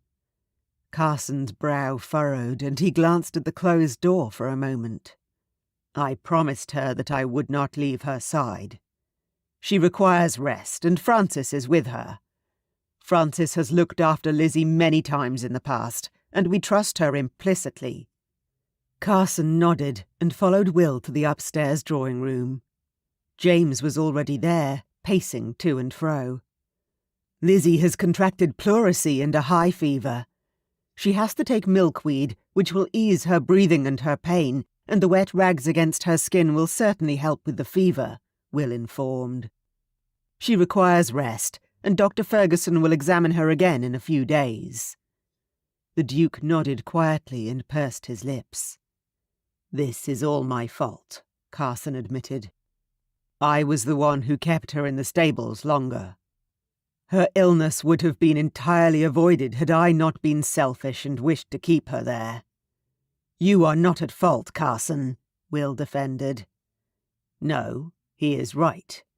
He was selfish and negligent with our sister," James answered, and glared at Carson. "But I am certain that you meant no harm to her." "Of course not," Carson insisted, and took a step forward. "I love Lizzie. I always have, and I would do anything in this world to ensure her safety. I am willing to send for our family physician, but he would only be able to arrive in a day. It is quite a long journey. I am even willing to pay. There is no need to prove your loyalty to Lizzie. We are already aware of it," the Duke interjected as he raised his hand. "You are?" "Indeed. You have been a devoted friend for as long as you have known her. You have defended her, consoled her, and kept her safe through it all," James answered. "And for that, we cannot express how grateful we are to you." Carson nodded quietly, and his jaw clenched. "I love her, so it is only natural. I've always felt that I wasn't good enough for her, and it stopped me from admitting my feelings to her, but it didn't stop me from being someone on whom she could depend. You never have to feel that way ever again, Carson. You are family. You always have been, and always will be," Will stated, as he approached Carson and embraced his friend. "Thank you both," Carson replied with gratitude. "Your words mean the world to me. There is, however, another matter we probably need to discuss," James said. "Anything I can do to assist?" Carson asked. "What are your intentions toward our sister?" "To love her, to marry her, and to make her as happy as she possibly can be," Carson answered, without even a moment's hesitation. "I wish to spend every waking moment with her, and every other moment beside her. I will continue to protect her, defend her, and ensure that she is the best version of herself she possibly can be. I wish to build a home with her at Ferngrove Manor and have a family that I am proud of. I wish to grow old with her and die lying in her arms."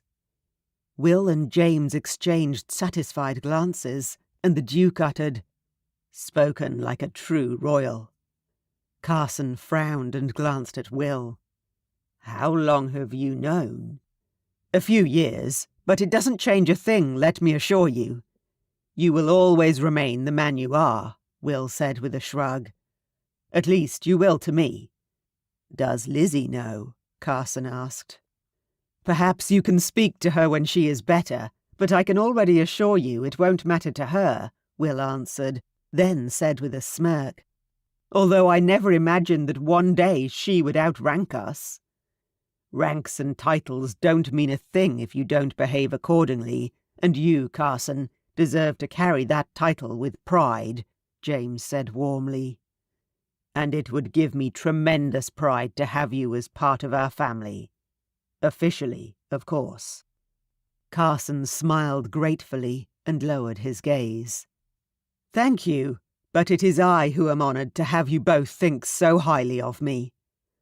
After all these years of feeling substandard, it seemed like everything was coming full circle. Now, if only Lizzie would get better. He couldn't bear the thought that she might not.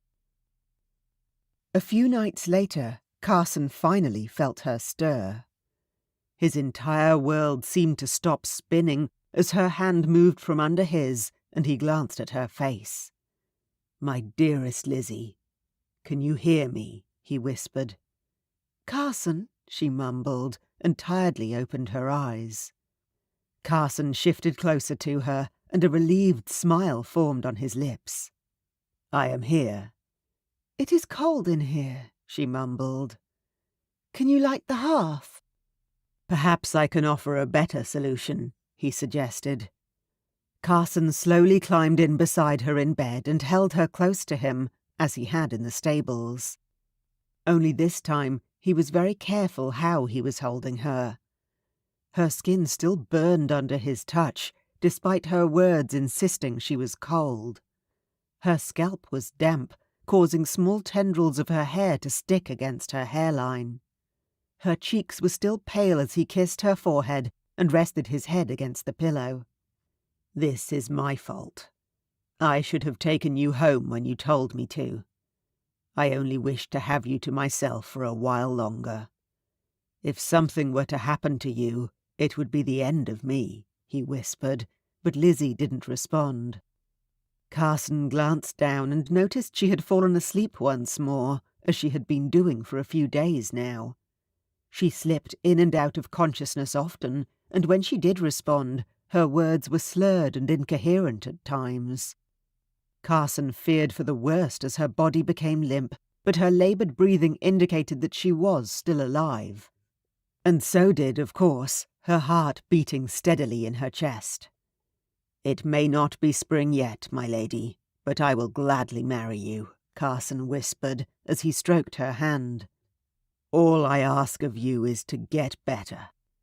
A loud breath expelled from Lizzie's lips and a quiet whisper filled the air. Simple words that carried the weight of Carson's entire world. Simple words that filled him with a lifetime of hope. For you, anything. Chapter 19.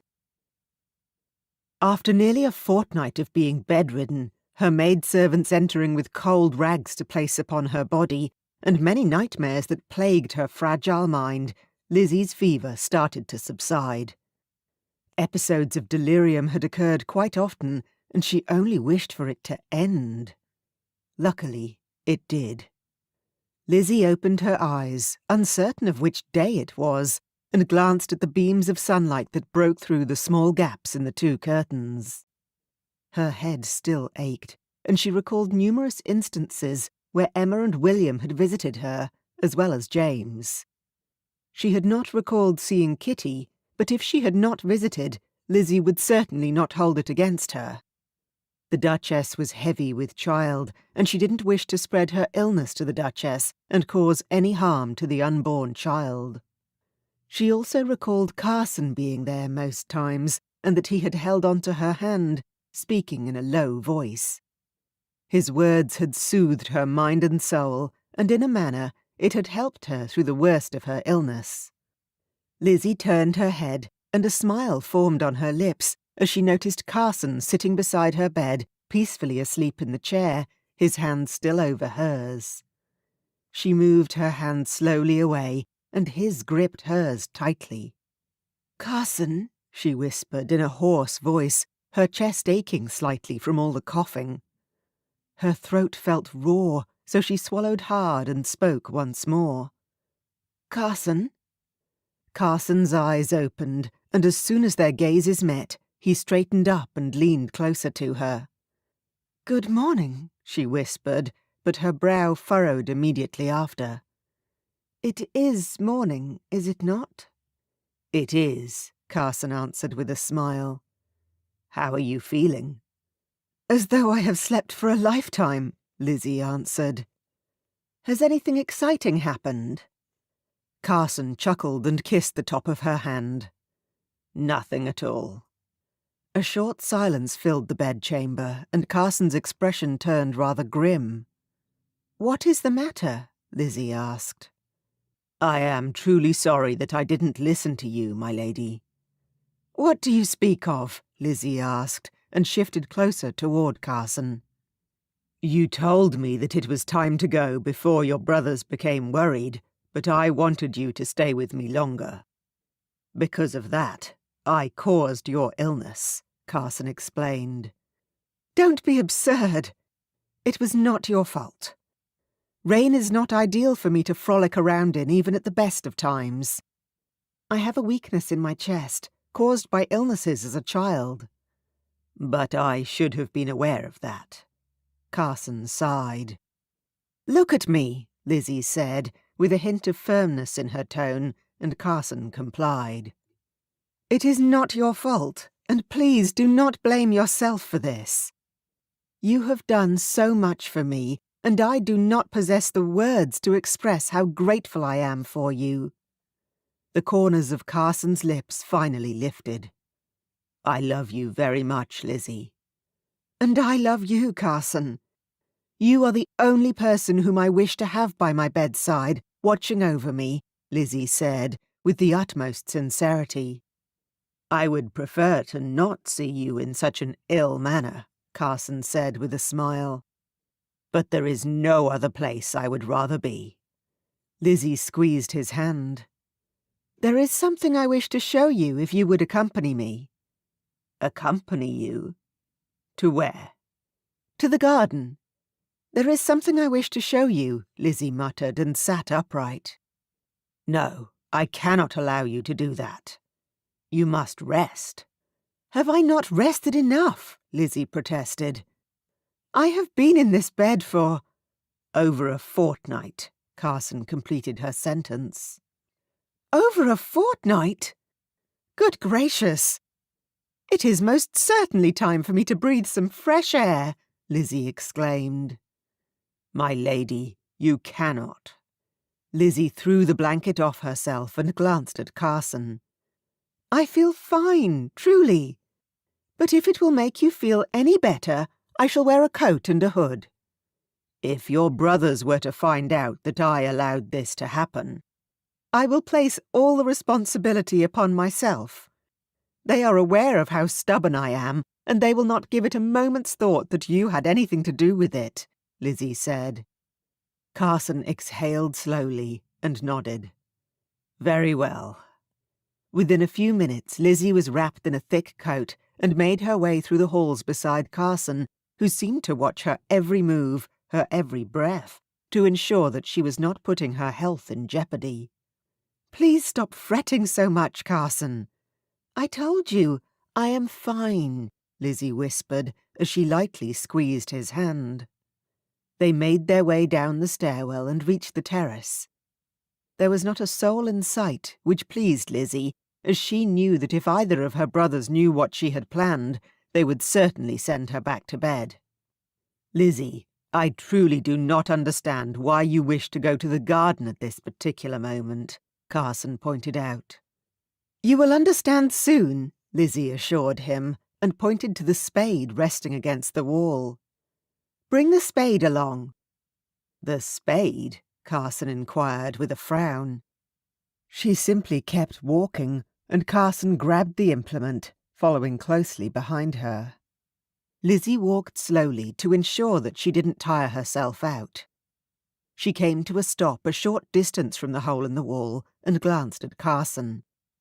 "Before I speak, need I remind you that I love you no matter what, and that you have made my life perfect from the moment I met you?" Carson's brow furrowed once more, and he glanced at her quizzically. "Your words are both comforting and unsettling at the same time." Lizzie chuckled and shook her head, the hood of her cape shifting off her head. "I buried something here, and I would like you to retrieve it for me." "It is not something that had been alive at one point, is it?" Carson cringed. Lizzie chuckled once more, but her laughter soon caused her to cough, and Carson shook his head. "I insist that we go back inside," he stated. "Please allow me to do this. I beg you. Then I promise we can go back." "Very well. Where would you wish for me to dig?" Carson asked. "Exactly there." Lizzie pointed to a very specific area on the ground. Carson hunched down and dug in the ground with the spade. As soon as he struck something hard in the ground, he dropped the spade beside him and dug with his hands.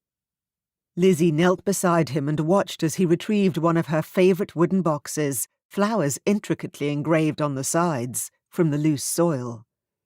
He handed it to her, and she smiled at him. "Why is this wooden box so important, my lady?" Carson asked. "Please do not be angry with me, but do you recall the day I assisted you with sorting through your father's things in the study?" "I do." "I came across a few letters your mother wrote to your father, telling him how much she still loved him and how she misses you all. She also asked your father if he would consider joining her in Aberystwyth. She said they belonged together, and she didn't wish to be apart from you all any longer." Carson gaped at her. "You took my father's letters?" Lizzie swallowed the awkward lump in her throat, but pushed forward nonetheless. "I did, and I am truly sorry. I was trying to protect you. You must believe me. I wanted to show you for a while now, but with everything that happened the past few months, I thought it would be too much for you to handle. It was never my intention to keep it from you, Carson, but you were mourning the death of your father, and you didn't need this on your plate as well." "Normally I would be upset if people spoke those words to me, if they assumed they had known what was in my best interest," Carson stated. Lizzie drew in a shallow and anxious breath. She didn't wish for Carson to be in any way upset or feel resentful toward her over the fact that she had taken his mother's letters to his father. She nervously bit her bottom lip and waited for Carson to continue. "But, my lady, you have known me for such a long time, and you know exactly who I am and what I need." "You are not upset with me?" Lizzie asked. "How can I be upset with the one person who means the world to me, and who would do anything in her power to protect me?" Carson asked with a tender smile. Relief flowed over Lizzie like a cleansing rain. "I love you very much, Carson." "And I love you, Lizzie," Carson whispered sincerely. "There is something I must share with you as well. You must be wondering what my mother is doing in Aberystwyth."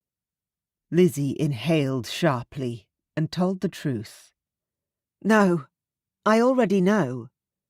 "You know?"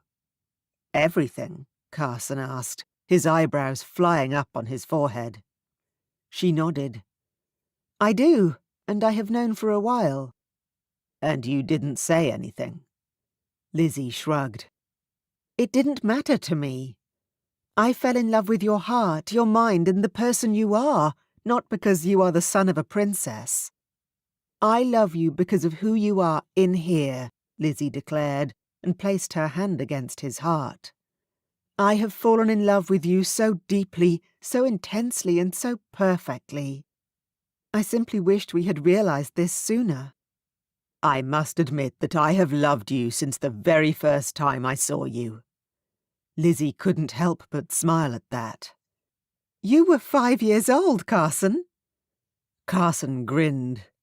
The heart wants what it wants, whether you are 5 or 50. You are such a silly man, and I love that about you, Lizzie smiled.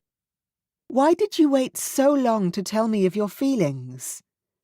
I was terrified you would reject me. Lizzie couldn't believe it. Why would I reject you?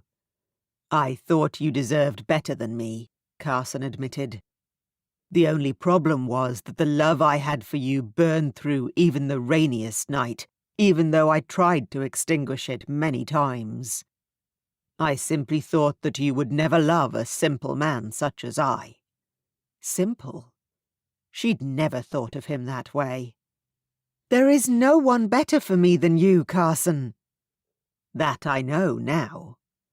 And I will keep on reminding you of that until our last breaths, Lizzie whispered and pressed her palm against Carson's cheek. Carson leaned forward and kissed her sweetly on the lips. Did you mean what you said to me? About wishing to marry me as long as I promised to get better? Lizzie whispered against his lips. I did. I love you, and I wish to spend the rest of my life beside you. I would marry you in a heartbeat, Carson answered, and brushed a strand of hair from her face. Perhaps we should stick to our originally discussed plan. Springtime it is. Carson smiled and kissed her sweet lips once more. Her heart beat steadily in her chest, easing away the painful stabbing aches inside her. Carson! Lizzie! Their kiss was interrupted by desperate exclamations sounding from the manor. Did I not say your brother is going to be rather dissatisfied that I allowed you outside in your state? I am not in a state. Lizzie rolled her eyes. And if you listened closely, that is not my brother's angry exclamation. Something has him in a panic. What could it be? Lizzie and Carson turned as they heard the terrace doors fly open, and Will stepped into the sunlight. Carson! Lizzie! There you are. What is the matter, William? Come quickly, Will called out to them. The Duchess has gone into labour. Lizzie and Carson glanced at one another, and excitement filled both their faces. Come along, my dear. Carson reached out his hand to Lizzie, and she placed her hand in his without a moment's hesitation. Epilogue. 4 years later. Lizzie, known now as Mrs. Wallace, glanced down at her beloved baby daughter, who had celebrated her first birthday a week ago, and a smile formed on her lips. The young child was wrapped in a muslin blanket, light brown locks escaping from underneath the bonnet, and her green eyes shining up at Lizzie. Eyes that resembled Carson's perfectly. Are you ready, my dearest Rebecca? Lizzie asked her daughter, and the young child giggled happily. Come along, then. Your father is downstairs. Let us not keep him waiting any longer. Lizzie scooped her daughter up in her arms and held her close. She left the nursery and made her way down the stairwell.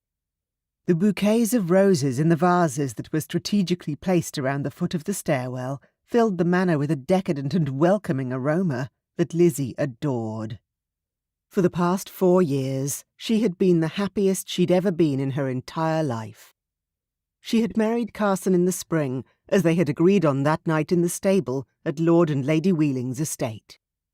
She had married her best friend, the man who understood her better than she even understood herself. She had vowed to love Carson until the day she let out her very last breath, although she didn't require vows to know that would be true. They were joined in matrimony in the gardens of Ferngrove Manor, under the clear blue skies and lush green grass, with only a handful of guests. Only those people who truly shared in their happiness. True to his word, Carson had told Adrienne to leave the estate, as he would not have her disrespecting the woman he loved, and she had agreed. Perhaps she truly wished for him to be happy, but she simply was not sure how to show it. Nevertheless, she had written to him a few times, but they ultimately seemed to lose touch when she was offered a position at the Royal London Hospital, which she accepted without a moment's hesitation, nor a backward glance. Both Carson and Lizzie were delighted for her, but they didn't keep in contact much. It was perhaps better that way. Lizzie believed that everything in life worked out as it should. As Lizzie reached the great hall, the front doors opened and Carson approached her, greeting his wife and child with a happy smile. "The two most important and most beautiful women in my life," Carson beamed, and he kissed both Lizzie and Rebecca on their cheeks. "Are you ready?" "Indeed, my love, but I do not understand why it was necessary to prepare a coach when we can simply climb through the hole in the wall, as we would always do in the past."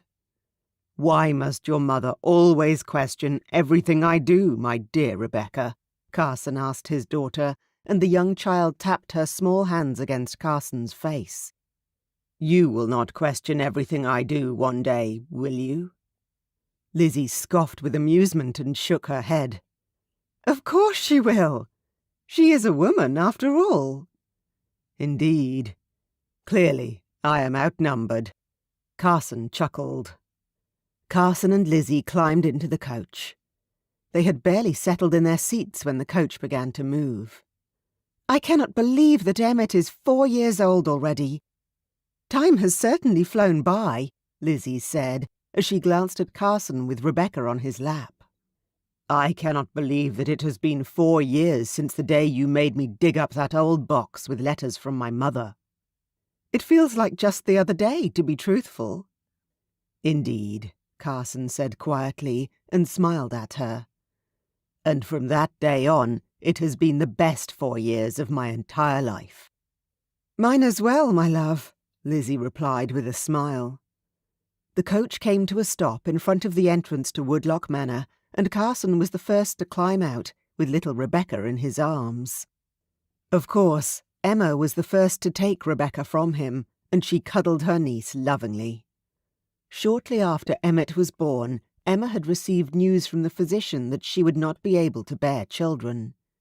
It had certainly saddened both Emma and Will, but it didn't stop her from adoring Emmett and Rebecca. Carson helped Lizzie out of the coach and greeted James and Kitty and Emma and William with happy embraces and cheerful chatter. Kitty's parents, Lord and Lady Montague, were there as well, to join in the celebration. After they all exchanged pleasantries, they congregated in the garden, where tables and chairs were arranged in a crescent. The tables were stacked with delicious food, cakes, pastries, fruit and meats of all sorts. Flowers adorned the chairs, and ribbons were weaved into the hedges and the trees. When everyone was seated, James stood, glanced at his family and smiled. "I only wish to speak for a short while, and I promise not to bore anyone with my words," he stated, and glanced briefly at Will with a snicker. "I simply wish to say that I am sincerely grateful to each one of you who is here this afternoon, celebrating Emmett's 4th year of life. We are not only blessed to have such a delightful and remarkable child, but we are also blessed to have you all in our lives. We are grateful for you all, and we love you very much." "And," Kitty stated, as she stood holding a glass of water, "we would simply wish to say thank you for being here. You mean the world to us." Will stood and raised his glass to James and Kitty. "To the Duke and Duchess and their wonderful son, Emmett." The other guests raised their glasses as well and murmured, "Hear, hear." The clatter of horse hooves sounded through the air, and Will glanced over his shoulder to the entrance of the estate. A coach of dark wood appeared at the furthest end of the path that led into the estate, where the path met the country road. "Are you expecting someone else, James?" Will asked, as he motioned to the coach, which approached rather quickly. The 2 black horses harnessed to the coach were eye-catching, large and brawny, their manes perfectly braided and their coats sparkling in the sun. Emma glanced at Will, who stood beside her, inexplicably quiet and seemingly perplexed. "The horses are magnificent. I have not seen horseflesh like that since our visit to Denmark." Will glanced at her, and as soon as his memory was triggered by her words, his mouth dropped open. "Royal horses," he whispered, and his eyes widened. Will glanced at Lizzie, who had overheard their exchange, but she didn't utter a word. Instead, she gave them a secret, serene smile. "Carson," Will called him over. "Do you mind if we have a word in private?" "Now?" Carson asked. "Indeed. It simply cannot wait." Carson nodded and handed Rebecca to Lizzie. "I will not be long. My apologies, my love." "No need to apologize. It must be important if he wishes to speak to you and cannot wait until later," Lizzie assured him. Carson kissed her on the cheek and lightly touched Rebecca's head before he stepped away from the table. He joined Will, who was already halfway across the lawn, and seemed to notice the coach approaching them only then. Lizzie smiled. She knew who was visiting. Finally. "What is it, William?" Carson asked Will. "Do you see that coach heading this way?" Will asked, and Carson glanced at the vehicle. "I am most certainly not blind. Those are warm-blood stallions. Notice how much larger they are than even the finest horses we own." "Indeed," Carson answered with a nod, still confused about his friend's urgency. "They are royal horses," Lizzie said from behind them, and both Carson and Will whirled around. "Lizzie, you are aware of this?" Will asked. He still could not quite believe his sister had something to do with this visit. Before Lizzie was able to respond, the coach came to a stop, and the metal steps were released, creating a stepping surface for the passengers. "Remind me to have one of those made for our coach," Will muttered. Lizzie silenced Will by playfully smacking him against the arm, but Carson paid them no notice. He slowly and carefully approached the fine vehicle, and as soon as the door opened, he came to an abrupt stop. His heart pounded so hard in his chest he wondered if he might faint as a woman climbed out of the coach. As soon as she removed her hood, her face came into view. Her dark brown hair glimmered in the sunlight. A pair of light green eyes, the same as his own, stared back at him. Carson had never expected to gaze upon her face ever again, and a giant wave of emotion crashed over him. Mother. His mother, the Princess of Wales, stood in front of him, more than 10 years older than he remembered, but still the same beautiful woman. The sadness of the day she left echoed in his heart, but now that he was aware of the circumstances that had forced her to leave, he was not filled with anger as well. She had not simply abandoned her family to live with another man. A man she had supposedly had an affair with. She had left to honour her father and fulfil her duties to her family, which Carson understood entirely. He now had his own family, and there was nothing he would not do for them. "Carson, my handsome son," Her Royal Highness, the Princess of Wales, said. "What are you doing here, Mother?" Carson asked, his hoarse voice testament to the fact that he was still in a state of shock. "Or how do I correctly address you?" "Mother will do fine, my dear Carson," she answered. "I sent a letter to your lovely wife, informing her that I would be visiting." Carson glanced over his shoulder at Lizzie, who smiled at him apologetically, then back at his mother. "It seems as though she failed to mention it." "Do not be upset with her, Carson. I asked her not to. She is a truly delightful woman, and I am thrilled that you married her." "I have loved her since the start," Her Royal Highness stated. "As did I," Carson smiled. "Would it be all right if I embraced you?" she asked. "I thought you would never ask, Mother," Carson answered, his voice breaking slightly as he opened his arms and enveloped his mother. Tears formed in his eyes as the familiar scent of his mother filled his nostrils, and he closed his eyes, his emotions threatening to spill out onto his cheeks. "I have missed you very much, my son." "And I have missed you, Mother," Carson muttered, and loosened his embrace after an elongated moment. "I wish to apologize for leaving without telling you the true reason why, but I was protecting you. You meant the world to me, and it broke me every single day to be so far away from you." Carson sighed. "In all honesty, I despised you for a long while, Mother. I blamed myself, that I was not the son you wanted, and convinced myself that was why you left." "No, my dear.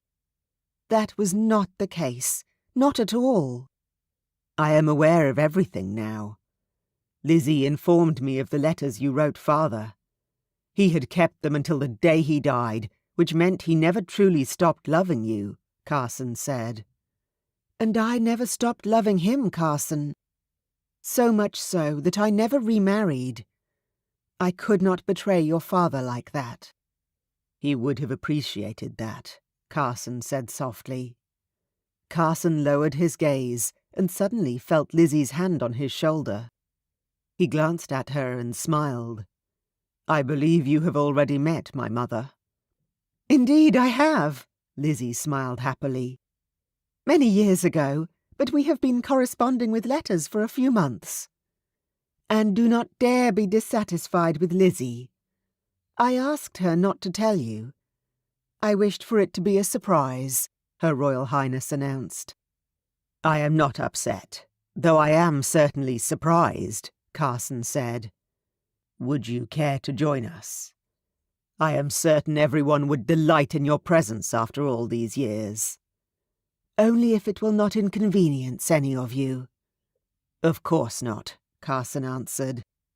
"It would be a delight. Plus, I would love to introduce you to your granddaughter, Rebecca." "I would love that also, my dear son." Carson took Lizzie's hand, and together they walked with his mother toward the celebration of Emmett's birthday. A feeling of lightness filled his heart, and, even though he had always considered himself an ordinary man from an ordinary family, at this moment, and with Lizzie by his side, he felt like a king.